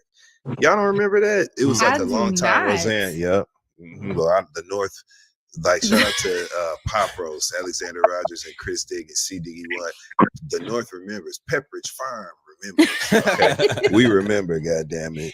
That's crazy, They should be Roseanne fined for Barr. that. Right? You know what I'm The saying? fucking Like, whose time are audacity. you wasting? You need to pay for this. We also had a listener. The timing of this I thought was interesting, considering how we're ending this year talking about guns. Apparently, you had brought up guns in that episode of Sante. I think it Yep, was 'cause I something that remember- you were, looking into. Go ahead if you want to share on that. Well, because a person that you and I are acquainted with was suggesting to me that I protect myself in this state that I'm in. Yeah. And I remember I was like, I need to do some research on this thing. Right. And I remember finding out that you can pretty much carry anything you got anywhere you go. And I was Yeah. like, that is wild out here. Yeah. And so that actually intimidated me. Like, I know, like, if I probably would have gone through the process like you have, I probably would have been like, damn, this is like easy as hell. But I think Yeah. that was also kind of scaring me because I think about younger people or people being introduced to that like gun culture at a young age and them just normalizing that and be like, oh, I want my first gun by 14 or 16 or whatever. Now by 21, they got 5 to 10 guns for no fucking reason. I was just Right. like, I don't even Full want to like really arsenals. play this game. So I understand your hesitation, but I'm also proud of you for doing what you needed to do, Frank, because I couldn't do it. I was like, this is a lot. Get Like, the it was strap. too It much. is. Yeah. It is a lot. It is a lot. And Lee Works is a listener that was telling us about Dexter Mitchell, who is apparently a Black man out of Michigan, who is a certified instructor with the U.S. Concealed Carry Association. And he's especially interested in helping Black people learn about gun safety, use, and protection. Lee also told us that he took the class And it was amazing, a world of information. He has great information and tools for other methods of home defense if you don't want to carry, which I think is interesting, right? Because I'm I like, heard okay, about what this would those class. be? It's called Soul Shoot. So shoot. Now I do, Lee, if you're still listening to us, because this was at the top of the year, if you're still listening to us, I would love for you to email me. Because I would love Dexter Mitchell's information. I mean, obviously I can try to Google it as well. I think that would be a great episode. Yeah, Me too. Just to have Let's someone, get it especially popping. someone that works with Black people specifically and can speak culturally what our resistance and might, where it might be coming from, and all of the things that we can feel connected It's to a in that great conversation. lens. Yeah, so I'm definitely going to. I already added that to my list. A for great next scope. year. No pun intended. So that would be amazing. We also had read Parable during the situation, so we were in a space, I'd say. Look at Dustin. It was his culture. favorite book. You know how you do that to me with Color Purple? Yeah. It was your favorite book of the lituation, the one that changed your life. So it got us talking about leaning on community, leaning on community, skill building. I also noticed that a lot of us were admitting that we started the new year feeling sad. And I know that had a lot to do with the administration, right? Like, how could you start the new year feeling excited? I hate to say that because no one should have that much power. But we were dreading it, and it made the turn of the year a little muddy for a lot of us. There were a lot of strong reactions to New Year's. I saw that a lot in the comments. And a lot of people, similar to Dustin, agreed that they were going to cut back on watching the news as to not allow the current administration to disturb our peace too deeply. The last thing from that, TikTok University, remember? And that came up because we were discussing, because of Parable, the need for skill building and community and all these things. You had us buying kits and shit. Doomsday prep. Doomsday prepping, you hear me? But TikTok University was a grand opening and a grand closing. Shuddered. Apparently, Black professors had Black professors had come Hopefully y'all together are on today. and were offering courses for free on TikTok. It was an exciting time. People had their schedules set up, and then a fight started on who started it and who was the first one and what classes teach, and it just School went to hell. closed down. School closing. Just like that, which made me sad because I thought it was such a brilliant That is idea, sad. right? And also, lastly, remember we started the year with the Bourbon Street car that had driven through the crowd as well, and someone actually pointed that out in the comments, the fact that we started that way and now we're ending with Brown University. It's like America. Well, thanks a lot, because I wasn't even looking at it like that. I mean, you want to talk about patterns? It's just a devastating way to start and end. Damn. My gosh. We also had an episode titled Love Your Family, which I remember comes from the Boosie clip, right? Well, his song that inspired a child that inspired you, Dustin. Do you want to talk about that? Because that Sure. So I can't remember the little girl's name, but she's so funny. Her and her family, they often document her antics.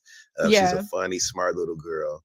Her name is Paris. That's her name. Her name is Paris. Memory. I love Paris. And, so she was saying how she had gotten in trouble at school because she told a little girl outside because she fought a little girl that was trying to bother her sister. And so when her mother was trying to tell her you can't beat everybody up, the little girl was like, Boosie said we could. And she was like, what you talking about? And the little girl was like, he said, if somebody play with your sister, beat her ass up. And then they cut to the clip from the song, which is called Love Your Family by Boosie. And he says, if they play with your sister, beat her fucking ass. That's what he says on the song. And that little girl had heard that.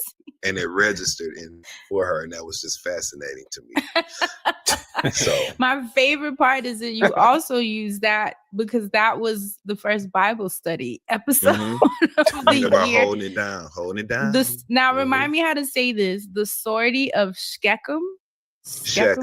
Shechem. There we go. I was like, the spelling had me in a blender. It was SCHECHEM. So that was the first Bible study episode. Y'all love the Bible studies. It was cool to see throughout the year too how we because although my church will be balling, y'all know that's my third act in life is to be a mega pastor. No with QR good code. ethics, right? No QR codes. Please. Well, we're gonna have a nice church and I'm gonna live well, but I'm also gonna do a lot of good things, you know what I'm saying? That make it understandable. So yeah, I love these Bible stories. And they love them too. It was nice reading back the comments. We also had a lot of immigrant defense links and justice centers and law associations and the ACLU in the description box. So that was obviously when the ICE and National Guard, this at the top of the year was on. All of that started ramping up. We started seeing more of a presence, right? The arguments with LA being used as a testing ground with the National Guard being deployed. It just was, I mean, we've had a year. It was kind of hard reading back because I'm like, my God, today. The ICE shit really bothers me. Out of everything, we can argue about policy all day. We can argue about taxes. We can argue about fiscal matters, but the ICE shit bothers me on like a soul level. It really, really bothers me. The terror that ICE is enacting on U.S. citizens, on immigrants, on every motherfucker. Body. Ain't nothing good about ICE.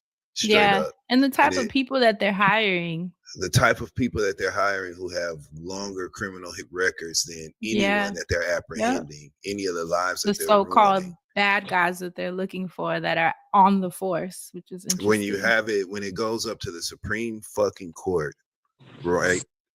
The decision as to whether or not these ICE agents can racially profile people.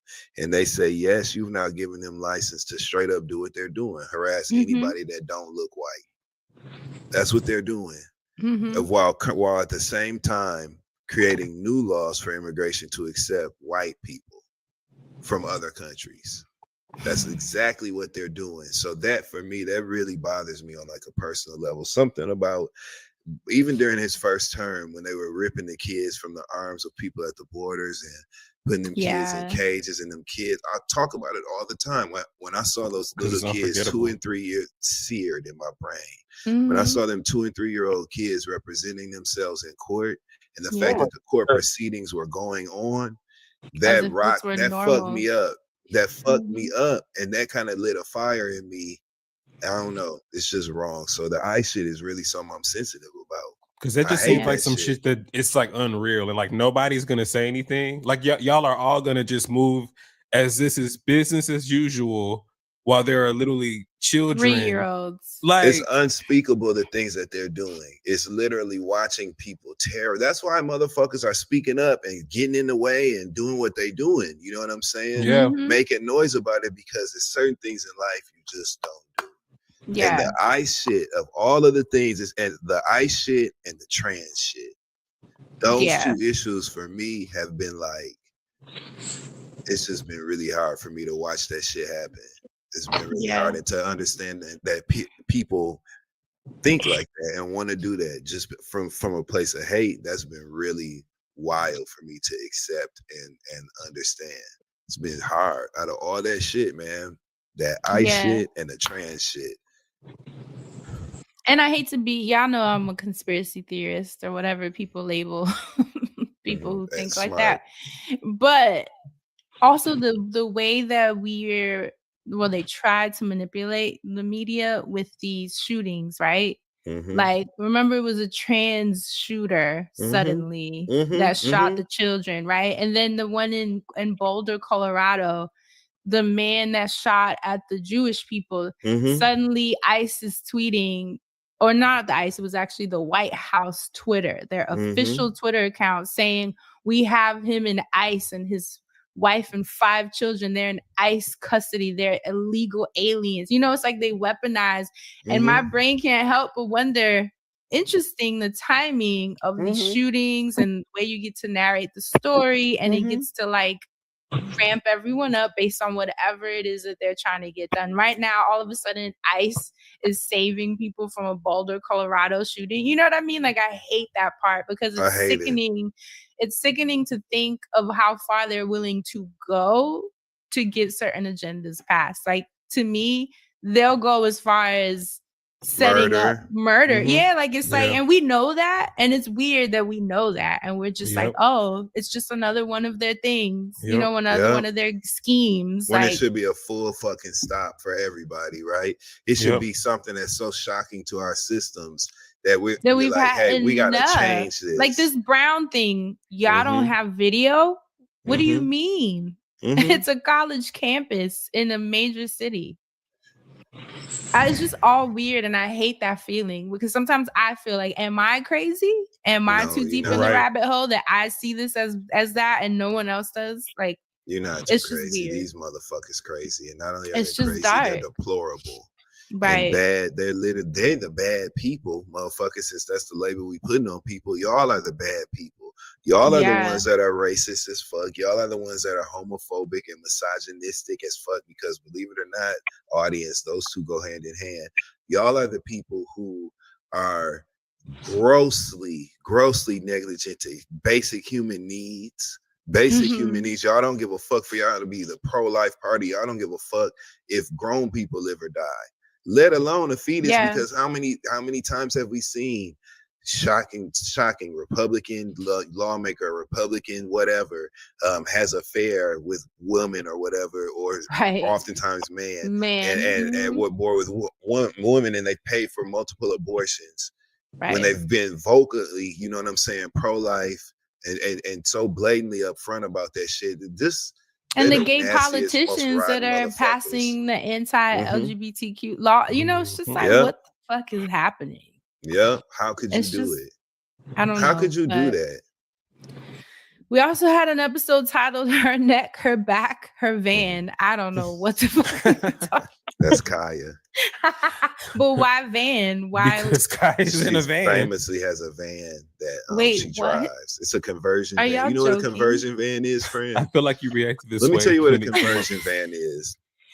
Do you remember when people would get hashtag van life? Like, they get a big van and they have it like they'll get the roof raised and have like a table inside or whatever. It's usually got like stripes on the outside. Back in like the late 90s and early 2000s, that was a thing. You get a conversion van. I'll find a picture and send it to you all. But Kaya has a van that she drives all the time. Okay, I didn't remember that. I didn't know why we named it that. Now I do. It was a tech talk, which makes it even funnier. Asante was talking to us about actually it was a tech talk, but it was like a loose tech talk where we were sharing the struggles of our parents with their phones and having to always help them figure out how to navigate. We actually had a listener by the name of Troy Farai Sayans, who let us know, I wanted to highlight this in case we didn't highlight it, that the New York Public Library offers in-person technology classes for seniors. I didn't know that. It's through their Tech Connect program. They have in-person computer classes. They even do device walkthroughs. And that's not just for the seniors. That's really for anybody that needs the help. And I thought that was really useful because the public library in general is such a haven for resources, and I don't think people realize how much they offer. They can do resume rewrites. You can work on your podcast and record there. Like, there's a lot that I think people need to start tapping into the library for if you haven't. That you can learn other languages there. I mean, it's endless. You can check on your local website. Most of it is free too. I'd say all of it, really. We also discussed the Grammys because it was February, right? It seemed like Ray and Doechii were highlights. I kept seeing them standing out in the comments. I know, Asante, we were laughing about everything having an app. I think that's when I was having Mhm. my mental health breakdown about my toothbrush too. Which I haven't used since. I've been Wow. using Oh, a 'cause you regular yep, ass I'm toothbrush. the same. Yeah. Just going back to basics. And I have to see my dentist soon, so I'm curious. I want to see if he notices and if it's like something that I can get away with. Like, He do gonna you walk in the need? office. Hi. Yeah, I want to Being see if suspicious. he's like, did you change something? Oh, you tell me. Because a dentist is gonna push for you to use an Yeah. electrical toothbrush. Like Yeah. they always, it's one of the first things they bring up. So I want to see if he notices that I stopped using it. We also talked about cars being too smart in that episode, just like having to rely on everything, the cameras. I know YouTube said specifically that you park without the cameras, you just whip that arm back on the seat. Yeah. But me as a baby driver, I'm still very reliant on the camera, so I have been making it a point to also put my arm Dead ass. Dead ass, friend. right. Dustin used the expression driving from scratch on that episode. That's so real. And I also complained about not liking how, because of the keyless entry, when I would walk towards my car, how it just fully unlocks. I just find that so dangerous. But people in the comments were telling me, go in your settings, girl. Like, there's Driver door obviously, only. yeah, there's a way to adjust that. I still haven't done that. So I'm actually glad that I saw that. Because in You my walk mind, to I'm the like, car, the where car do just I be like, go? Click, click. I'll be like, damn. Even when I go to throw something out in the garbage, click, click. Oh, no. Okay. We also complained about outsourced customer service and don't even get me how fucking frustrating it has gotten to try to call anyone for anything, whether it has to do with flights or a bank or a clothing item you're trying to return. It's just That's like the only impossible. time I say girl. I'd be so frustrated with the female the female sounding representative. I'll be like, girl, no, what I'm saying is You know what else we were annoying about those fake empathetic scripts that they do too? Where Oh they're my like, I'm so sorry that you're experiencing this. truly I so hope sorry. But I you know just- what? You Go know what? ahead. I'm gonna check you both right now. You better Please. appreciate that script because they're not Why? even doing that no more. They're not even doing that no more. You will be lucky to get Really? that. I still see it when I complain on like Instacart. Oh well, because I that's guess the it automated. depends. Because that's the automated or typed out message. But if you're talking to someone, you'll be lucky to get a "I'm sorry" out of them. They'll be like, oh, okay, well, let me see what I can do for you today. So it's just like, oh, girl, I like, don't care about it. Actually, we got a look, comment really just get it done, right? and you literally just hit it on the head because Samaj said y'all were talking about the automated services and the scripts at the beginning, and I laughed out loud because as someone who worked in customer service for a prominent bank, they would penalize us if we didn't say the quote unquote empathy statements at the beginning of our calls. As I worked, I noticed a pattern though. The calls from white people would immediately go smoother when we started with our empathy statements. On the other hand, black customers did not want to hear that shit. See? They just wanted us to take action. This is obvious in this country, but as a young person in their early 20s, this confirmed that business is often white-centered. I often would get in trouble because I would immediately go into action mode to fix the issue without saying the empathy statement, but they never penalized me too bad because I also had the highest efficiency Period. and customer satisfaction than anyone on my team. He says, and though white people want to feel catered to, it seems that black people just want their problems fixed. Soft. Yeah. They don't want to hear that shit. And that's really how I feel. Like, don't do all that fluff. I don't care. This is my issue. What are we doing? So look, so you want you a black ass business that's just gonna like, I'll be right back. But ain't that interesting though that Yeah. it's white centered? That's something that I guess I didn't connect it that way. But thank you so much for Because highlighting that adds into like that conversation thank about you, like James. professionalism and all that too. Like, is it Yes, unprofessional if you which was skip an the script episode just you because you know did. who you're serving? So it's like, Right. And like he said, even though he could have been penalized, but he also had the highest customer satisfaction rate. So I think yeah, it goes back to things being man-centered, things being white-centered. Even with technology, just trying to wash your goddamn hands in the bathroom, everything is. We also had a conversation, which I really enjoyed this one, my woo-woo bag, assigned meaning, where that's when I had my car crashed by the drunk driver. And she had really put me in an emotional spiral because y'all know I was so excited about being a driver, having my first car. The car you wanted to get. The car I wanted to get, how I customized it and got it built out exactly how I needed. And then this lady comes drunk. You could have said it.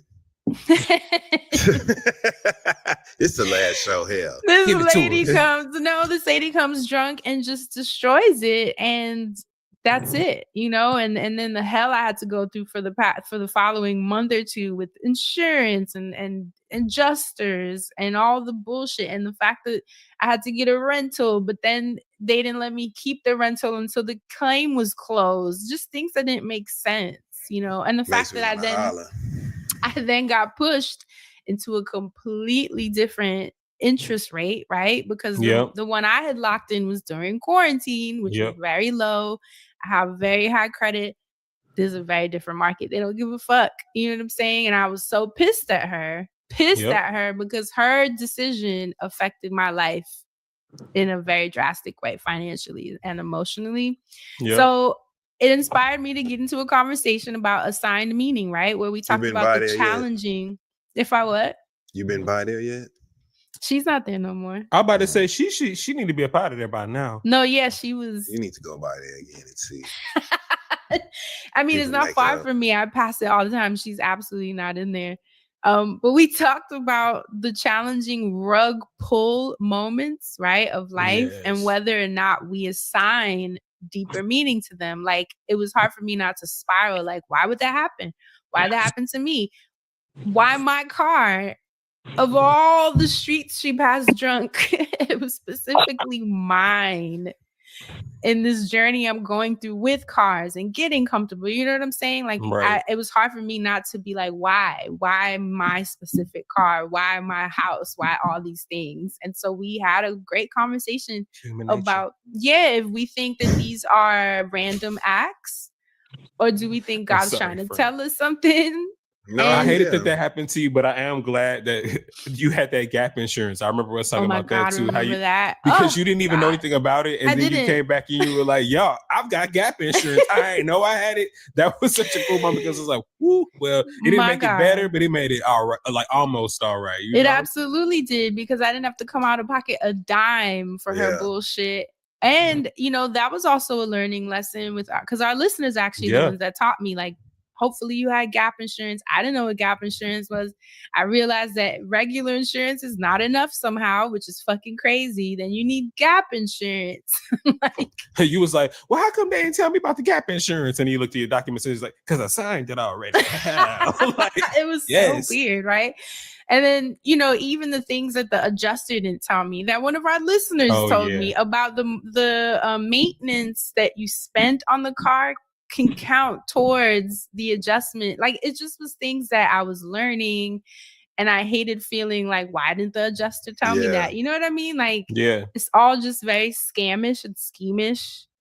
And I feel like as adults, sometimes we feel like that in certain industries, right? When it comes to taxes or cars or insurance, you just feel like a fish out of water. You don't know what's happening. You're just kind of like rolling with it. I hate that feeling. Yeah, especially the automotive industry. Like, I was never a car person anyway, but I know that cars have changed drastically already too. So it's like you really just don't know what you're getting, what you need serviced, what service looks like in certain places. So it was a godsend that you signed for that gap insurance. But like you said, people might not even know what that is or have that like knowledge to look for, be like, all right, well, how am I going to cover myself on the back end? Just like, all right, I bought insurance. Cool. Right. And thinking that, and you would think that's enough, right? Insurance is expensive. I'm paying like $200-$300 a month.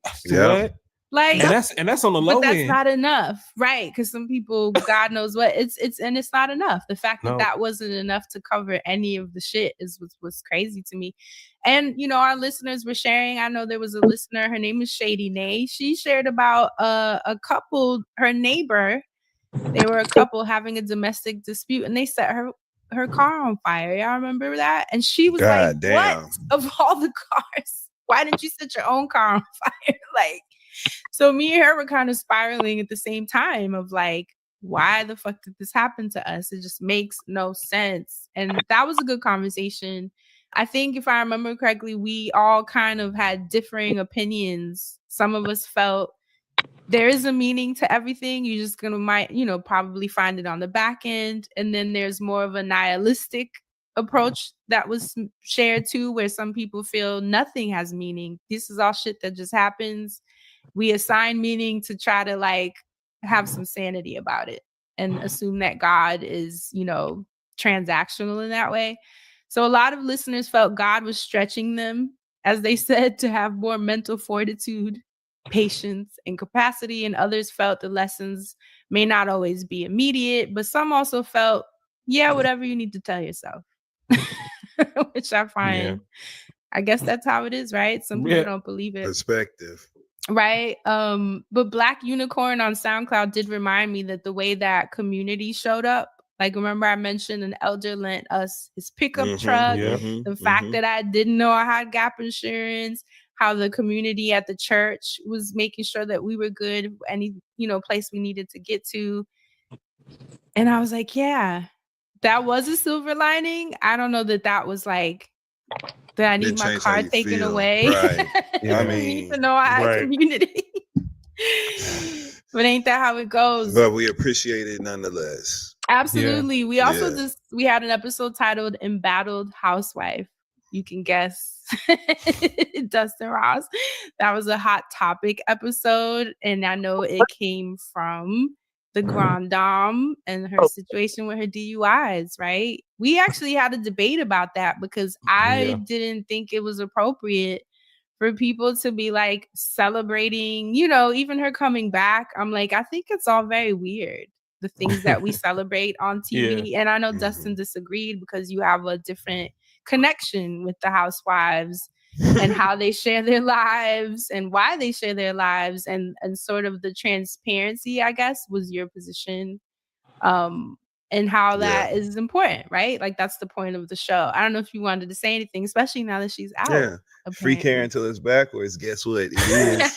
She home. She made her debut back into the public eye with an appearance at BravoCon, which is the moment of all moments for Bravo talent. And every time that we've seen her speak so far about her situation, she's been speaking from a place of humility, which I thought was honorable. Okay, that's interesting. In fact, in the trailer for the second half of the current season of The Real Housewives of Potomac, they show her being released from jail, and we find out that she does a sit-down interview with Andy Cohen where she talks about it, and the only thing we hear Karen say is, "It's time to talk about my addiction." So she appears to be very humble, fresh out on bail, fresh out of jail. You know what I'm saying? No. So that's where she at with it. I think she paid her debt to society, served her time, and now she's gonna continue living her life sober. So yeah. Well, prayers to her, the Grand Dame. She's definitely a character. Dustin, you also announced your comedy tour on that episode. Yeah. Yes, ma'am. Look at the difference a year makes, right? Okay, you're still on the damn road. And you're still on the road. And now you're closing out. Yeah. I closing love out that. the year. Yeah. It's been such a affirming experience for me as talent. You know what I'm saying? Yeah. I really thought about what I wanted to do and I gave it a shot, and I'm proud of myself for that. I'm so grateful and thankful for all the support, people that bought tickets and came to see me. That means so much to me, and it validated me in a way that I really needed as a human being. Shit, you know what I'm saying? But then especially considering the type of work that I do, so I'm just very grateful. The comedy shit is something that's special for me because it makes me be really appreciative. So that's where I'm at with it. Thankful to be able to do it. I hope everybody have a good time and laugh, you know what I'm saying, and is able to escape the bullshit around us for that hour and a half that they with me, you know what I'm saying? And I'm just grateful and looking forward to whatever is next. Yeah. How many stops did you do in total in 2025? Like 15, 16. You know what I'm saying? Somewhere in Yeah. there. Yeah. And that's Very sickening to grateful. think back on Mm-hmm. because it was just an idea. Mm-hmm. You were just like Yep. entertaining it, and then you did 15 tour stops. Thanksgiving 2024 is when I made the decision to do it. St. Patrick's Day 2025 is when we started. That was the first shows. We did 2 shows that night in New York. Grateful to God. I was there. And you're thankful for y'all both being there. And now Yes. the last show is in Detroit this Friday in 3 days. Crazy. And the jokes have changed. The routine has changed. It's just such a different experience. I'm way more comfortable. You know what I'm saying? I'm just really thankful to God. It's been such a blessing in my life. Really grateful. Amen. And shout out to you for taking the chance on yourself, you know? Yeah, you got to sometimes. You just have Absolutely. Welcome to the Friend Zone. This podcast is brought to you by Squarespace. We love Squarespace over here at the Friend Zone. We love it in our personal projects as well as Friend Zone stuff. More to come on that next year. But look here, let me tell you about Squarespace, because every single dream needs a domain. Now, Squarespace Domains makes it so easy to find the best name for your business at one fair, all-inclusive price. Ain't no hidden fees or any add-ons required. Every single Squarespace domain comes with advanced privacy and security tools included to ensure that your domain remains online and protected. Plus, Squarespace provides every single thing to something that we've used here several times. Several of our other friends. Why'd you pick this one? Well, swelling of the face, SVP, wish list topping phobia. And I know that was on the legs of the rapper from Philly, right? Dank DeMoss. Dank DeMoss. Detroit. Right. From Detroit, who was suing Lyft after a driver refused her a ride because he was claiming she was too heavy and would damage his tires. He suggested she order an XL, and obviously this incident sparked discussions on weight discrimination. And Asante was inspired by that. I don't know if you want to talk a little bit about that episode and how you navigated it with our listeners.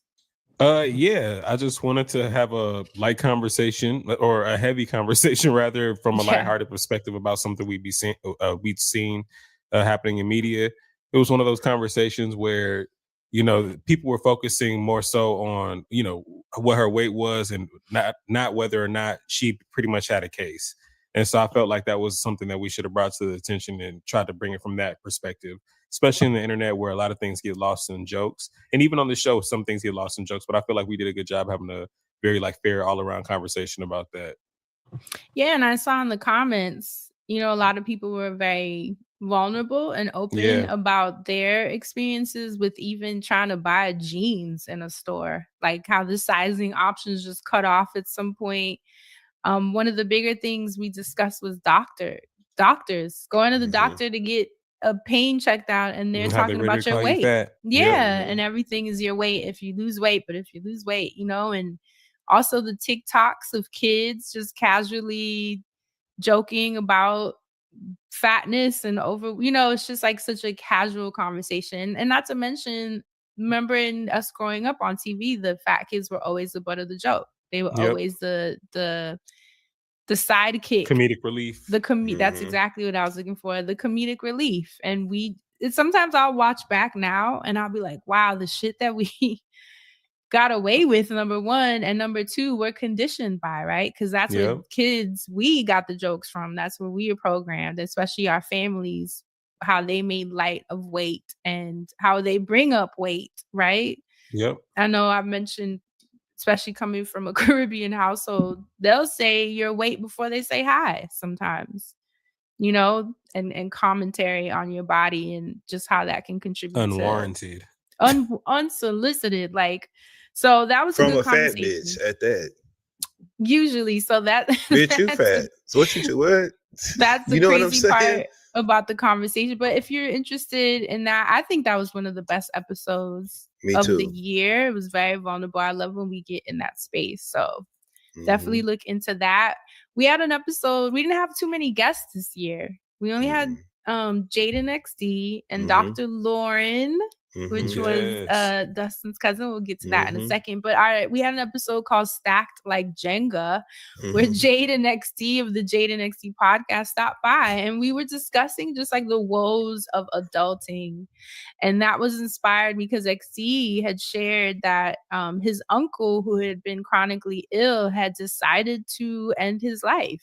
Mhm. And how that was, first of all, quite the decision, but also how it was going to impact XD and his mom and those who have been, their uncle's caretaker, and having to be a part of that decision. And just the things that as kids, we just weren't prepared for. The new adults. The new adults. And I shared how when my grandma died, as kids, when people would die, right, you just hear about it and then you go to the funeral. There was a gap there on how much you were a part of the process for most of us. Obviously, that's not everybody's story.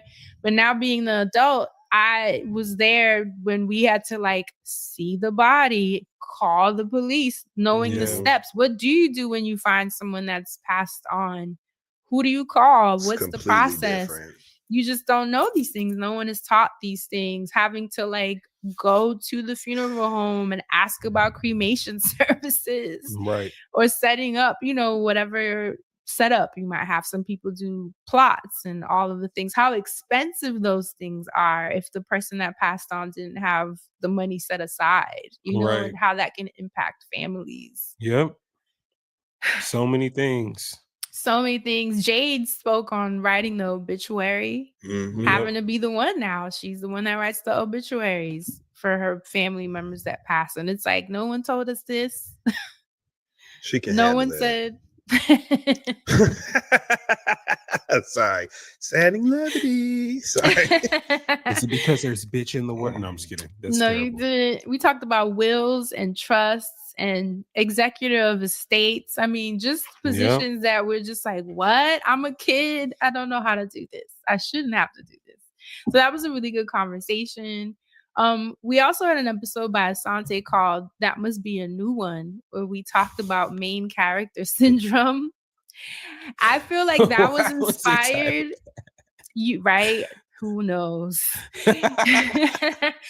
Remember the influencer who was like filming himself flushing his face with Saratoga water? That's what it was. Yeah. Like doing the morning routine, His like morning waking up at routine. 3:30 to do nothing from 3:30 Niggas to like hating 10 on a.m. him. He's like doing sprints, and Yeah. that I think inspired you, Asante, if you want to talk on that. Yeah, I Main mean, character syndrome. it inspired a lot of conversations about what he was doing, and I just thought he was doing his thing. But it inspired people to really just like do that. But I feel like people have been doing that type of thing all this time.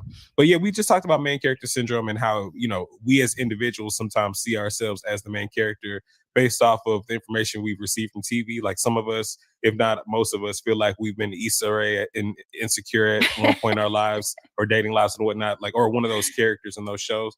So it's just funny how like we assigned like ourselves roles of like we're the main person, and for some nothing else matters, or everyone else is like, sub actors or supporting roles in our lives.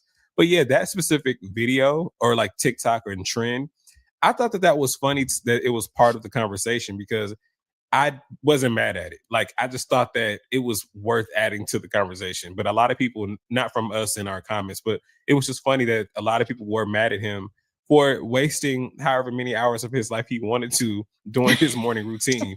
I thought it was hot. I thought it was well placed placement. I thought it was aesthetically pleasing. And the videos were only like a minute at most of my time to waste. So I was like, all right, well, that was fine. Now, if he was actually trying to sell me something or being a dick or like, he was a terrible person outside of that, I would have had a different opinion. But I just thought he was doing his thing, and it made me think about how people just be doing their own thing and how we didn't see that on TV and we thought we was doing their thing, but we doing our own thing. But it was a great episode overall, and I loved it. And it also spiraled into a conversation just about like, remember there was another young guy who people were making fun of because he would film himself like in the Target parking lot, and then he's like walking through the aisles, and people were like, who gives a fuck that this is what you're doing with your day? But he's also making money. So it was like a debate of like, if he's making money and he's not hurting anyone, who gives a fuck? Just don't watch it. Scroll past it if you think it's corny. But I think that's a debate, right? Where people consider that type of content brain rot.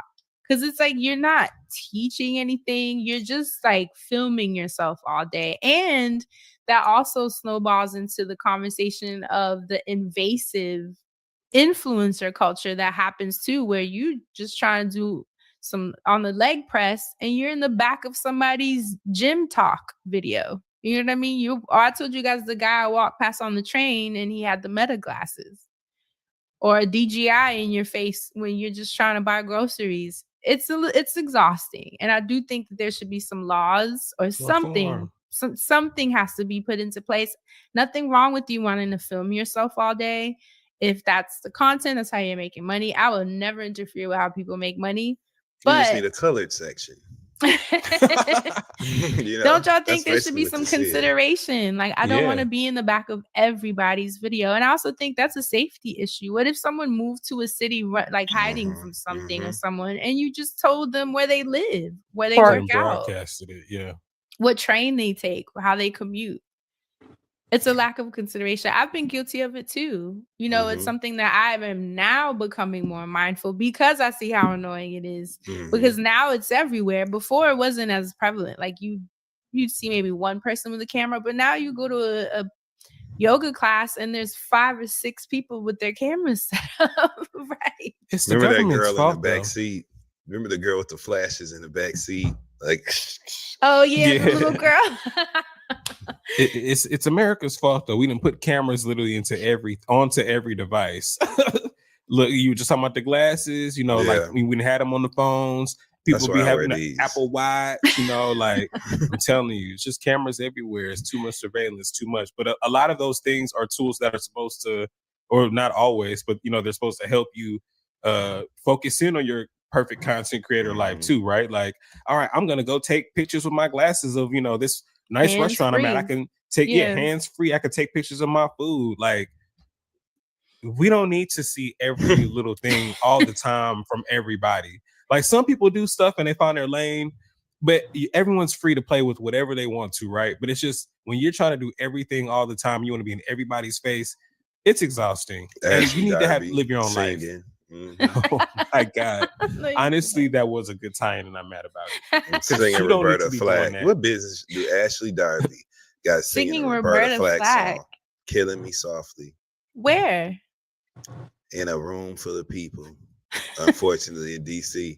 She had a show. She has shows now. And so she had a show. Nice. She was at like a piano bar. It was people there. It was like seated. And she was singing Killing Me Soft. Killing. She's how she sounds just like me. Killing me softly with his song. Killing me But softly. don't you admire that level of main character syndrome and delusion? No, Sometimes. I think she crazy. I think you get so much farther in life. You do, absolutely. You do, because You it's like, do. you can't tell me I can't sing. Watch me sing. Like, I'm going to do it regardless. It's impressive. It's interesting. We also had an episode called Fantasia. Dustin, I know that. Fantasia and Elphaba. I wonder how we got here. Now, that was inspired by the lines I saw outside of Trader Joe's for those ugly little Them damn spring-colored totes. totes. We Them talk totes. hyper consumerism. Them dinner men ass toast. They look like And the- dinner mints. Remember pastel dinner mints? And the TikTok viral, like, come with me. I love those videos. Mm-hmm. Come with me to eat the viral croissant Mhm. with chocolate filling at the patisserie. You know what I mean? Or come with Yep. me to find the viral strawberry Come with- ottoman at TJ Come with me to go to Maxx. Dunkin' Donuts to get the Dubai chocolate shake or whatever the fuck. I was like, Mhm. what? What? And I'm Actually, guilty no. 'cause Look. the snacks be getting me. Look. Well, look, I'm on my phone, so sometimes I'll be like, okay. Look, because I'm not going to actually go, so let me see what the fuck this is. Yeah, they get me with the snacks, I won't lie. But the bags, no, I'm not getting in TJ. But it was interesting to see, you know, how they ended up on eBay and the lines lasted for weeks. And it's just like in TikTok. Are they still a you're just thing? Is that still a thing? The Maybe ba- I not that mean, I don't collection, think- but I'm sure the Yeah, I'm Trader sure it'll Joe's be the bags next is like a one. thing still. Yeah. Yeah, I mean, for are they sure. still like, did they retain their value or are they just I nothing doubt it now? because you can just get them. I see them on the wall. You know how they have them hanging on that back wall by the I think they're bathroom. ugly. I think we should collab with Trader Joe's and design some. That would be dope. Trader Joe's, if you listening, the Friend Zone would love to collab because what you got now, that ain't it. They have some cute ones though, because I'll be over there looking. Well, I'll say that too if we can work with them, but we need new ones. They need a new one. It must be a new one. But we were trying to understand what is the psychology of that, right? Like the fads and the constant being sold to and the need to get. I remember there was this ugly beaded bag that's popular at, I think is it TJ Maxx or Ross? One of those, and the girls are like filming themselves looking for the bag. They're like going through the aisles. They're like, oh my God, you guys. I think I found it. I think I found it. And it's like, it has like a fish in the front. You know, it's just like, what's happening? But they'll go crazy over these things. The workers are so tired that they'll like answer the phone and say, no, we don't have the bag, and then hang up because they know that's all people are calling to ask. You know what I'm saying? Like the Sea Life bag, the beaded Sea Life bag. You found it. Is it this one right here, friend? Yes. Oh my God. I think they went beaded Sea Life bag for our Patreon audience. But why is it on eBay? Wow. You feel me? Like, so we talked about, what is that? Is it the desire to feel exclusive? He's looking at the back. Because I didn't even know this was a thing.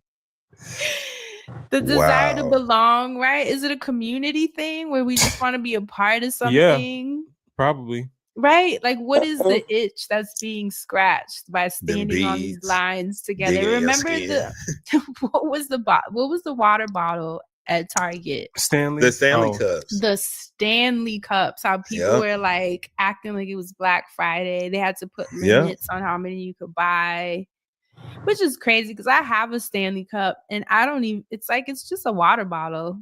But it was the special edition Starbucks color Valentine's. They were fighting. Running out of Target. They had to limit the amount you could buy, and bitches was still like lying, but like, all right, just get this extra and I'll pay you for it or whatever. I seen a girl get her ass whooped for one in one of them school fight videos. I've seen a few school fights where them Stanley Cups have done damage. This girl was going to work with a pink one. She worked that girl. She was. Look, or the parents, it used to be white, no? or the parents feeling guilty that they couldn't get their kid the Stanley Cup. You know, it reminds me when we were little, when you couldn't have Jordans, and like that was a thing. Like, damn, you wearing Keds. You don't love me, right? It's just sad. Really good conversation though about the hyper consumerism and just the dopamine hits. We are shot out. I say it all the time. I remember complaining about having to wait in line to buy my damn PlayStation. Yeah, I did. I was about a lamp, so I ain't even gone. I did. You know what I'm saying? I waited a full look. I waited a full year before I waited in that line. I was thinking like, all right, the line's gonna be dead by now. They got them in the store. There were lines. A year later. The PlayStation 5, there were lines for that bitch at the GameStop for over a year, and I was mad. That stands up. Yep. Yeah. Yep. I remember everyone going. And that crazy. bitch is standing up right now in that living room. Okay. I waited in line twice for that bitch because the first time I was mad. I was like I don't wait in line like that for products.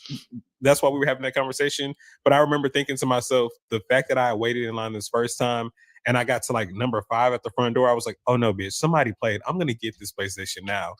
Speaking to that dopamine hit, because the fact that I was right there and missed pissed me off and made me say I'm gonna win, and I did win that next time. I'm trying to think if I've ever waited online for something. I have. What did you wait online for? Only the club. Shoes. Sneakers. Jordan Bread 11s, which is still the creme de la creme.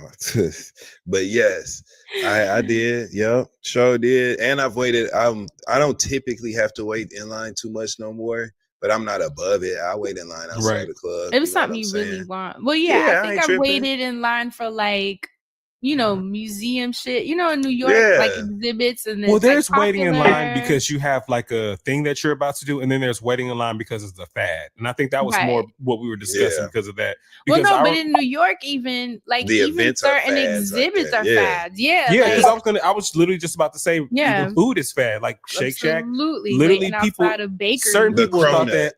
The cronut. The cronut was Mhm. that.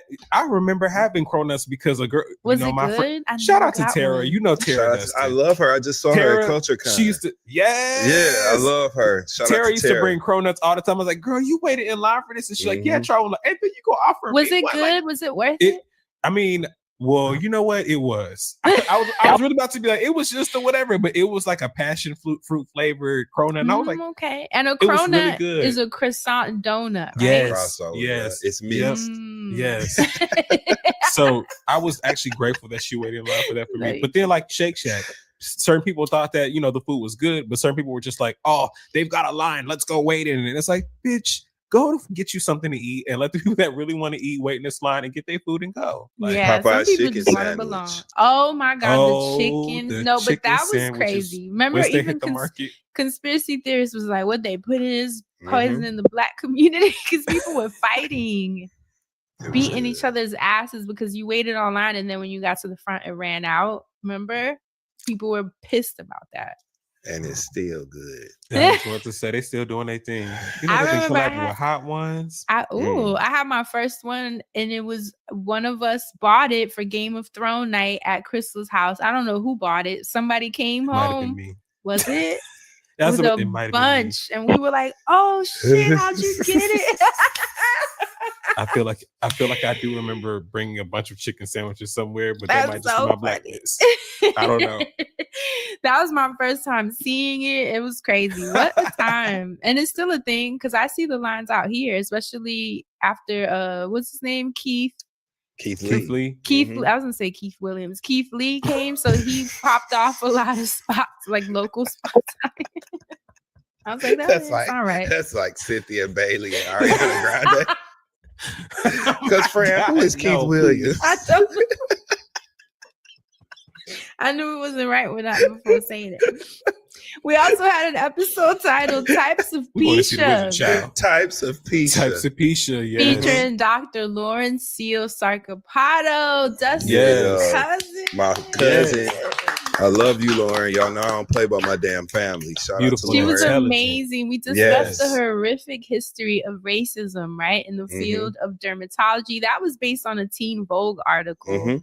It was retinol, the skincare ingredient with a horrifying history written by Kim Kelly, and it focused on Albert Kligman and his years of abuse on prisoners and poor Black men from 1951 to 1974. For those who are unfamiliar, he would do patch tests on prisoners and poor men, and with untested creams and toxic chemicals were smeared on their Human backs. guinea pigs. Yeah, faces and arms. They were injected with unknown chemicals and often paid $7, if anything at all, right? And a lot of men endured years of pain And suffering.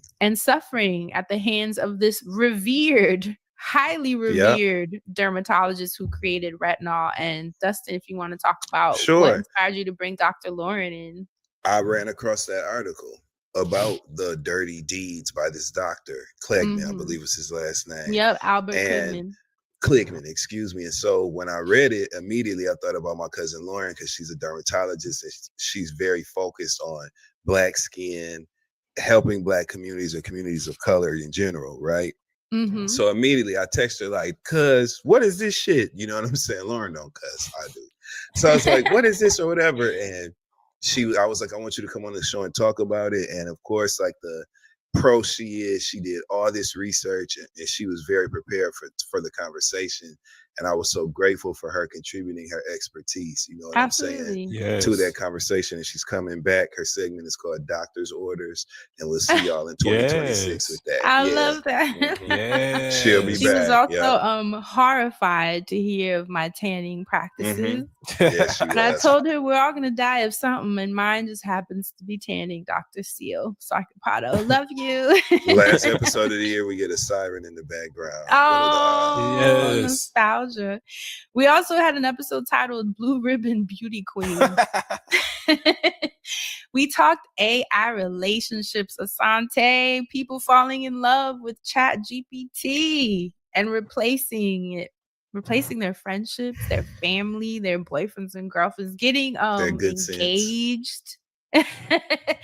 And we talked about even like scammers in North Korea using AI for virtual job interviews in the US. I mean, all the ways that AI has been infiltrating us as a people. Asante, you want to speak on the relationship for why you thought we needed to talk about that? Well, I know how much you guys love talking about technology, so I figured I would discuss a scenario where you guys would definitely not be using technology. Right. But other people would be more susceptible for certain ways. Unfortunately, AI, and even now, like bringing up this episode was because this was a thing that was happening. But it's funny. It's even funnier now how it's like happening more than expected. Right. like I expected it to happen, yes, but it's happening way more than I imagined. People are falling in love with the AIs. We actually discussed AI and how there's security measures that needs to be in place because certain schools. Students were using AI, like the chat bots were actually giving the kids saying sexually suggestive things to children, which was terrible. But I just saw a video yesterday where Grok in some of these Teslas has been asking kids to send them nude photos and shit. And there wasn't no AI. Come there was a real news report on it. Yeah. Well, that's why we had the conversation we had earlier this year, because of things like this continuing to happen and evolving, because it just goes from your computer to your cell phone to now your car. So technology is just becoming too widely available in all aspects. Like I don't need my TV to do everything that my cell phone does, and then my car to do that too. Like these all should be separate. Like we should keep these things separate. But the car, like we said, cameras and everything, cars got cameras too. Yeah. But yeah, that was an interesting episode. And it was also hearing you guys, it was funny hearing you guys' reactions to certain things. Now, there are the more serious party that we talked about. Yeah, but rightfully so. Anytime we talk about AI, I'm gonna sit here and bitch. But rightfully so. There should always be some sort of pushback for certain things, especially because yes, there is a lot of use and helpfulness, but it can also be helping the wrong things, which it has been doing. So bitch away. Ready. Yep. Yeah, and these are still programmed about AI again. They're still programmed by human beings. You know what I mean? So they're gonna have their agendas. They're gonna have their bias. So it can be very dark very quickly, as we're seeing. Why the fuck is Grok asking kids? It's like what are. Anyway, we also at the top of that episode, that was the Patty Lupone curse out of the year. Shit. Dustin Ross. I saw in the comments. Talking about Hell's Kitchen too loud. Do you want to remind our listeners why you had to curse Patty Lupone? Sure. So sure. Patty Lupone, Broadway legend, you know what I'm saying, and veteran who typically had been on the correct side of certain social and political issues in history. So I expected more from her ass. She was appearing on red carpets and refusing to sign the playbill for the play Hell's Kitchen on Broadway, which features the music of Alicia Keys and tells a very similar story to her upbringing, which won the Tony for Best Actress by Malia Joy Moon, who's the actress that played the lead in that play. And also Keisha Lewis won for Best Featured Performer in a musical. She played Miss Liza Jane, who was a piano instructor, and she was the reason why I went to see that play 4 times. Her performance blew me away and moved me to tears, literally. She has a very deep, bellowing voice, and when she would sing these songs, it just blew me away. Well, Patty Lupone wouldn't sign that playbill on carpets, and she also was giving interviews on carpet saying that Hell's Kitchen was too loud. This black ass play featuring this black ass music that ain't no louder than no other theater. She was performing in the theater next door. She had complained to the powers that be about the loud noise coming from the theater. And so Audra McDonald had made a video saying that she had made a video basically contesting it and very gently reminding Patty that she could still apologize for these things or whatever. Patty Lupone called Audra McDonald a bitch in an article that was published where she was talking about the issue. And so I went off on her. Audra McDonald, who literally is Broadway, one of the most Tony awarded actors of all time. So I went the fuck off, and I don't regret it. And I actually had put her in my show in several of the cities that I did this year. I talked about her and called her Gargamel and shit like that. So yeah, if you've seen it, you get the joke. You know what I'm saying? My God, today. We also, now this one is funny because I only included this because of the title. It was a shoot the shit. But you said saying my husband is crazy. Because I remember you saying the fact that you. What did we say that about though? Or what did you say? Say my husband. We were talking about something with marriage, and Dustin saying that almost made me piss myself. And it was, okay? You're so it was. nuts. Stop laying it on so thick with that. Oh, we also did an episode titled Chickens for KFC, which is hilarious. That's where we vented. At that point, middle of the year, we're tired, man. We just went off. Our ass was being whooped. Yeah, we vented about this shit show of an administration and shared some of our theories. That's where I was talking about the Boulder attack in Colorado, where a man launched a supposed anti-Semitic attack that injured 12 people, and ICE came to the rescue. It just seemed very convenient. Trump was also, we were learning about Trump using his presidency for golf deals, remember? And cryptocurrency He built companies. like a golf ball. And cryptocurrency deals, that travel ban he had put in, basically keeping out a lot of Black and brown countries. Remember the president of Chad was like, fuck you, basically. I'm not buying you a boat to get you to, like, if we can't travel to you, then so be it. We have plenty of countries within our own continent that we could travel to. And we love how he was standing on that, you know what I mean? And wish that other countries would do the same, which they have. And then, like we said earlier, LA being used as a test case with the National Guard being deployed. So we were just complaining, venting, trying to process how much need to had make that happened. a spinoff show. I love that. And just It's like, this really feels good. just digging into a lot of the shit that Trump is doing, and you know, just showing our frustrations with that. Gosh, So sick of you. that was only halfway in the Nothing's year. changed, bitch. Right. We also had an episode called Dirty Old Man. It was a That hot was part topic. 2. This one was yours, Dustin, because you were speaking on Dietrich Haddon, calling out Hayden. gospel. Hayden, excuse me, calling No, out hating. gospel. is Oh, what I I was thought you were saying, saying. But you can agree with that too, okay? He was calling out Glorilla winning that gospel. BET award. Yeah, That's what happened. Gorilla being the BET award and gospel being taken over by non-gospel artists, that he felt the attention and reverence and awarding should be redirected to those who deserve, To his dick those pics who on are, the internet. to those who are of the life. A lot of our listeners disagreed with us. They felt like, yeah, we should keep it to our Christian community. Like, that's the point. What, you know what I mean? Like, hello. Well, we can agree to disagree. Yeah. And that's what I was saying. You disagreed. You felt like that's not what He was it's a hating about. asshole.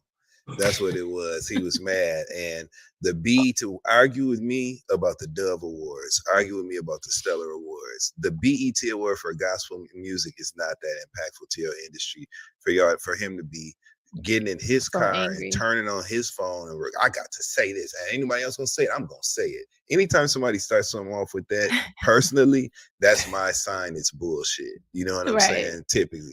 If anybody else gonna say it, I'm gonna say it. Especially And what knowing happened? that. What happened? Right. People had probably forgotten about that episode, to be honest with you, until we brought it up just now. Go ahead, Fran, because he's still a hater. In that same episode, we also discussed Doja Cat and that Musty Boy. Remember? Showing feet in racial chat rooms. The fact that that's what he's been reduced to after that interaction. And it was awkward, right? Because we were debating whether she was being fake and with her fans and mistreating them, essentially. A fan that was just excited to see her, or, which was my point, as women, when men just approach you, sometimes you play nice out of survival. It don't mean that you're being fake. It just means you're trying to figure out how to get the fuck out of that situation. We've all been there, and not even just women, people in general have been there. but especially women. And so that was a good Right. debate because we were trying to understand where she was coming from in that situation. We also Armand Wiggins was doing the Diddy coverage. I know we were Shout out singing to my nigga Armand. he was Word. killing it, blowing up at that time, which is another thing that was happening. That's what I love. It's like the chronicling of the Yeah. year because so much was happening. That shit put him in a totally different category though, as Oh, far a as like stratosphere. being media. Absolutely. He Yeah. really did his thing with that. Shout out to A lot of hard work too, because he was there every morning to get the first seats. Asante, you had a conversation about future proofing. Do you remember that conversation? No. What, nigga? What? We were future proofing. Yes, you taught us the concept of future proofing. Oh, yes, future proofing. That future proofing. Yeah, I remember vaguely about it. I only remembered like we talked about what did you find there, friend? That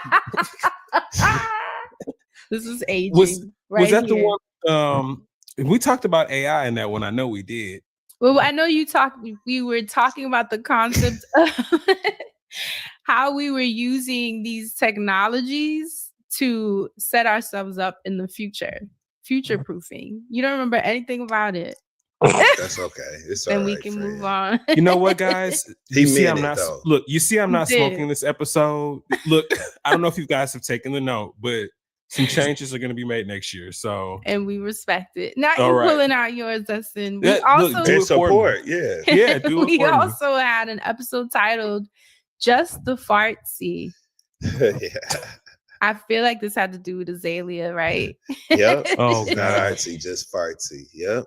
You also Thank you. mentioned dark adult because of The Rodney Dark Child's Oh my political God. views. Yep.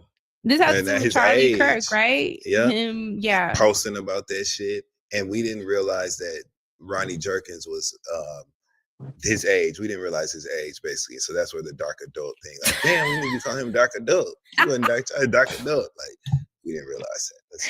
That shit was so funny. I randomly say it and bust out laughing now. Dark adult. You and Asante shared your Cowboy Carter experiences on that episode. It's a concert that I didn't partake in this year, but it was cool to hear y'all reminisce about going to the Unforgettable. shows. That's what Y'all it went was. where? In Toronto, right? I went in Atlanta. Oh, Same. okay. We went I to don't know. I'm Renaissance. thinking We of were old- there the same night, didn't see That's each what that other. was. We did it again. We just didn't know. That's I- crazy though. I What was are there the on odds? Sunday, and I counted. He said I was there on. I'm saying we were both there. Yeah, but I ain't see you, so I'm just saying I was there. You know what I'm saying? Hence But me we saying, was but we there. didn't see We each was other there. again. We was there. That's better. We was Yes, there. thank you. Yeah. So because we was there, We were. Yeah. Yeah. and I counted. It was over 40 people that stopped me that loved the Friend Zone that day. That's Over so 40. sweet. I Yep, remember the that when love I was went like- to the Renaissance. A lot of people were shocked to see me outside. Mhm. And what'd you say B, to him? Welcome to the Renaissance. and also we were in Vegas, which is another shocker because when would I be in Vegas in a Because you shiny wanted to go dress? see that drag show. Oh yeah, that's exactly why I flew out. Why'd you said Damn it, Jada that was Priscilla all J. excited. They were screaming, "Oh, this Shari, balloon yes! knot." Yeah. Balloon knot. They were like Selena S titties. I was Yeah, like, that's what? literally her name. I can't believe you said her. Do you remember it? You know what? Shout out to Selena S. Titties. I was like, what? Shout out to Selena. Dustin, that's the one I told you. She was on, there was another girl, and she looked at her and she said, your name's Selena? Well, shit, I'm going to be Yolanda, bitch. And it was like, Oh, hell no. Yep, that's what she That said was to her on the nasty. season. It was nasty. Well, I love it. Selena's. That's- Sorry, her name is Selena's Titties. Selena S. Titties. S Yeah. titties. And I remember So them Selena's screaming titty, yeah. that and me being like, what is happening? And this person proceeded to jump up with a titty prosthetic. I don't know. It was just, Breastplate. yeah, a Chest breastplate plate, breastplate. with like tassels. It was Yeah. an Latex experience. tits. Latex tits. Yeah. One of them, I seen one of them. Shout out to Drag Race. So I seen one of them Drag Race girls whooping ass. She was fighting a dude in a Jesus parking Christ. lot. It's one of the black Drag Race girls, and she was out there. Damn. She was out there tearing it. So Oh shout out to my her. I wish I knew her God. name so I could really give her props. Oh wait, I think I know who you. I hold on. told Jade. I was think like, I know Jade, who this you're some drag talking about. race shit. I was like, do This you some know who this drag is? race That's what I told her. I did. Jade knew who You it know was. She was what? like, what? Hold on, I think I know who you're talking about because I've Yeah, seen this video but and she start with was a B wearing or him out, and I was something. like, "Oh my god!" Wait, was she in drag? Yeah, Yeah. whooping the ass. Oh shit. Yep. And That's the one. I and, think and I've seen because this of her video. fighting stance, the way that That's she had her mad. legs spread, she was wearing a short dress, so her dress rolled up when she was Oh, standing out there about to fight. shit. Like, good.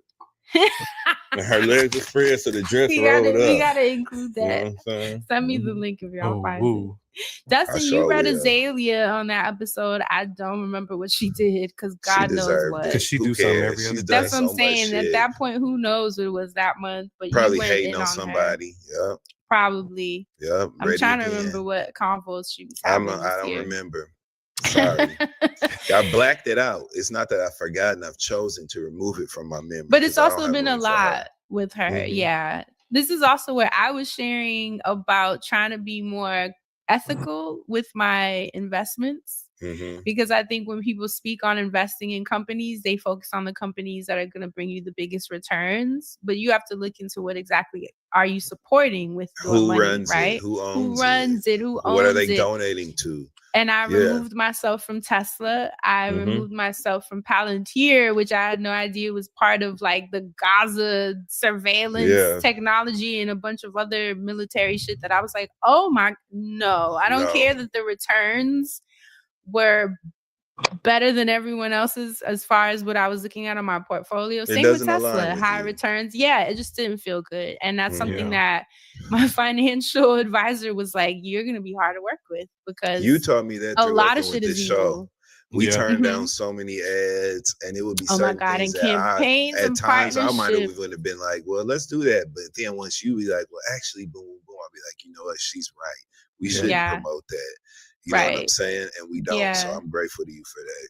And it's hard, we are trying to survive out here financially. Because I would have said yes, So honey. I'd be like, "Tay, you want to do it?" I mean, I'll be like, all right, shit, let's go. that Yeah, we reminds me shouldn't. of that Yeah. reminds me at the height Yeah. of my YouTube, Cheska Lee and I, and I've mentioned this before, Hey, Cheska Lee. Cheska Hey, Lee and Cheska I Lee. and, Leopards eating and faces another over there, honey. YouTuber. Cheska Lee getting paid right now. She I know didn't put that's the right. banjo out. They doing this Nunca Pince. Honey. She with her Cheska Lee with ain't her playing. choir, she's so Yes. great. We and another YouTuber at the time had been approached by one of the massive hair companies to do a Mhm. commercial, which is a huge deal at the time. We were Mhm. like popping off of our, natural beauty channels, but they wanted us to dye our hair blonde. And it would have been a lot of money. It would have been a national spot, but we were just like, I'm not dyeing my hair. the timing of that is awful with what we're promoting. It just didn't make sense, and it would have been so lucrative. And I remember that was kind of my first misalignment where I Yeah. had to really be like, am I about to walk away from this amount of money Mhm. that I've never seen in my life? And my mom was like, will they let your mom do it? She said, I volunteer tribute. Because we ain't gonna leave that on the table. She was I like, get you it, could though. hug me in the commercial. You don't have to do Okay. it. And I was like, Mom, no. She was like, you different. Okay, could you dye your friend's hair? You friend? know what I'm saying? And I was proud because that was it let me know that I had the capability to say no. And I've Yeah. been able to do that since. Am I perfect? No, obviously. But for the most part, I would say no to Yes. some shit. Okay. We also talked about being directionally challenged, where I Mhm. mentioned that I was forgetting where I was parking my car, and Asante taught me that you can drop a pin Mhm. in is it the Google app? Yeah. That will Maps let take you that pin know. for you. Google Maps app will let you know exactly where your car is. So grateful for that tip because I just don't know what it is. I don't That's why have you gotta that have intuitive. friends. Asante tapped your shoulder. He said, girl, all you gotta do Yeah. And then remember listeners too that They they're like tapped in too. truck drivers or their Mhm. parents are truck drivers were giving us a ton That's of it. tips. Here's what you need to do, friend. It's helpful. Some of us are struggling out here. Yeah. And a lot of people wrote in saying, me too, girl. Me too. Mhm. I don't know where shit is. The I'm looking worst for is it when right I used to now. go to Target and I would come out and it's like 3-4 levels. I would be like, Okay, I came that way. Or certain malls. Uh-huh. Because you came in one way, right? But then you obviously buzzed around the mall. And then when I'm ready to leave, I'm like, oh, Father God. Oh, was it the Belk?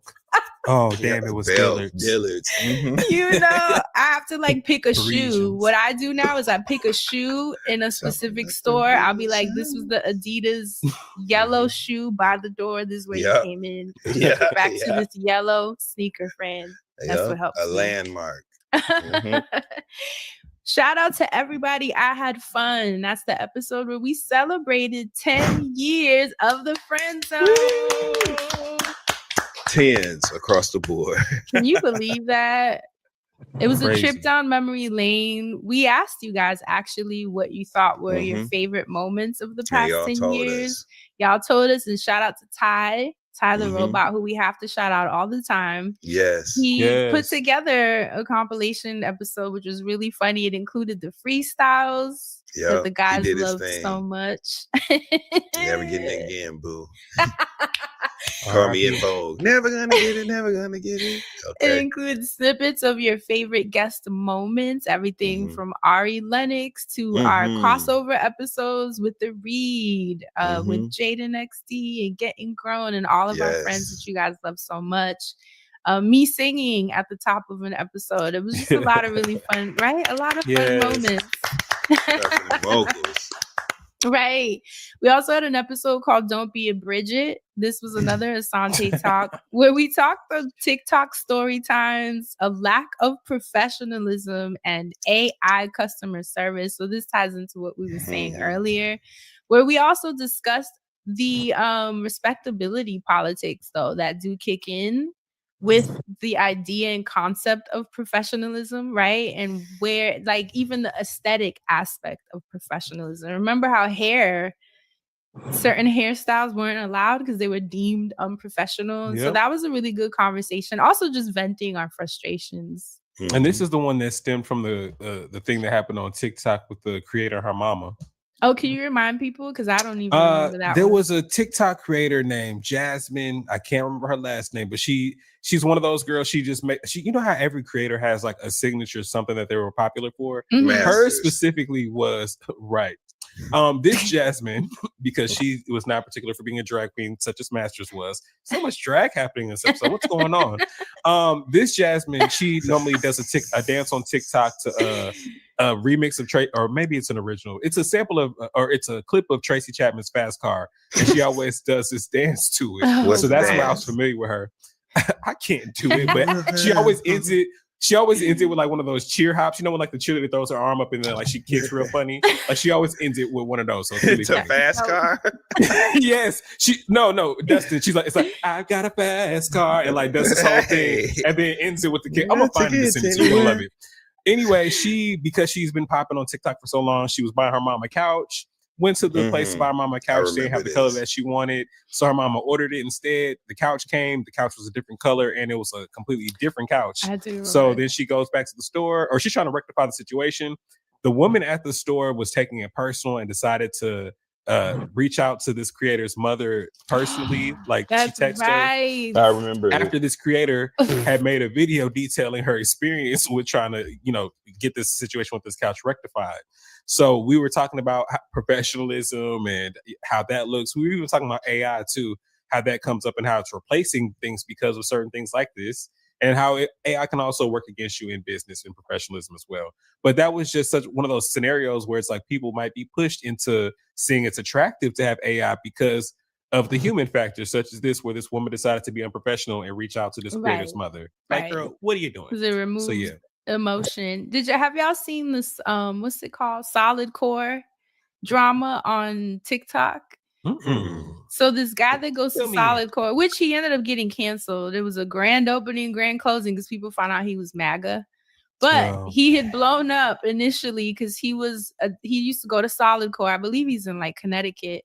Solid Core it's kind of like a Pilates, in my opinion. Obviously, they're not the same, but it's in that vein. And he had gotten to class. It was like a 6 a.m. class, and the way they have it set up is you can let yourself in with your your app Your with the app, fob. Mhm. even if no one's there. So he let himself in. He opens it, and nobody was there.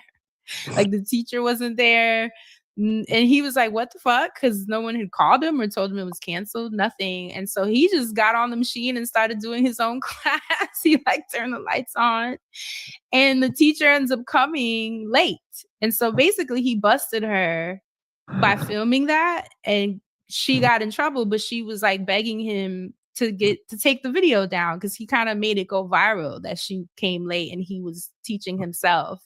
And so it became a whole drama because then her fellow teachers and other people in the class were like, why would you do that to her just to get a viral moment? And he's like, I didn't do shit. If she's late, she's fucking late. Like all I did was film myself. And it became a whole drama about the filming and the, people centering themselves in these services, and people were debating like whether he needed to do that to her, if it was that serious. Turned into a whole drama, and Solid Core got involved, had to put out a statement. I was like, this is so crazy. That's But their fault for having customer a service, dumbass policy. Bitch. where you can the just first- walk in. Yeah, what the fuck? That If we also close, seems we unsafe. close. Who got the Right? keys? Everybody know the alarm code? You know what I'm saying? Like, what is going on anyone here? can just open the door, which I thought was so interesting. Never seen no shit like that. But They must that ain't was like never a whole seen drama. Lean on Me. Chain the doors. That's what y'all need to do. Or the Waymo. Did y'all see the guy hiding in the back of the Waymo? Yes. No, I did yes. The woman was The putting her girl gets daughter in in. there. Yep. Go And it was a ahead. motherfucker in the back seat. Oh, Not no, even in no, the back that's seat. He was not like in funny. the trunk section. In of the it was a trunk Waymo. hiding. It was like a Prius or some shit, like a hatchback, basically, where you have Yeah. access to the cargo area from the back seat. He was back there like, no, what did he say he was doing? He was He like, said someone put him in there, and she was Yeah. like, "What do you mean? Who?" And he was like, he was like stuttering, obviously, because he's making it up. I don't think he thought she would see him that quickly, Mhm. but she fucking spotted him, and that's a it's, whole other it's issue. terrifying. Yeah. Could you imagine? Now, I will wait the 2 to 4 extra minutes Uber. You know what I'm will. saying? But that's why I think having access to a building is dangerous before Yeah. workers are even there. Like, to me, that's all plays into the same strangeness that could take place. You know what I mean? We also had an I Got Your Number Hussy episode, which was an emergency crime zone episode hosted by Dustin because the unknown number, the high school catfish documentary came out on Netflix, and we had to talk about it. Yep. The Child. rotten ass mother of that daughter who ended up spoiler alert if you haven't seen it. They've That's seen it on by you. now. It was But Okay. yeah, it was a woman who was texting her own daughter sexually explicit and very violent, threatening texts. shocking. Stirred up all this shit in their hometown. And it was disgusting and vile. And so we had to talk about it. It was also white mess. I still am haunted by that. Mm-hmm. And it was so haunting that they made it a thing on TikTok where people would film their family and friends when they got to the part where it was exposed that the mom was the one sitting. Like that became especially with black people being like, so we had to I talk know about you it. fucking lying. We did. Hell yeah. Especially since they were still lying in that documentary about something. Y'all, that was They so had to fucking be. weird. That it was just too weird. The whole The thing daddy with the too mom and the daughter, like The that was daughter just so, wanting to keep the relationship. yeah, after, because she's so remember? emotionally fucked up over that shit. But then Yeah. the dad being kind of weird too. I was like, They bust a mother and she got her arms around the girl and she said, crying, "Oh my God, we're gonna be okay." Bitch, you did it. he was like, "You have to leave. You got to get out of here. You Yeah. can't stay You here." need to leave. But remember we had this was so random. Remember we said he kind of reminded us of the daddy from the what From was the other thing shit? with the yellow Corvette. What was it? Natalia Was it Grace. Natalia Grace. Yeah. Which Natalia Grace is on TikTok. And Herself. y'all have So that is her doing the Jet 2 holiday thing? Well, I don't know what No, you're somebody said that she was saying it. Somebody said that was her. You know No. those videos where they're like, nothing beats a Jet 2 holiday. There was a video of someone saying it in the street and they were like, "That's Natalia Grace." I feel like the listeners tagged me in this and it was mess. This All was I y'all want to fault. say is, can y'all stop tagging me to her Yeah. official account? Because we do not Because I want to know be connected. she gonna look into why is everyone tagging Hey Friend Hey to everything I do, and I don't want her to go back. You gonna cross paths? She with gonna her? connect some. Friend, just to keep walking. Get a knock at the door. She gonna knock at my door. Look through the peephole. Like, we look. I thought somebody I was told out there. y'all, like I told Friend y'all, better the have a little guy, pump waiting for you. the guy Okay. from Love After Lockup Yes. that reached out to me. I was like, why me? Jada XC talk about your ass every fucking week. He gonna make a post talking Put about that Hey neck Friend tattoo and Hey. them pretty eyes. Oh my Who's the one god. with the face tattoo that you like so much, That's friend? him. That- Oh No, because she didn't. Oh wait, no, never mind. Oh. Because wow, Never. But yeah, so Come on. Welcome to the friend. Marshall's buyers are hustling hard to get amazing new gifts into stores right up to the last minute. Like a designer perfume for that friend who never RSVP'd. Wishlist topping toys for her kids who came too. Belgian chocolates for the neighbor. A cozy scarf for your boss. And a wool jacket for your husband that you definitely did not almost forget. Marshall's, we get the deals, you get the good stuff. Even at the last minute. Whew. Find a Marshall's near you. Adobe Acrobat Studio, so brand new. Show me all the things PDFs can do. Do your work with ease and speed. PDF Spaces is all you need. Do hours of research in an instant with key insights from an AI assistant. Pick a template with a click. Now your prezzo looks. PM, you can get same day. all that spawned from Natalia Grace, ironically. Yep. So it's her damn fault. this is her inspiration. This year we did an episode called 3 Hots and a God, which is absolutely despicable of us. Where Asante talked about the Caldwell triple homicide. That was it. Oh, it was Dustin did the Caldwell triple homicide. Why did I think that was yours? Because I remember he titled it. So that was Dustin's Caldwell 3 triple Hots and a homicide. God. That was my title. Absolutely awful, Dustin. Because it was Ross. a play off of 3 Hots and a Cot, which is what people say you get in Absolutely jail. Awful. We also did the multiple mysteries of Marina Ramos, right? Yes. Mm-hmm. And then we did Apartment 603, which was the case of Ellen Greenberg. Ooh, Right. all Literally that blood on insane. the kitchen floor. And the fact that to this day Weird he got ass away family. with it, insanity. And we also did a briefcase of spaghetti, which was a Bible study crime zone mashup. That was new for us this year because the Bible be scary. We also did Mouth and Height. Shout out to Latoya Jackson. Have y'all seen them drawings they've been doing to her because she's so thin? And they've been doing the drawings of her No. legs are like just a thing. She took a side profile picture. She was Oh, doing like this. no. And so they've been drawing her like that. It's I funny. haven't seen it. Mouth and Height, where we discussed pre-orders. This was an Asante episode for Neo, the home assistant robot. Yes. Do you want to remind the people about this amazing Neo's- robot? Neo's one of the first of a few robots coming to market in 2026. It was Yikes. available for pre-order, and it's supposed to at some point allegedly be fully autonomous or AI. Allegedly is right. Right. It's supposed to become fully autonomous and complete tasks all on its own using AI. As of right now, we've been seeing these demonstrations with people wearing the headsets, and we've also seen demonstrations where they have lied saying it's fully autonomous and someone is using a headset. Not for this particular company, but for these robots that are coming to market in general. But yes, we got our first look at some of them. And it was devastation to the Yes. nation. Dustin said The he's gonna fact get that one. people are paying $20,000 for the pre-orders. Mm-hmm. And It's what is crazy it? $500 a month, I Yep, think. $4.99 a month, or you can get or you can pay $20K to get it outright. But even then, you still have to pay some sort of monthly fee. Right. The payment for the man that's running the robot in Right. your house. The essentially. customer service, customer support, which is going to be Y'all. AI ran too. No, see, But ain't it interesting how this white man can get people to pay this money for something that he hasn't even finalized? Yeah. Yeah. White people. Shout out to DeRay. Watch whiteness work. Truly. We also had an episode called The Midnight Library, one of my favorites. That was based on a book that by Matt Haig that Asante presented to The Lituation, our book club over on Patreon. Patreon.com/Friends on Podcast. Absolutely. It needs to be a movie.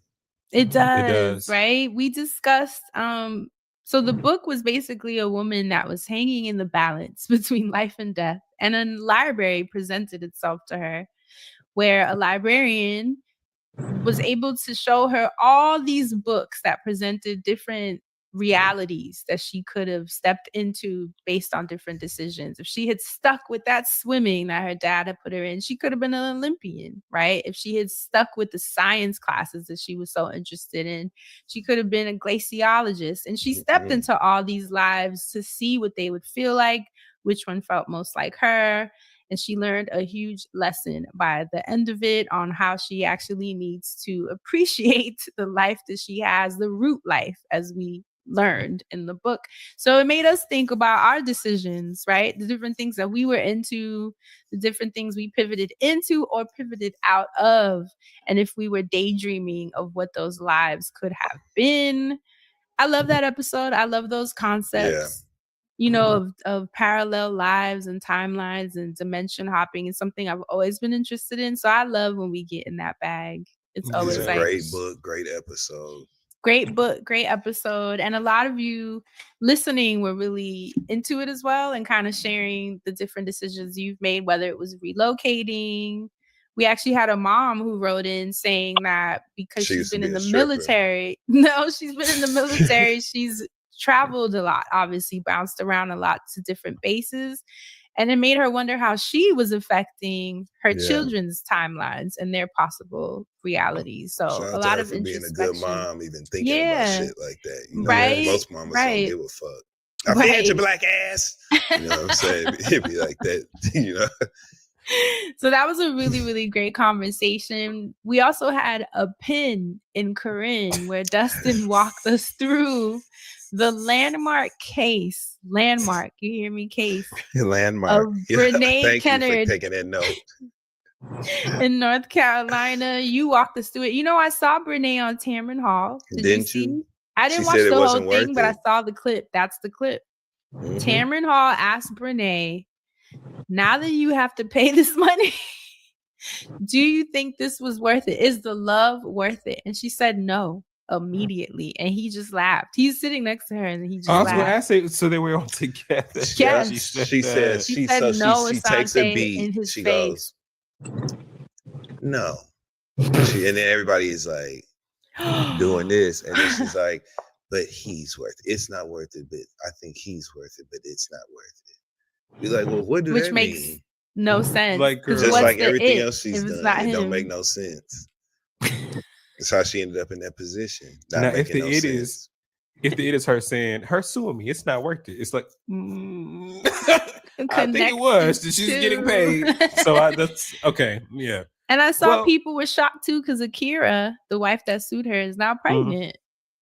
Yo, I'd someone have been else. fucking too. Oh, That- with someone she been else. Okay, celebrating. okay. She been I thought she was trying celebrating. to- Look, because I thought she was trying to stay in the situation. I'm like, she's She having thought a she's baby. from I the hear that block. she- No. Oh yeah, yes, girl, go Good ahead. for her, New life. yeah. Yep, Yeah. she moved on. I saw people were angry about it. I was like, this is the Let hard them part know. about sharing your life on the internet. So Yep. much opinion.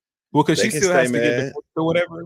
She still has to what? Does she still have to get divorced, or they weren't married? The I'm assuming they're divorced already. Yeah, oh I yeah, they think weren't they're married. divorced. Oh well, Yeah. so because did she already have a child with that man? That she Yeah. just divorced? Oh, so can she take some money from him too? Because that was my thing, friend. When you were saying that, she should have taken it up with his ass, I was like, I want her to get both of them. So she can Well, get. yeah. I don't know his- that he has money Look, too, Well, which is probably well- why she went for Brene. well, he's gonna have some from their joint YouTube, so she can take both. I messed my bangs up. I used these dumbass scissors I shouldn't have used, and I just messed up. I should have just left it. But they were too long, but they looked cute yesterday. My bangs are really fucked up. I had to keep them molded down to my head, parted to the side.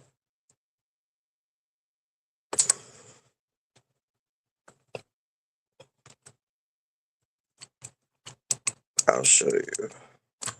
Pray God. I'm about to go to sleep. It's raining out. It's cold. It's raining. I'm gonna sleep good.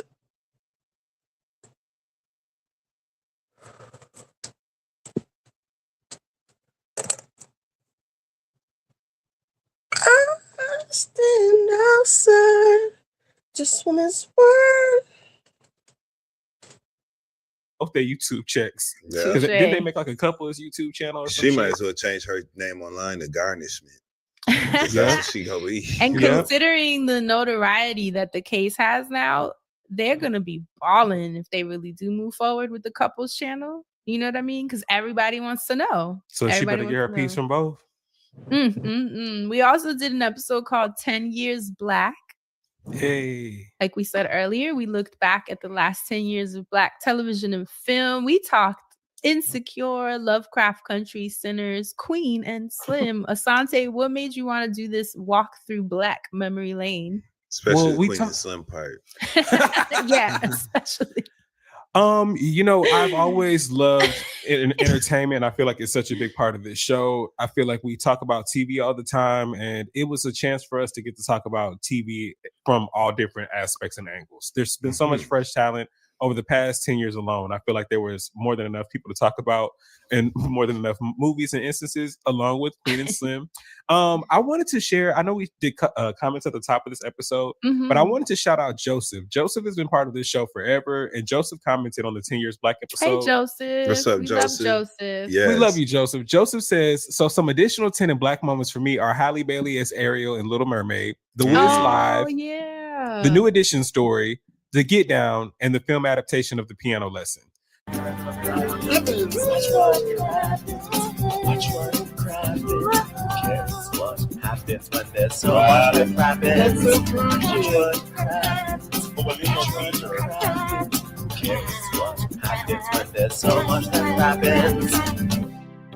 Well, hello and welcome to Watch What Crappens. I'm Ronnie. That's Ben over there. Hello, Ben. Hi, Ronnie. How's it going? How they hanging, brah? Everything's going real well. How's Yeah. everything hanging with you? Good. Everybody, welcome to the show. Today is Real Housewives of Salt Lake City Day. We're rushing up to the Christmas holiday. We're so excited. My God, it's going to be so dope. I'm messing with This week. You're Yes, welcome. So upset. Excited, and that's really all I have to say. And also, Christmas gifts are starting to come, and man, it is just candy, cookies, candies, cookies. So I'm just surrounded by Candy lots good of nights. yeah, well, not that. I haven't had any dildos yet, but lots of cookies and stuff. And I ain't even complaining. I'll tell you who's fighting it is my medication. So we open Real Housewives of Salt Lake City, season 6, episode 14. Everybody's waking up and I am Greek, and Whitney is probably still drunk and screaming, Happy Mother's Day, Happy Mother's Day. It is Mother's Day in Greece. It's Greek Mother's Day. Mother's Day. Very. Hold on.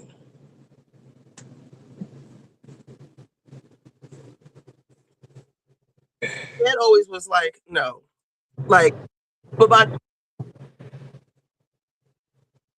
just always just like, mm-hmm. Too, because she ain't told me that my papa didn't. My bangs, they were so nice. I thought they were in the way.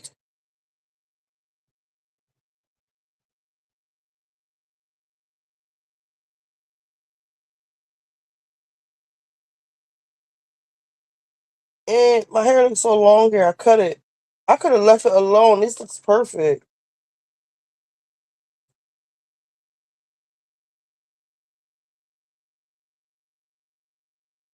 Damn it.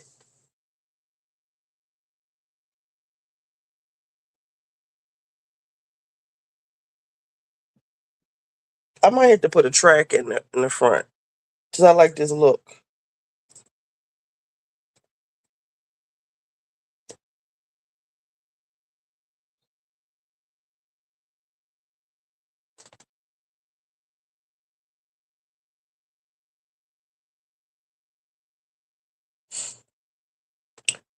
I'm gonna put a track in the front.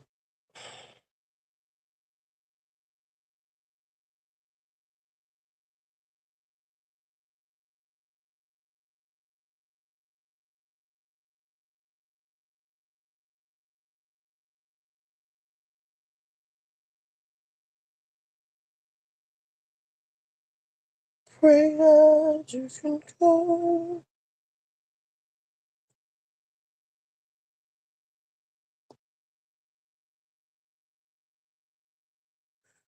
Whatever. Ain't no sense of crying over it, right? Ooh.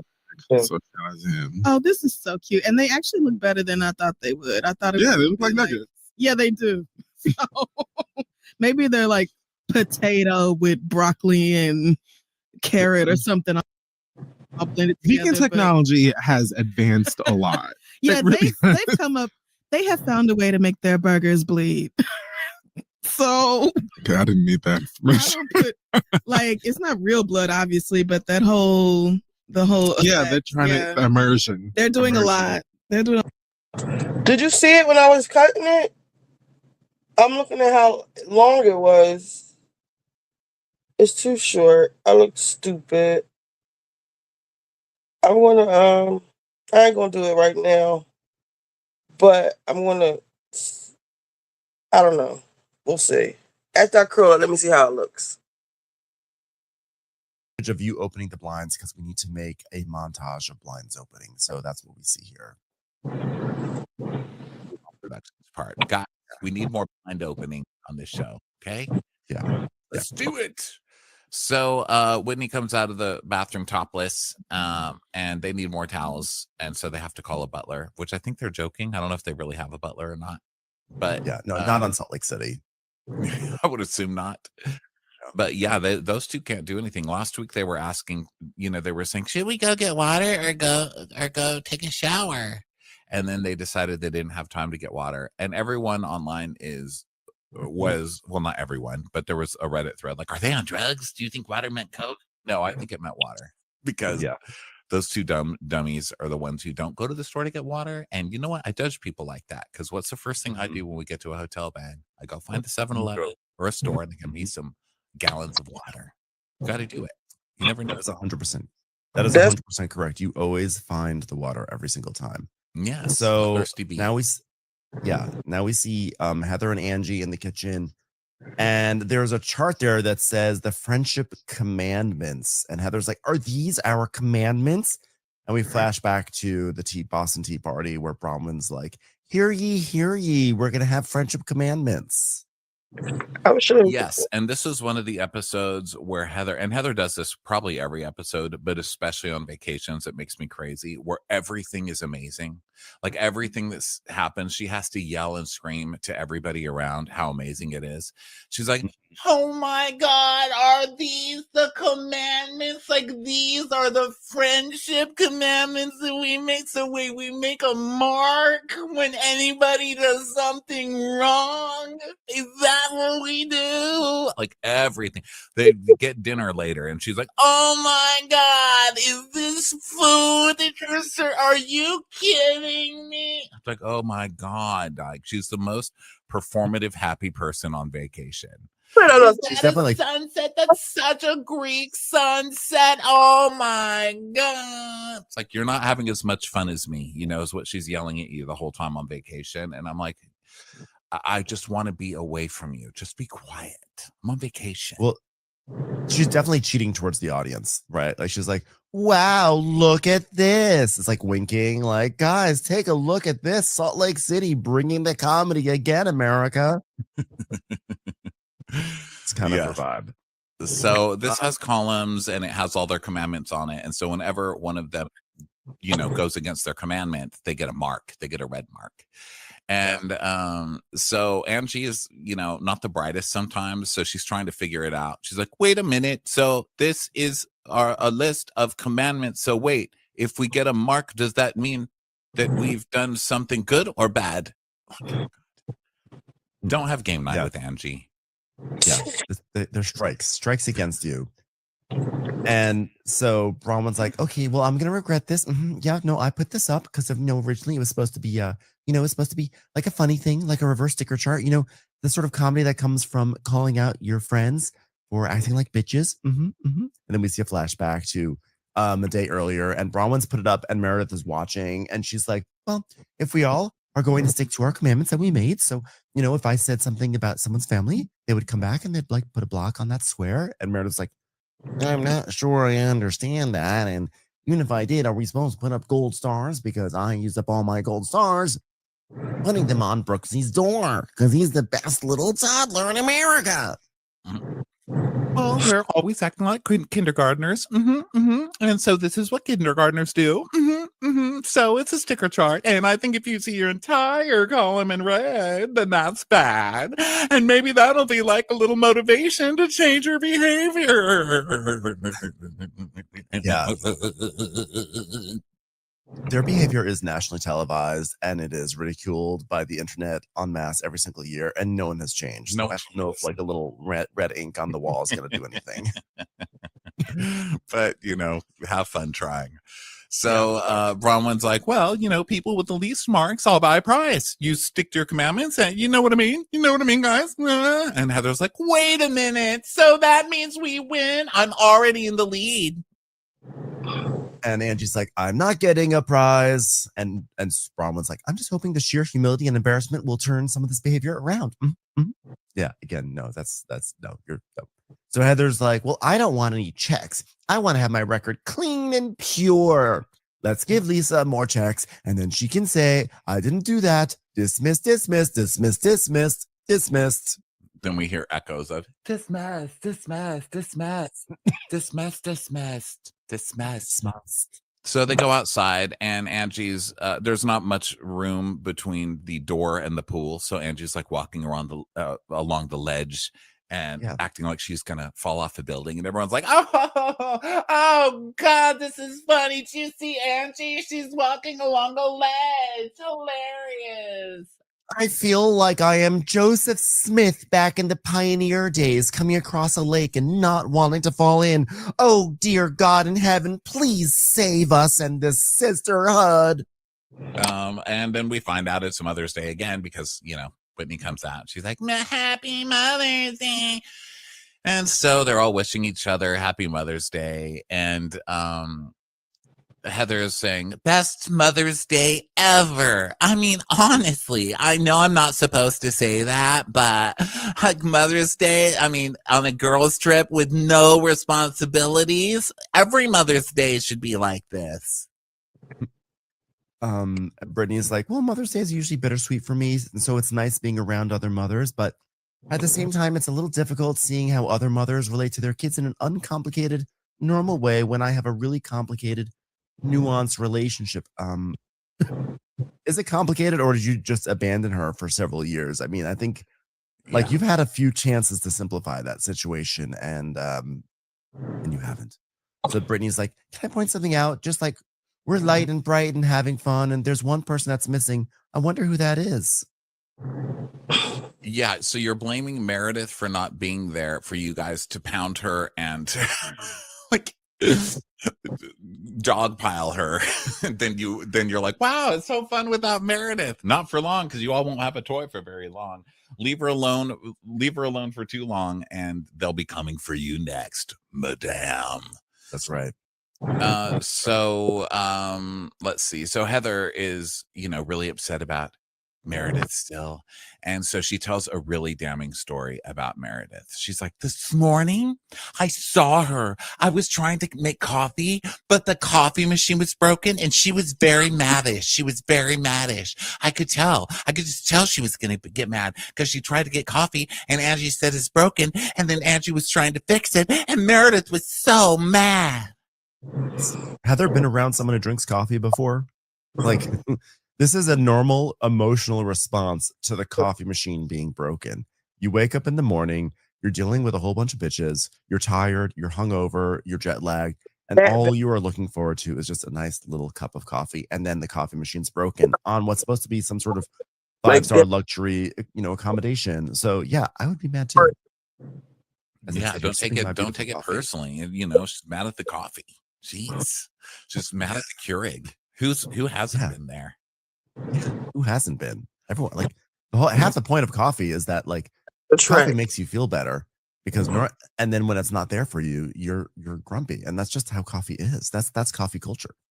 Yeah, but it's also Heather's like, wow, I just yelled at her at dinner again last night after she tried to give me a peace offering. I wonder why she's still mad. This is so crazy. Like, I'm going to enrage somebody and then I'm going to act like a huge victim when they're mad the next day, which, you know, is typical. So she's like, you know, Meredith refuses to acknowledge my experience. And last night's dinner was no different. I mean, I just shouldn't keep having the same discussion, I guess. But I'm just holding out hope that Meredith will swallow her pride for the sake of our friendship. Your friend. She just wants coffee. Okay. So Brittany is like, Angie, okay, like, what are we doing? What's happening next? And Angie's like, well, first we need to find Meredith. So Mary goes in to find her. And Angie's like, Lisa Bronwyn, Mary, and myself are going to ride donkeys. Oh my God, are you kidding? Are we really? Oh my gosh, like we're really gonna like go ride donkeys? That's like crazy right now. Oh my God, I love that. I love a donkey. I thought I would put asses on asses. These are two asses. And then Meredith, Brittany, Heather, and Whitney. And Whitney's like, well, that's an interesting combo. She's like, yes, are going to Greek cooking class. And Whitney's like, why do you hate me all of a sudden? Even though I'm really frustrated with Meredith, it might be nice to spend some good one-on-one time with her at cooking class. And then Brittany is like, are there just like not enough donkeys on the island for all of us? Like, what about me? So Whitney's like, yeah, because every time Meredith opens her mouth, Lisa's piping in and wait, what happens when Meredith talks? I'm confused.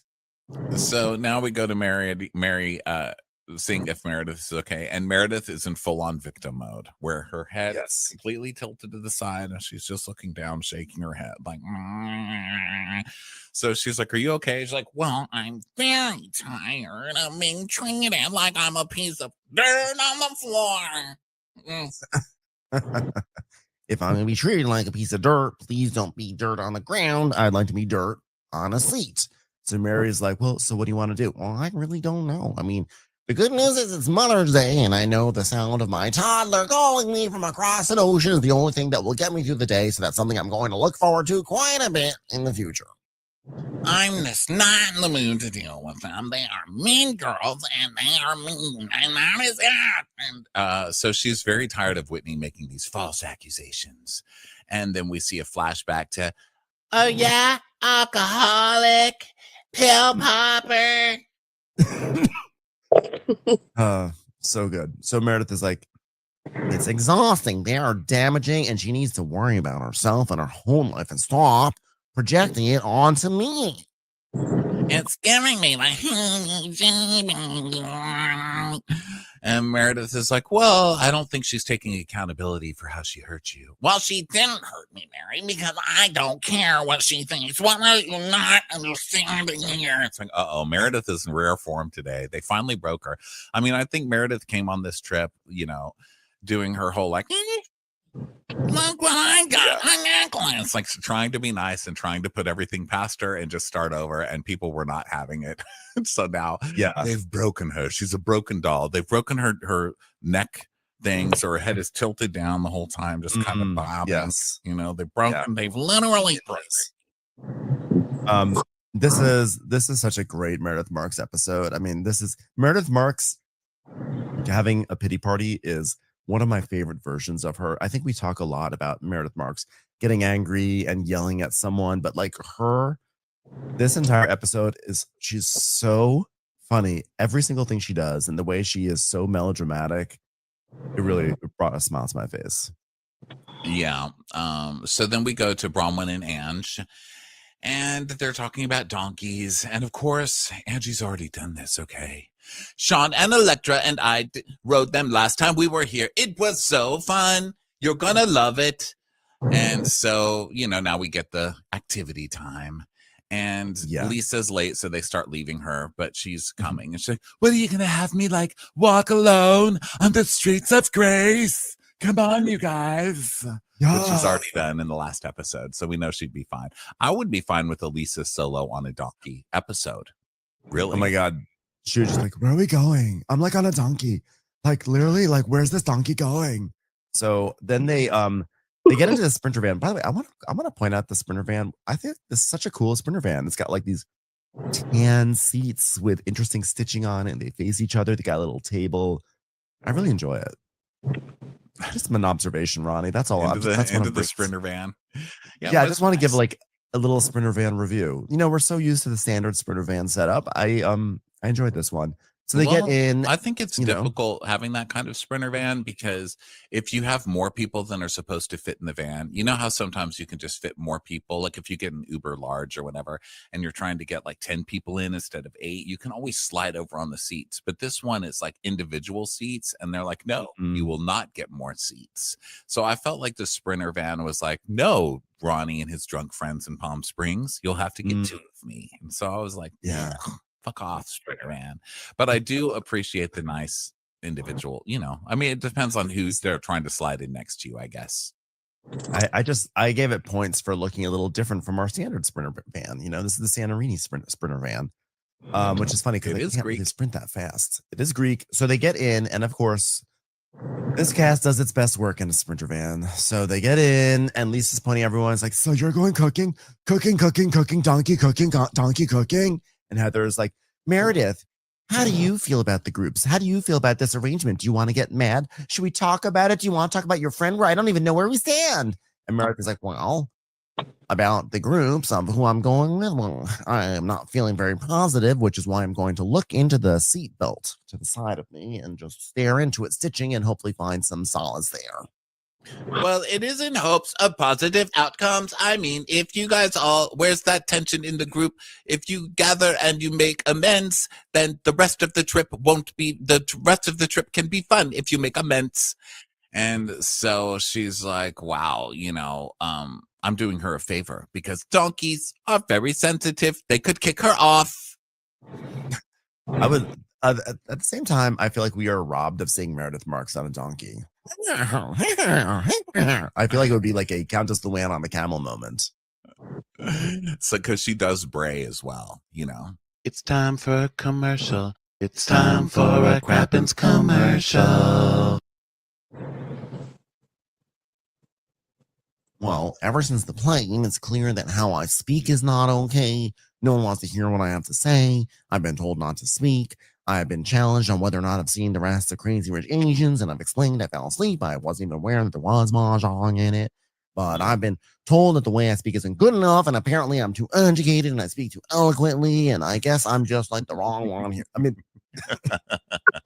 so I was laughing at that. Apparently I'm too educated and speak too eloquently to even have a discussion with you. So, yeah.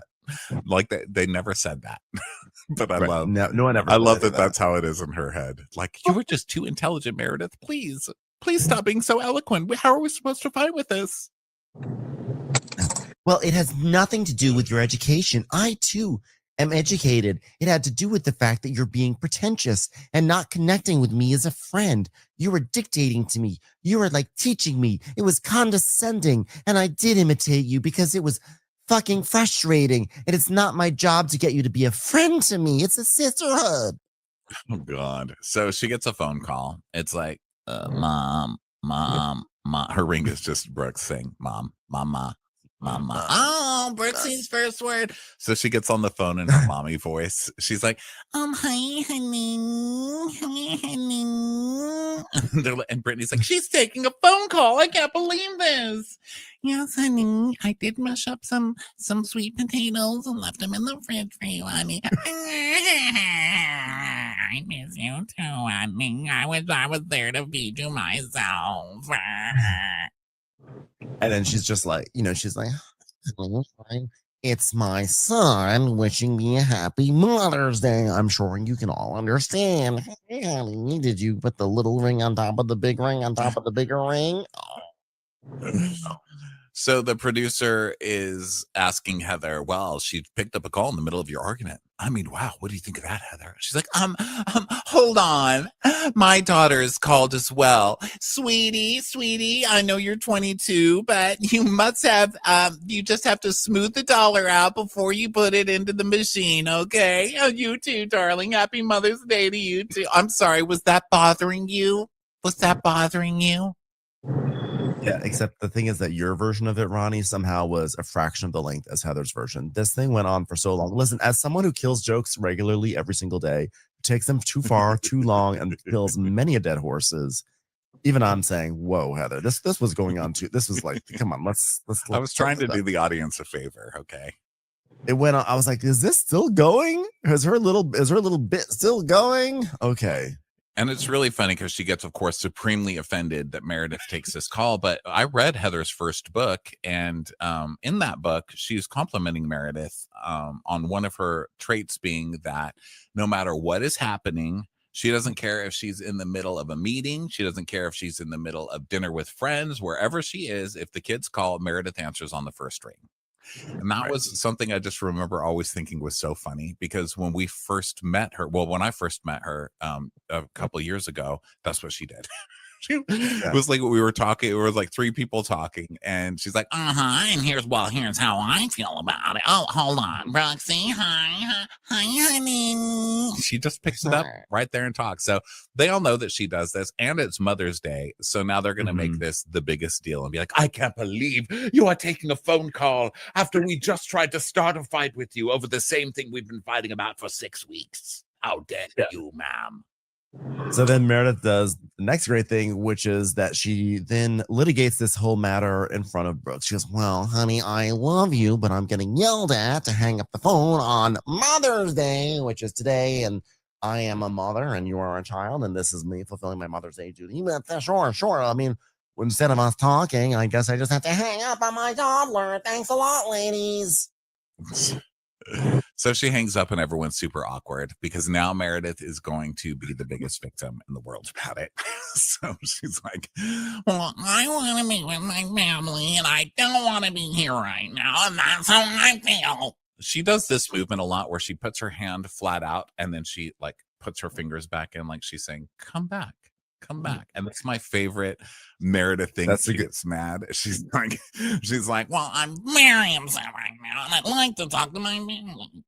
No. I've never noticed that, but that's totally right. She's like, oh, look at this. The finger is coming back. I'm trying to bring Brooksy back on the phone. Unfortunately, I'm not able to. And so when she says she just wants to talk to her children, then Heather and Brittany are rolling their eyes. And Lisa's like, well, I'm happy in Greece. Just saying, like, love you, Jack and Henry. Bye. So Meredith's like, it's very normal to take a phone call, and I just wanted a couple of minutes to hear a happy Mother's Day from my son because it was the only opportunity I'd have to speak to him in the next 24 hours. And then after that, who knows what might happen, but that's fine. It's just Mother's Day, and I'm just a mother, both, literally and figuratively. I do have a lot of people saying mother to me, so I don't know. I'm not getting more phone calls from more gay people, but that's okay too. I guess I wouldn't be allowed to speak to them either. Is Mother Day a separate holiday? Look, I'm upset because I felt like I got raked over the coals and I felt like all of my track record was thrown out the window and it totally crushed me. And then you never could even deeply apologize or see that it hurt me. You talked your way out of it. You made it seem like it was quid pro quo, which doesn't even make sense here when it absolutely wasn't. And that's okay. We all fuck up. I will maybe step outside my comfort zone and say I fucked up. I'm sorry and I love you. I love you and I do not want to put our friendship at risk, but I did not get that from you. And it makes me question when the next morning I wake up and I'm still in trouble, still getting cold shouldered, like I'm in trouble for you not being okay. And I'm not okay. You are okay. What are you talking about? You started this fight and you did it again last night. I don't know what in the world she's talking about that she's so victimized. That fight on the plane had nothing to do with you, and you didn't even step in to help the girl who was supposedly so abused, and you said you fell asleep 3 times. So I'm not really sure how you're victimized, but Heather's whole I'm the one who's hurt, and you won't even apologize to me. What are you talking about? Now we've gotten to the point where Heather deserves an apology because Meredith called her a liar. That is, I can't. So Meredith is like, well, I am so sorry, and I don't know what to say other than that. Yeah, I love this. I love Meredith Marks doing the very serious monotone, insincere apology. Oh, I'm so sorry. I don't know what else to say to that. I'm sorry. But then is it just me you have tension with? I mean, it's Heather and Brittany too, girls. You want to fight with Meredith now? I've already taken my turn. And Lisa's like, okay, you know what? Let's just talk about the real issue. Okay, Whitney, her feelings are hurt because like she's basically, I want to hear from Meredith. I want You're to. doing it Really? Because again. you're piping in on Heather's fight right now, as you always do. But you're doing it again. This is what I say happens every time. She goes gray rock and you pick it up and you speak for her. What? I didn't pick up a rock. No, I'm just saying like what you mean, because this is why we're gray rocking, because nobody says what they mean. That's all I am doing. It's Mother's Day and I had to hang up on Brooksy. That's it. But why do you feel like I'm always after you, Meredith? I don't know. I don't know, Whitney. Why would that be? She's just like, you are Whitney. That's why. She's nah. You can't say that I am, because I'm not. You're spreading rumors that I have mental health or substance abuse issues, and I'm not interested in your opinions anymore. Well, it seems like you are, though. And Heather's like, Meredith, don't be an ice queen. Like, feel with your heart what your friend is saying to you. Maybe feel with your heart that she doesn't like being accused of having substance abuse issues. That's what she just said. Why is that not good enough for you? She has to be crying. Like they say what you feel. She says what she feels. And then they're like, no, you have to be crying while you say it. What do you people want? What do you want? You're breaking Meredith. Yeah. She's like, well, she's projecting lies onto me, and I'm not interested anymore. There, you said it, yeah. When he's like, I'm not projecting lies onto her. What am I, a film projector? And the movie is lies. Ha. Brittany's like, but that's her experience. Oh, who cares? I'm so sick of this. Like, but that's my experience. Your experience is wrong, and you're telling it wrong. Okay, like you don't get to lie and then just be like, oh, it's my experience, so that's the true opinion. No, your experience, your experience sucks. That's my argument. So Lisa's like, well, okay, because there's more silence. Because Whitney goes, can you just please help me understand why you feel that way? And Lisa says, because you called her a pill popper, okay, and you said she's a cheater. I mean, duh. It's like, but I want to hear from Meredith. I want to hear from Meredith. Lisa, this is so unfair for me. Well, I'm sure you do want to hear from me, Whitney, and I'm sorry that you feel that way. That's all I can give you. But you just said that you called her, you were accusing her of having substance abuse. She already said it. She said a full sentence, and she said why she's mad at you. Why do you need her to say it 10 more times? Yeah. So then they arrive. They drop off all the people who are going to the cooking class, which of course is Heather and Whitney and Meredith and Brittany. And then Meredith just like walks off because the rest of them go to the cooking class. Meredith is like, I'm gonna walk in this direction until I get to wherever I need to get to, and that's what I'll do. So the rest of them go meet Giovanni, their cooking instructor. And while they're all getting situated, we keep cutting back and forth to like the happiness of like, oh, welcome to the cooking class. And then Meredith being like, clunk, clunk, clunk, clunk, as she like sniffles her way down the streets of Santorini. Trying to figure out cobblestones in her heels. She's like, all right, well, this is not as easy as I thought it would be. I'm going to tell you that right now. And Heather, gets there with her over exaggeration with Giovanni. She's like, what, Giovanni? Your name is Giovanni? This is crazy. We're going to cook everybody with Giovanni. He's Greek. Giovanni, he's like Zeus. I mean, he's not the Greek god I imagined, but he will definitely do. Okay. Our friend Angie is Greek and her family's from Crete. And he's like, oh, really? Well, we have a lot to talk about later. She's going to be joining us later. And hopefully Meredith will have joined. Maybe she went off to ride the donkeys. Yeah. Donkey riding in a mini skirt would be itchy.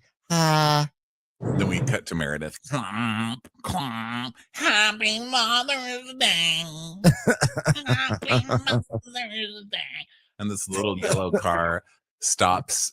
And I thought the little yellow car was going to pick her up and she was going to get in it. And I was really hoping for that, but she didn't. It just kept passing her. It's like, get out of the road. Get out of the road, motherfucker. She's like, well, at least somebody said mother to me today. So over the donkeys, they're arriving. They're talking to like the donkey owners, and Lisa's like, "Oh my God, hi, nice to meet you. How are you? Are the donkeys nice?" Like, yes, but of course. Do they bite? Yes, of course. They bite? Yes, of course.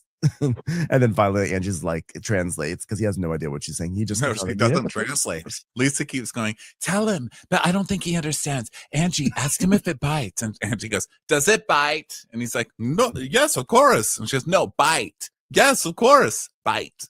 Yes, of course. I was like, Angie, it's not Greek to just keep saying the same English word over and over to the Greek person. And she's like, listen, my 5 words of Greek do not cover this situation. I just love that when Lisa asked, does it bite? He's so happy. Like, yes, of course. Like you came here to get bitten, right? That's like part of the appeal. The customer is always right. You just say yes to anything. So Lisa's like, is this a boy or a girl? I don't even know. I won't ride a boy. And he's like, they're both girls. And she says, yeah, I've never been on a donkey before. She looks like a snippy little bitch, but she's beautiful. And he goes, oh, thank you. You're beautiful. You're beautiful too. She's like, oh my God, thank you. The donkey's like, one moment, I'm getting a phone call from my toddler. Hi. Oh, I'm sorry. I guess I have to do a donkey ride now, but it's the only time I can speak to my child. That's okay. It's hard not to look cute when you're standing next to an ass. So they start riding, and Lisa says, what do you call a donkey that has a degree?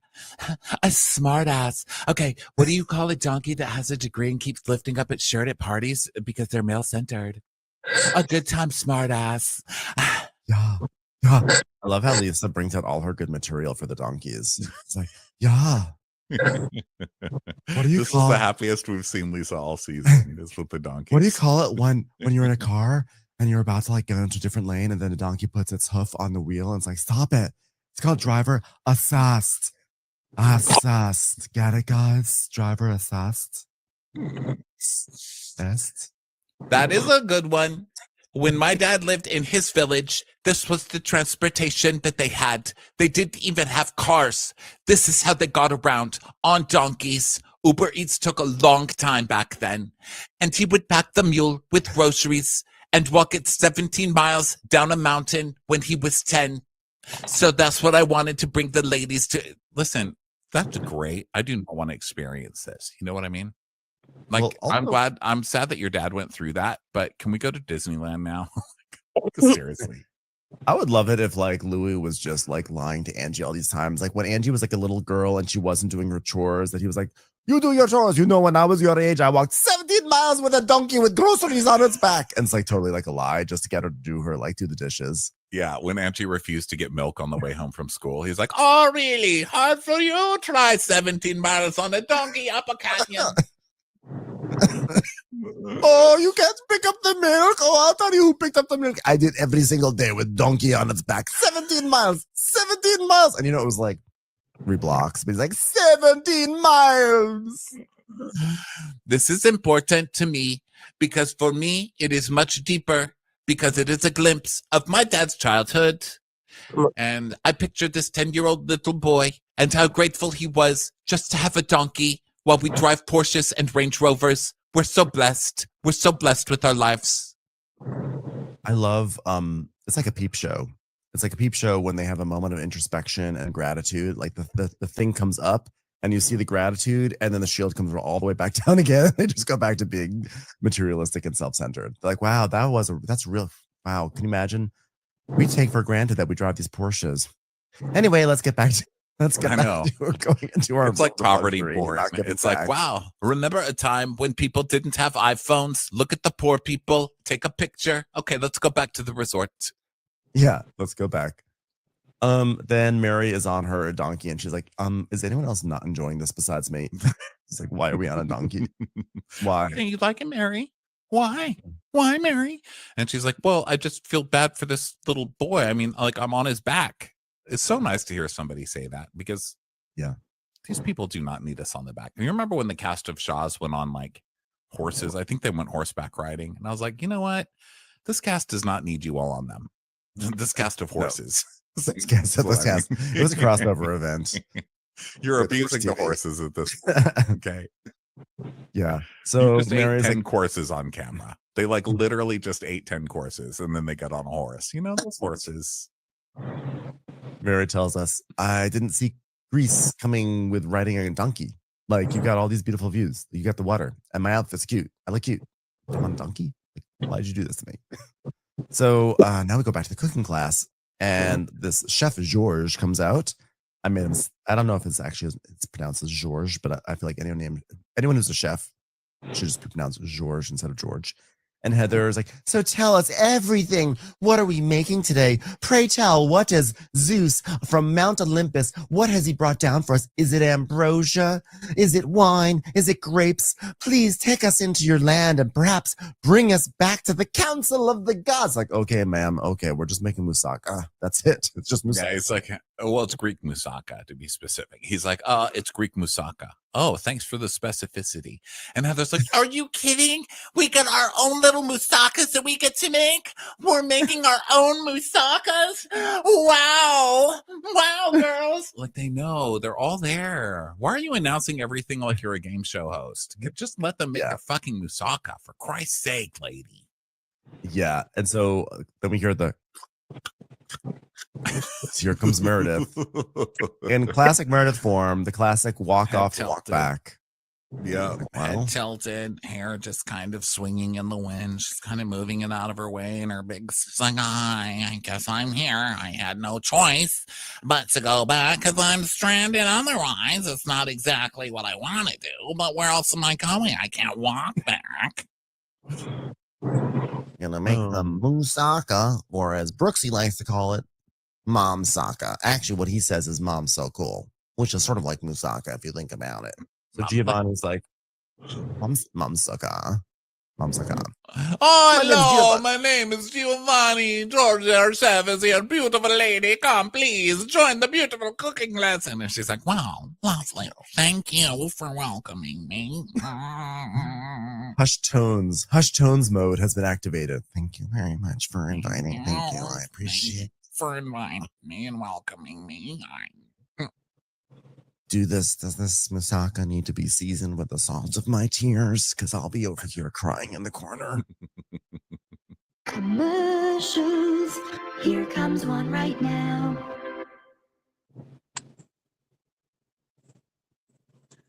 Okay, well, yamas. So they all do it, and they drink, and Meredith doesn't. She's like, well, I'm glad they can enjoy their wine while their friend is living in misery as their baby toddler doesn't get to speak to her. So now they cook, and, Heather's still freaking out that she's making moussaka in a little tureen. So Giovanni, this guy's actually so nice. He sees that one of the people at the table is clearly upset. So he sort of goes over to her and he's like, what is happening? Are you okay? She's like, I'm okay. Thank you very much. You're very gracious. Can I help you? Honestly, how can I help you? You're very kind, but unfortunately, some of the women haven't been so kind, and I'm sad, and I miss my son on Mother's Day, and I won't get to talk to him. It's very, very sad. Thank you. Well, the wine makes us so happy, which is hilarious. You're telling a table of women that wine makes you happy. You're telling a table of mothers that wine makes you so happy. Trust me, they know. But he's also telling her right after they've been accusing her of being an alcoholic. So she's like, well, yes, it'd be nice to have something that can make me happy without my friends calling me an alcoholic right here on national television. So you enjoy your wine, Giovanni. Okay, but some of us are not so lucky on Mother's Day. Well, Giovanni, or should I say Zeus, from up high on Mount Olympus, she's not happy. No, I'm not happy. Not happy, Giovanni. I'm not happy at all. Please don't ask any questions why. I'm just not happy. Very sad in the corner. Good morning. Gonna be okay, Meredith. No, it's not gonna be okay because Brooks is on a flight and I will not speak to him on Mother's Day. It is a 37-hour flight someplace where he will never be able to speak to me again. And that was my only chance to talk to him. And I'm sad. And that's the one thing that's very important to me. And I'm hurt and I'm very sad. Circumnavigating the globe in a plane is trying to set a world record for most hours that a toddler has been around the moon and or around the earth, and I will not get to talk to him before his monumental flight. It's just very sad, and I think I'm allowed to be sad for Brooksy. By the way, Ding dong, Brooksy is the one. Brooksy is the one who booked a flight on Mother's Day. Brooksy is the one who is at fault here. Brooksy should be waiting there until he does not get on a plane until he has a good conversation with his mother. I rescheduled my flight so I could say, "Hey, Mom, sup?" That's all I needed. Beautiful. That was and then Brittany has the nerve to go, "Well, I didn't get to talk to my kids for 3 years. You abandoned yours. So please stop. You're lucky they even let you talk about Mother's Day on this show because you should be banned." Yeah, it doesn't really work that way. Meredith is, well, of course, it's all about you. Okay, wonderful. Well, at least you have a daughter who can call you, but my son is now, he's trapped in the sky, and now I will not be able to talk to him. So thank you very much. Yeah. So Brittany's mad and she's like, really? I mean, she can't even feign happiness for a sweet host. I mean, like, he's working his little heart out. I mean, it just feels like Meredith is using this not being able to talk to Brooks thing as a deflection to not have to answer hard questions. She's answered the questions. Here's what's happening. You guys won't stop, and now she's going to make you pay for it for the rest of the episode. Is it fun? For me personally, yes. Is it fun for the group? No, but you guys sowed it. Reap it. Suckers. You guys sowed it. So Whitney's like, I'm sorry you missed the opportunity. So now over by the donkeys, Lisa's like, I wonder how cooking's going. I wonder if they're able to make as many funny jokes about asses the way I have. Because asses are like, hey, you know what I said to my accountant? I said, hey, you're like a donkey that's in a chair. You're dealing with ass sits. Got it? Ah! And Bronwyn's like, I can't imagine it's going well. Well, you know what? I feel like these little things become exacerbated. Like, you know what? There's situations that can be resolved in conversation. You know what? All you need to do is get like some poster boards and just like write stuff on them and put them in front of people's faces because people here can't read poster boards. That's not to solve a fight, you know, but it can be overwhelming if you're in it. Yeah. Well, the thing is in a friendship, you have to be comfortable with being fallible.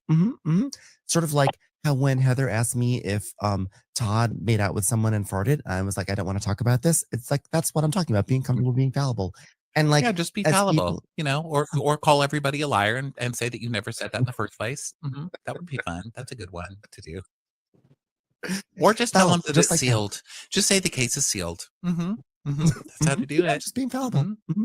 And as people, we make mistakes. Sometimes we take the cherry off the person we love's banana split before they're ready to have the cherry. And if you want to have deep friendship with someone, you just have to let them see the parts that aren't good. And as hard as it is, she also has to own what she said and not just wait for you to come to her rescue and talk her way out of it for her, because you have been helping her and maybe you should step back so she has to find a voice.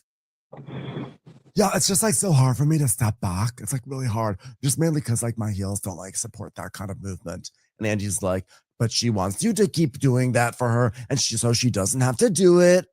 And that's the thing. Meredith and Heather have to figure it out for themselves. If they're going to have a front relationship, you can't figure it out for them.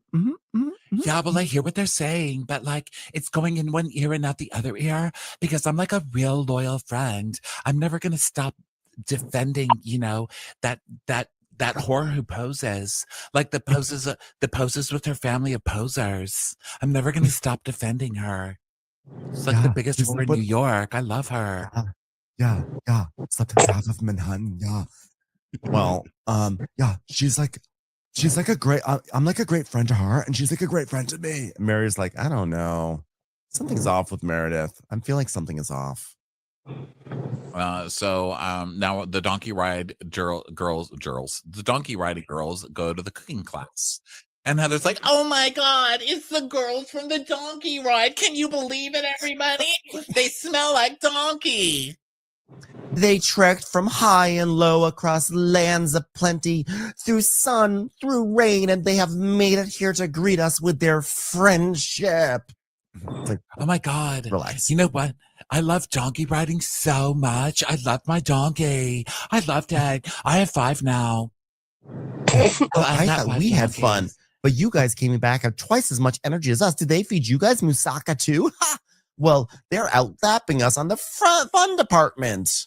And Meredith's like, so did you guys talk? I mean, you didn't get anywhere? You didn't talk? And Heather's like, well, Meredith expressed that she was upset about Mother's Day. You want to talk about that part, Meredith? So talkative today. Why don't you talk about it, Meredith? Well, just that I'm not gonna get to talk to my son and just made me sad. I'm gonna shrug to show how sad I am because it's been a bit of a rough day and it would have been nice for me to talk to Brooksy, but I didn't get to. I love that, by the way. Chloe's like not a factor here. It's like at Honor's Reed. It's like, well, you know, you can still speak to Chloe and Reed. Not as good as Brooksy. He's like really the most fun on the phone. Like, if I'm not talking to Brooksy, why even bother with the other two? I mean, they're all slicing a lemon together. Right? Yeah. Jotha goes, oh, you're sad about your children? Well, join the club, Meredith. You're not in that club. You're so happy to not be around the kids, you say. Yeah. So she's like, but you're not that true. What you're really upset about is all of it. She goes, well, of course I am. And that's what I was telling you, Heather. Yeah, well, when it comes to your emotions, I think it really has nothing to do with Mother's Day. And it has to do with like our feelings and our relationships and our friendships. Well, am I allowed to just be like upset for like 5 minutes? Okay, I tried to walk away and it was very difficult cobblestone street, so I had to come back here and cry. But you don't get to use that as a detour when we're all begging you to be a part of the group again, Meredith. And I'm here. I'm just showing up for my girl and having a great time because we knew we were going to be in Greece on Mother's Day. We all chose to be here.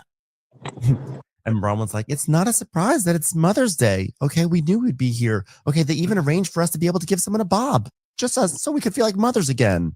Well, you know what? I'm going to say this on Bravo again because not enough people are saying ground zero. So let's just go back to ground zero. Come on, guys. Does she know? Is it? Why do people keep saying that? Let's go back. Does she know about square one? Is it square one? Yes. Let's go back to square one would work better, but ground zero is just not good. The place of the destruction, you know? Yeah. And that's where. Sorry, go ahead, Ben. No, I was supporting you. That just said we don't need to. Oh, thanks for the support. You're a real donkey. So you know what? That's where Whitney and Meredith are not getting along because Whitney feels like one way and then Meredith feels another way. That's just sad. Lisa's hilarious because she's now trying to chime in and sound more neutral, but she's just saying generic things. Yeah, guys, Meredith feels one thing and Whitney feels another thing. See, look, I'm very neutral. And so Whitney's like, what I said about you, Meredith, look at me. What I said about you pill popping and alcoholism is a very slippery slope and it's not appropriate. And I'm sorry. I'm sorry that I called you those names, Meredith. I'm sorry. Look at me. Look at me. Meredith just goes, okay, great. Great. She does. She goes, okay, great. At the end. I never should have called Meredith those things, but it doesn't take away my concern for my friend.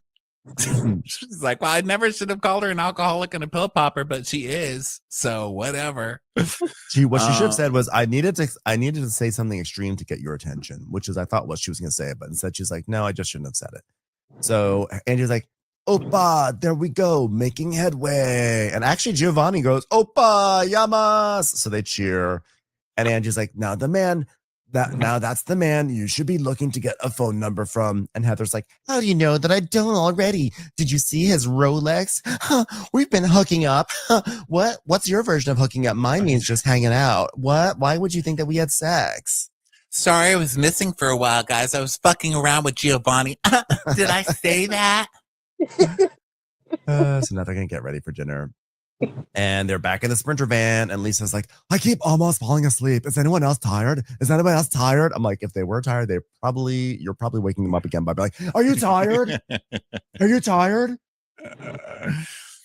Heather's like, nope, not one bit. Just ready to run a fucking marathon. I mean, Whitney's like, are you ever gonna shower? And Whitney goes, yeah, but are you?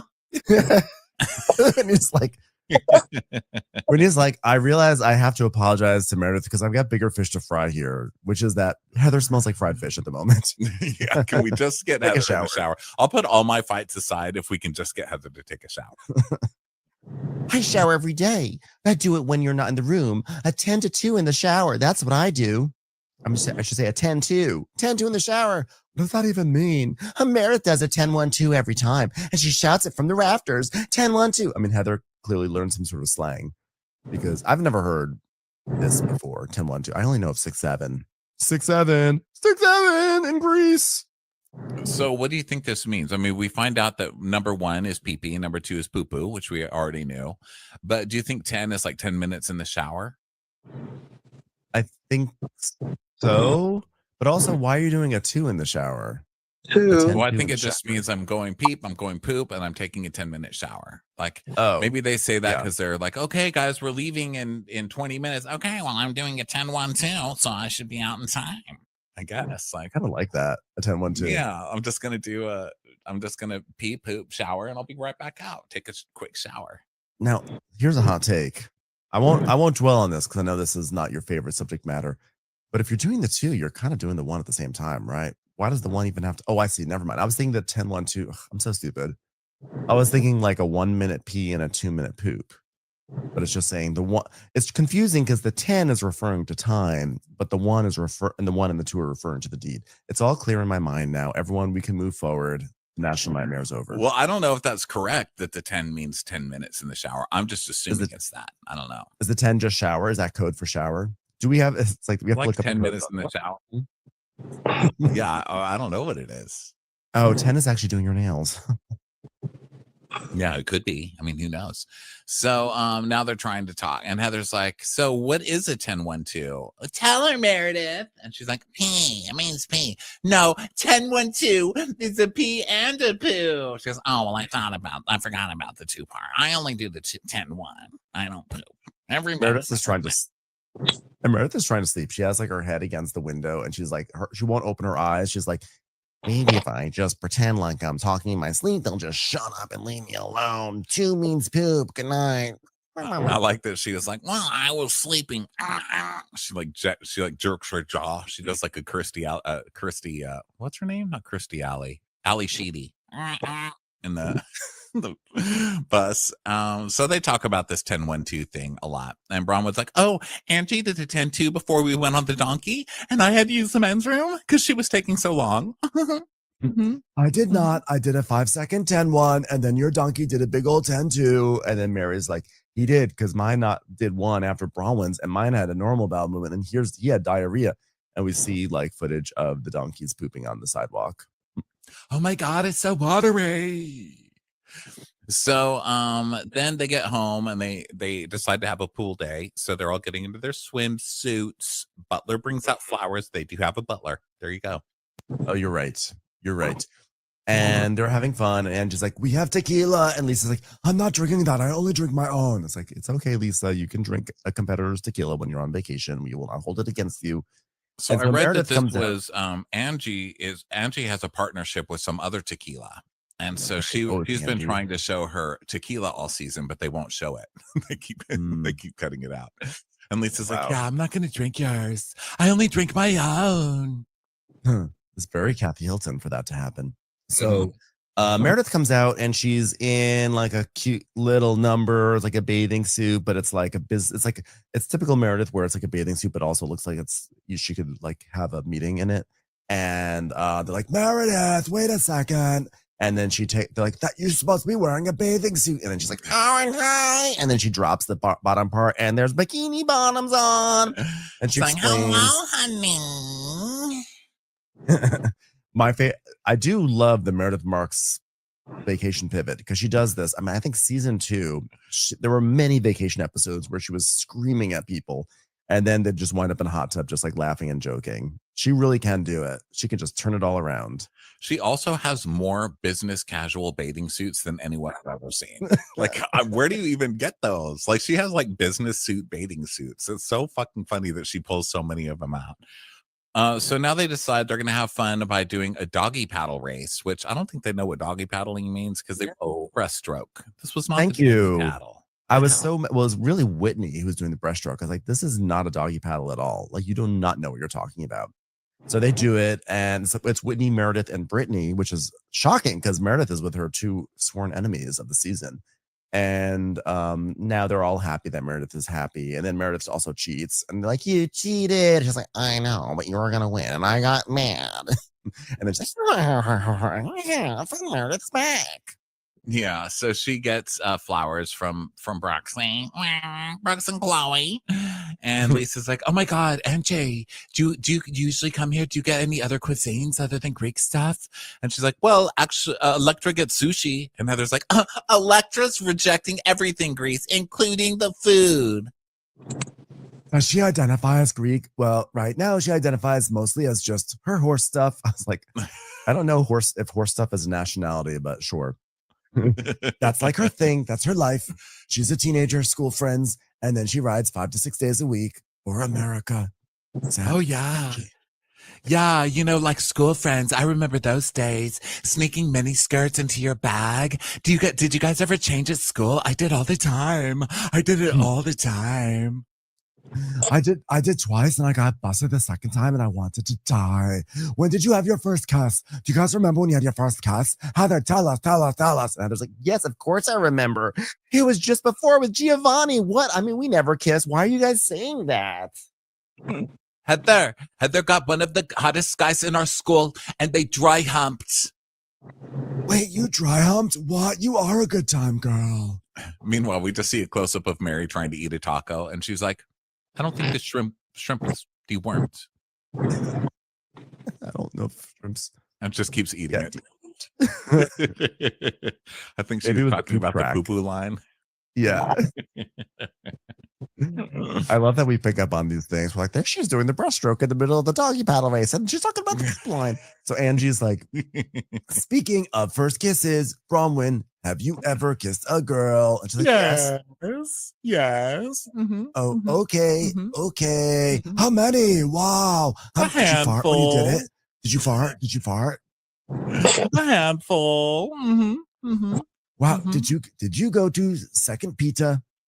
Yeah, I've done more than just kiss girls on their pita, guys. Okay, I've done more. Wow, second base? You've done second base? Well, I've done more than everybody here with a girl. How about that? Are we clear? Can I get Whitney out here, please? Can I get Whitney out here? And Heather's like, I've never kissed a girl. Heather's like, I've never kissed a girl. We have morals. Yeah. Can we just roll the clip of the Black Eye Night when Heather and Jen Shaw were like wasted, lifting up their shirts and pressing their boobs against each other and then making out? We just show that. Yeah, seriously. Your morals. So Brittany comes out and she's like, why do you need help? And well, they're asking me if I've ever kissed a woman, and I don't want to be the only person here with anything to share. So can you sit down and answer some questions? So then they kiss, and he's like, how did I know that was coming? Oh, I've been told ever since my first kiss that I'm a great kisser. So Bronwyn, be kind of dry there, but if a pet got her excited. So none of you guys have kissed a girl? Have you guys ever kissed a very old man who likes Werther originals? How about that? Like, no, we haven't. Would you want to? And Brittany's like, no, I've kissed hundreds of women. No, of men. Well, you're talking about kissing women. Why are you saying I've kissed hundreds? As if that, okay, well, whatever. So Brittany says that she's kissed hundreds of men. She has to remind you that men find her very, very attractive. That's all she's got. Yes. So she's kissed 367 men. And Lisa's like, how do you keep count on your Excel sheet? She's like, yes. So she's been keeping a little spreadsheet. Men, is it like kissing sessions or is it individual unique men? 367 is a lot of people. That's insane to keep a spreadsheet of the men you've kissed since college. Is that just that's cuckoo? Is that also like like friendly kisses where you see someone you haven't seen in a while and you give them a kiss on the cheek, or is it like full on romantic kiss? It's a lot. That's a lot of people. I don't know, but I'm sure it's followed up by a lot of phone calls from Brittany going, "Are you going to call me? I'm just waiting for you to call. I'm just waiting." So Mary is like 300. That's how many people are in my church. And Heather's like, "Oh my God, what was the first rule you guys broke in your house growing up?" Meredith's like, "All right, story time. Well, I'm not sure that my mother knows this to the day, so I hope my mother never hears this. But my parents went on a huge trip.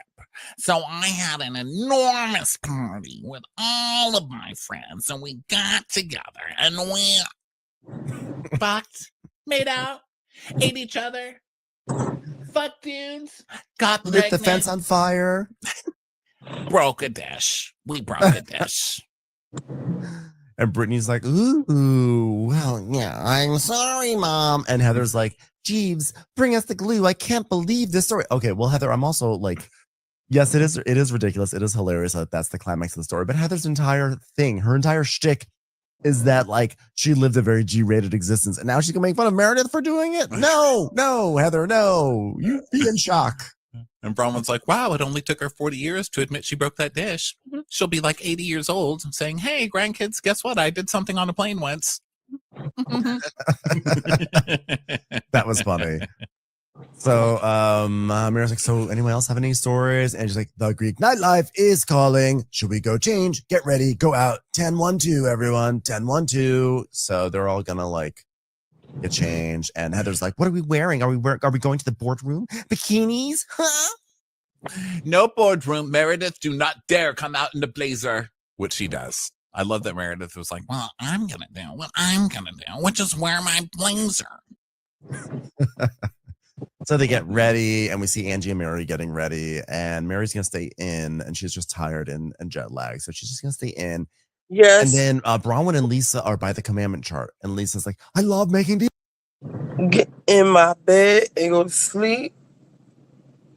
I'm tired. I should. Whatever. I'm tired.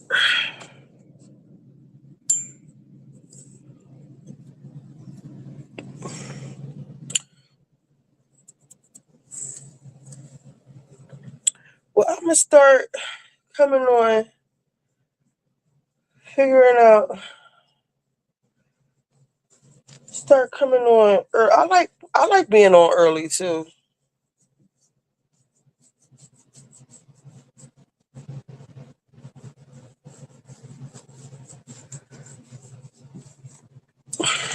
But I'll have to make a time to get off because when I come on early, like I don't do shit else.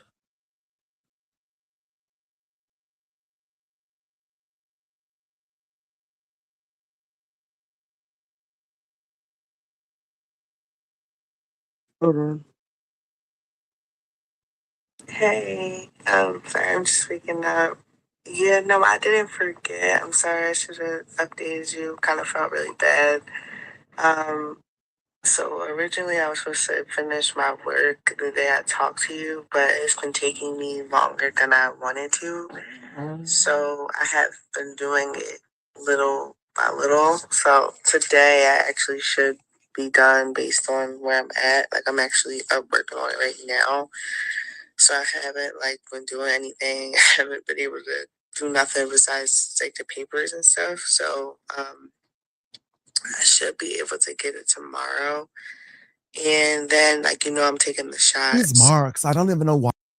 the day I spoke to you. Or I think I talked to you Monday or Tuesday. I took the shot the day after. Crashed. I've been really tired. Like my eye has been twitching. I think it's just because like I'm a little stressed with school. So I just kind of been doing my work. But no, I didn't forget. And I didn't really want to come over until I got it done. So just give me until tomorrow. I should be able to do it. And then I had one of those jigsaw dating things in the afternoon. But yeah, I should be able to come maybe after the jigsaw thing. So if I could, that's Saturday. I'm sorry. So I should be able to, if today is Friday, tomorrow Saturday, I should be able to get it before the jigsaw thing. And then come over after the Jigsaw dating event. So I'm about to work on this paper now, like finishing it. But yeah, I'm feeling better. You know, you take those shots the day after, you'll be really tired and stuff. But no, I didn't forget. Yeah, I'll come over tomorrow. Sorry I didn't say anything. Okay, bye.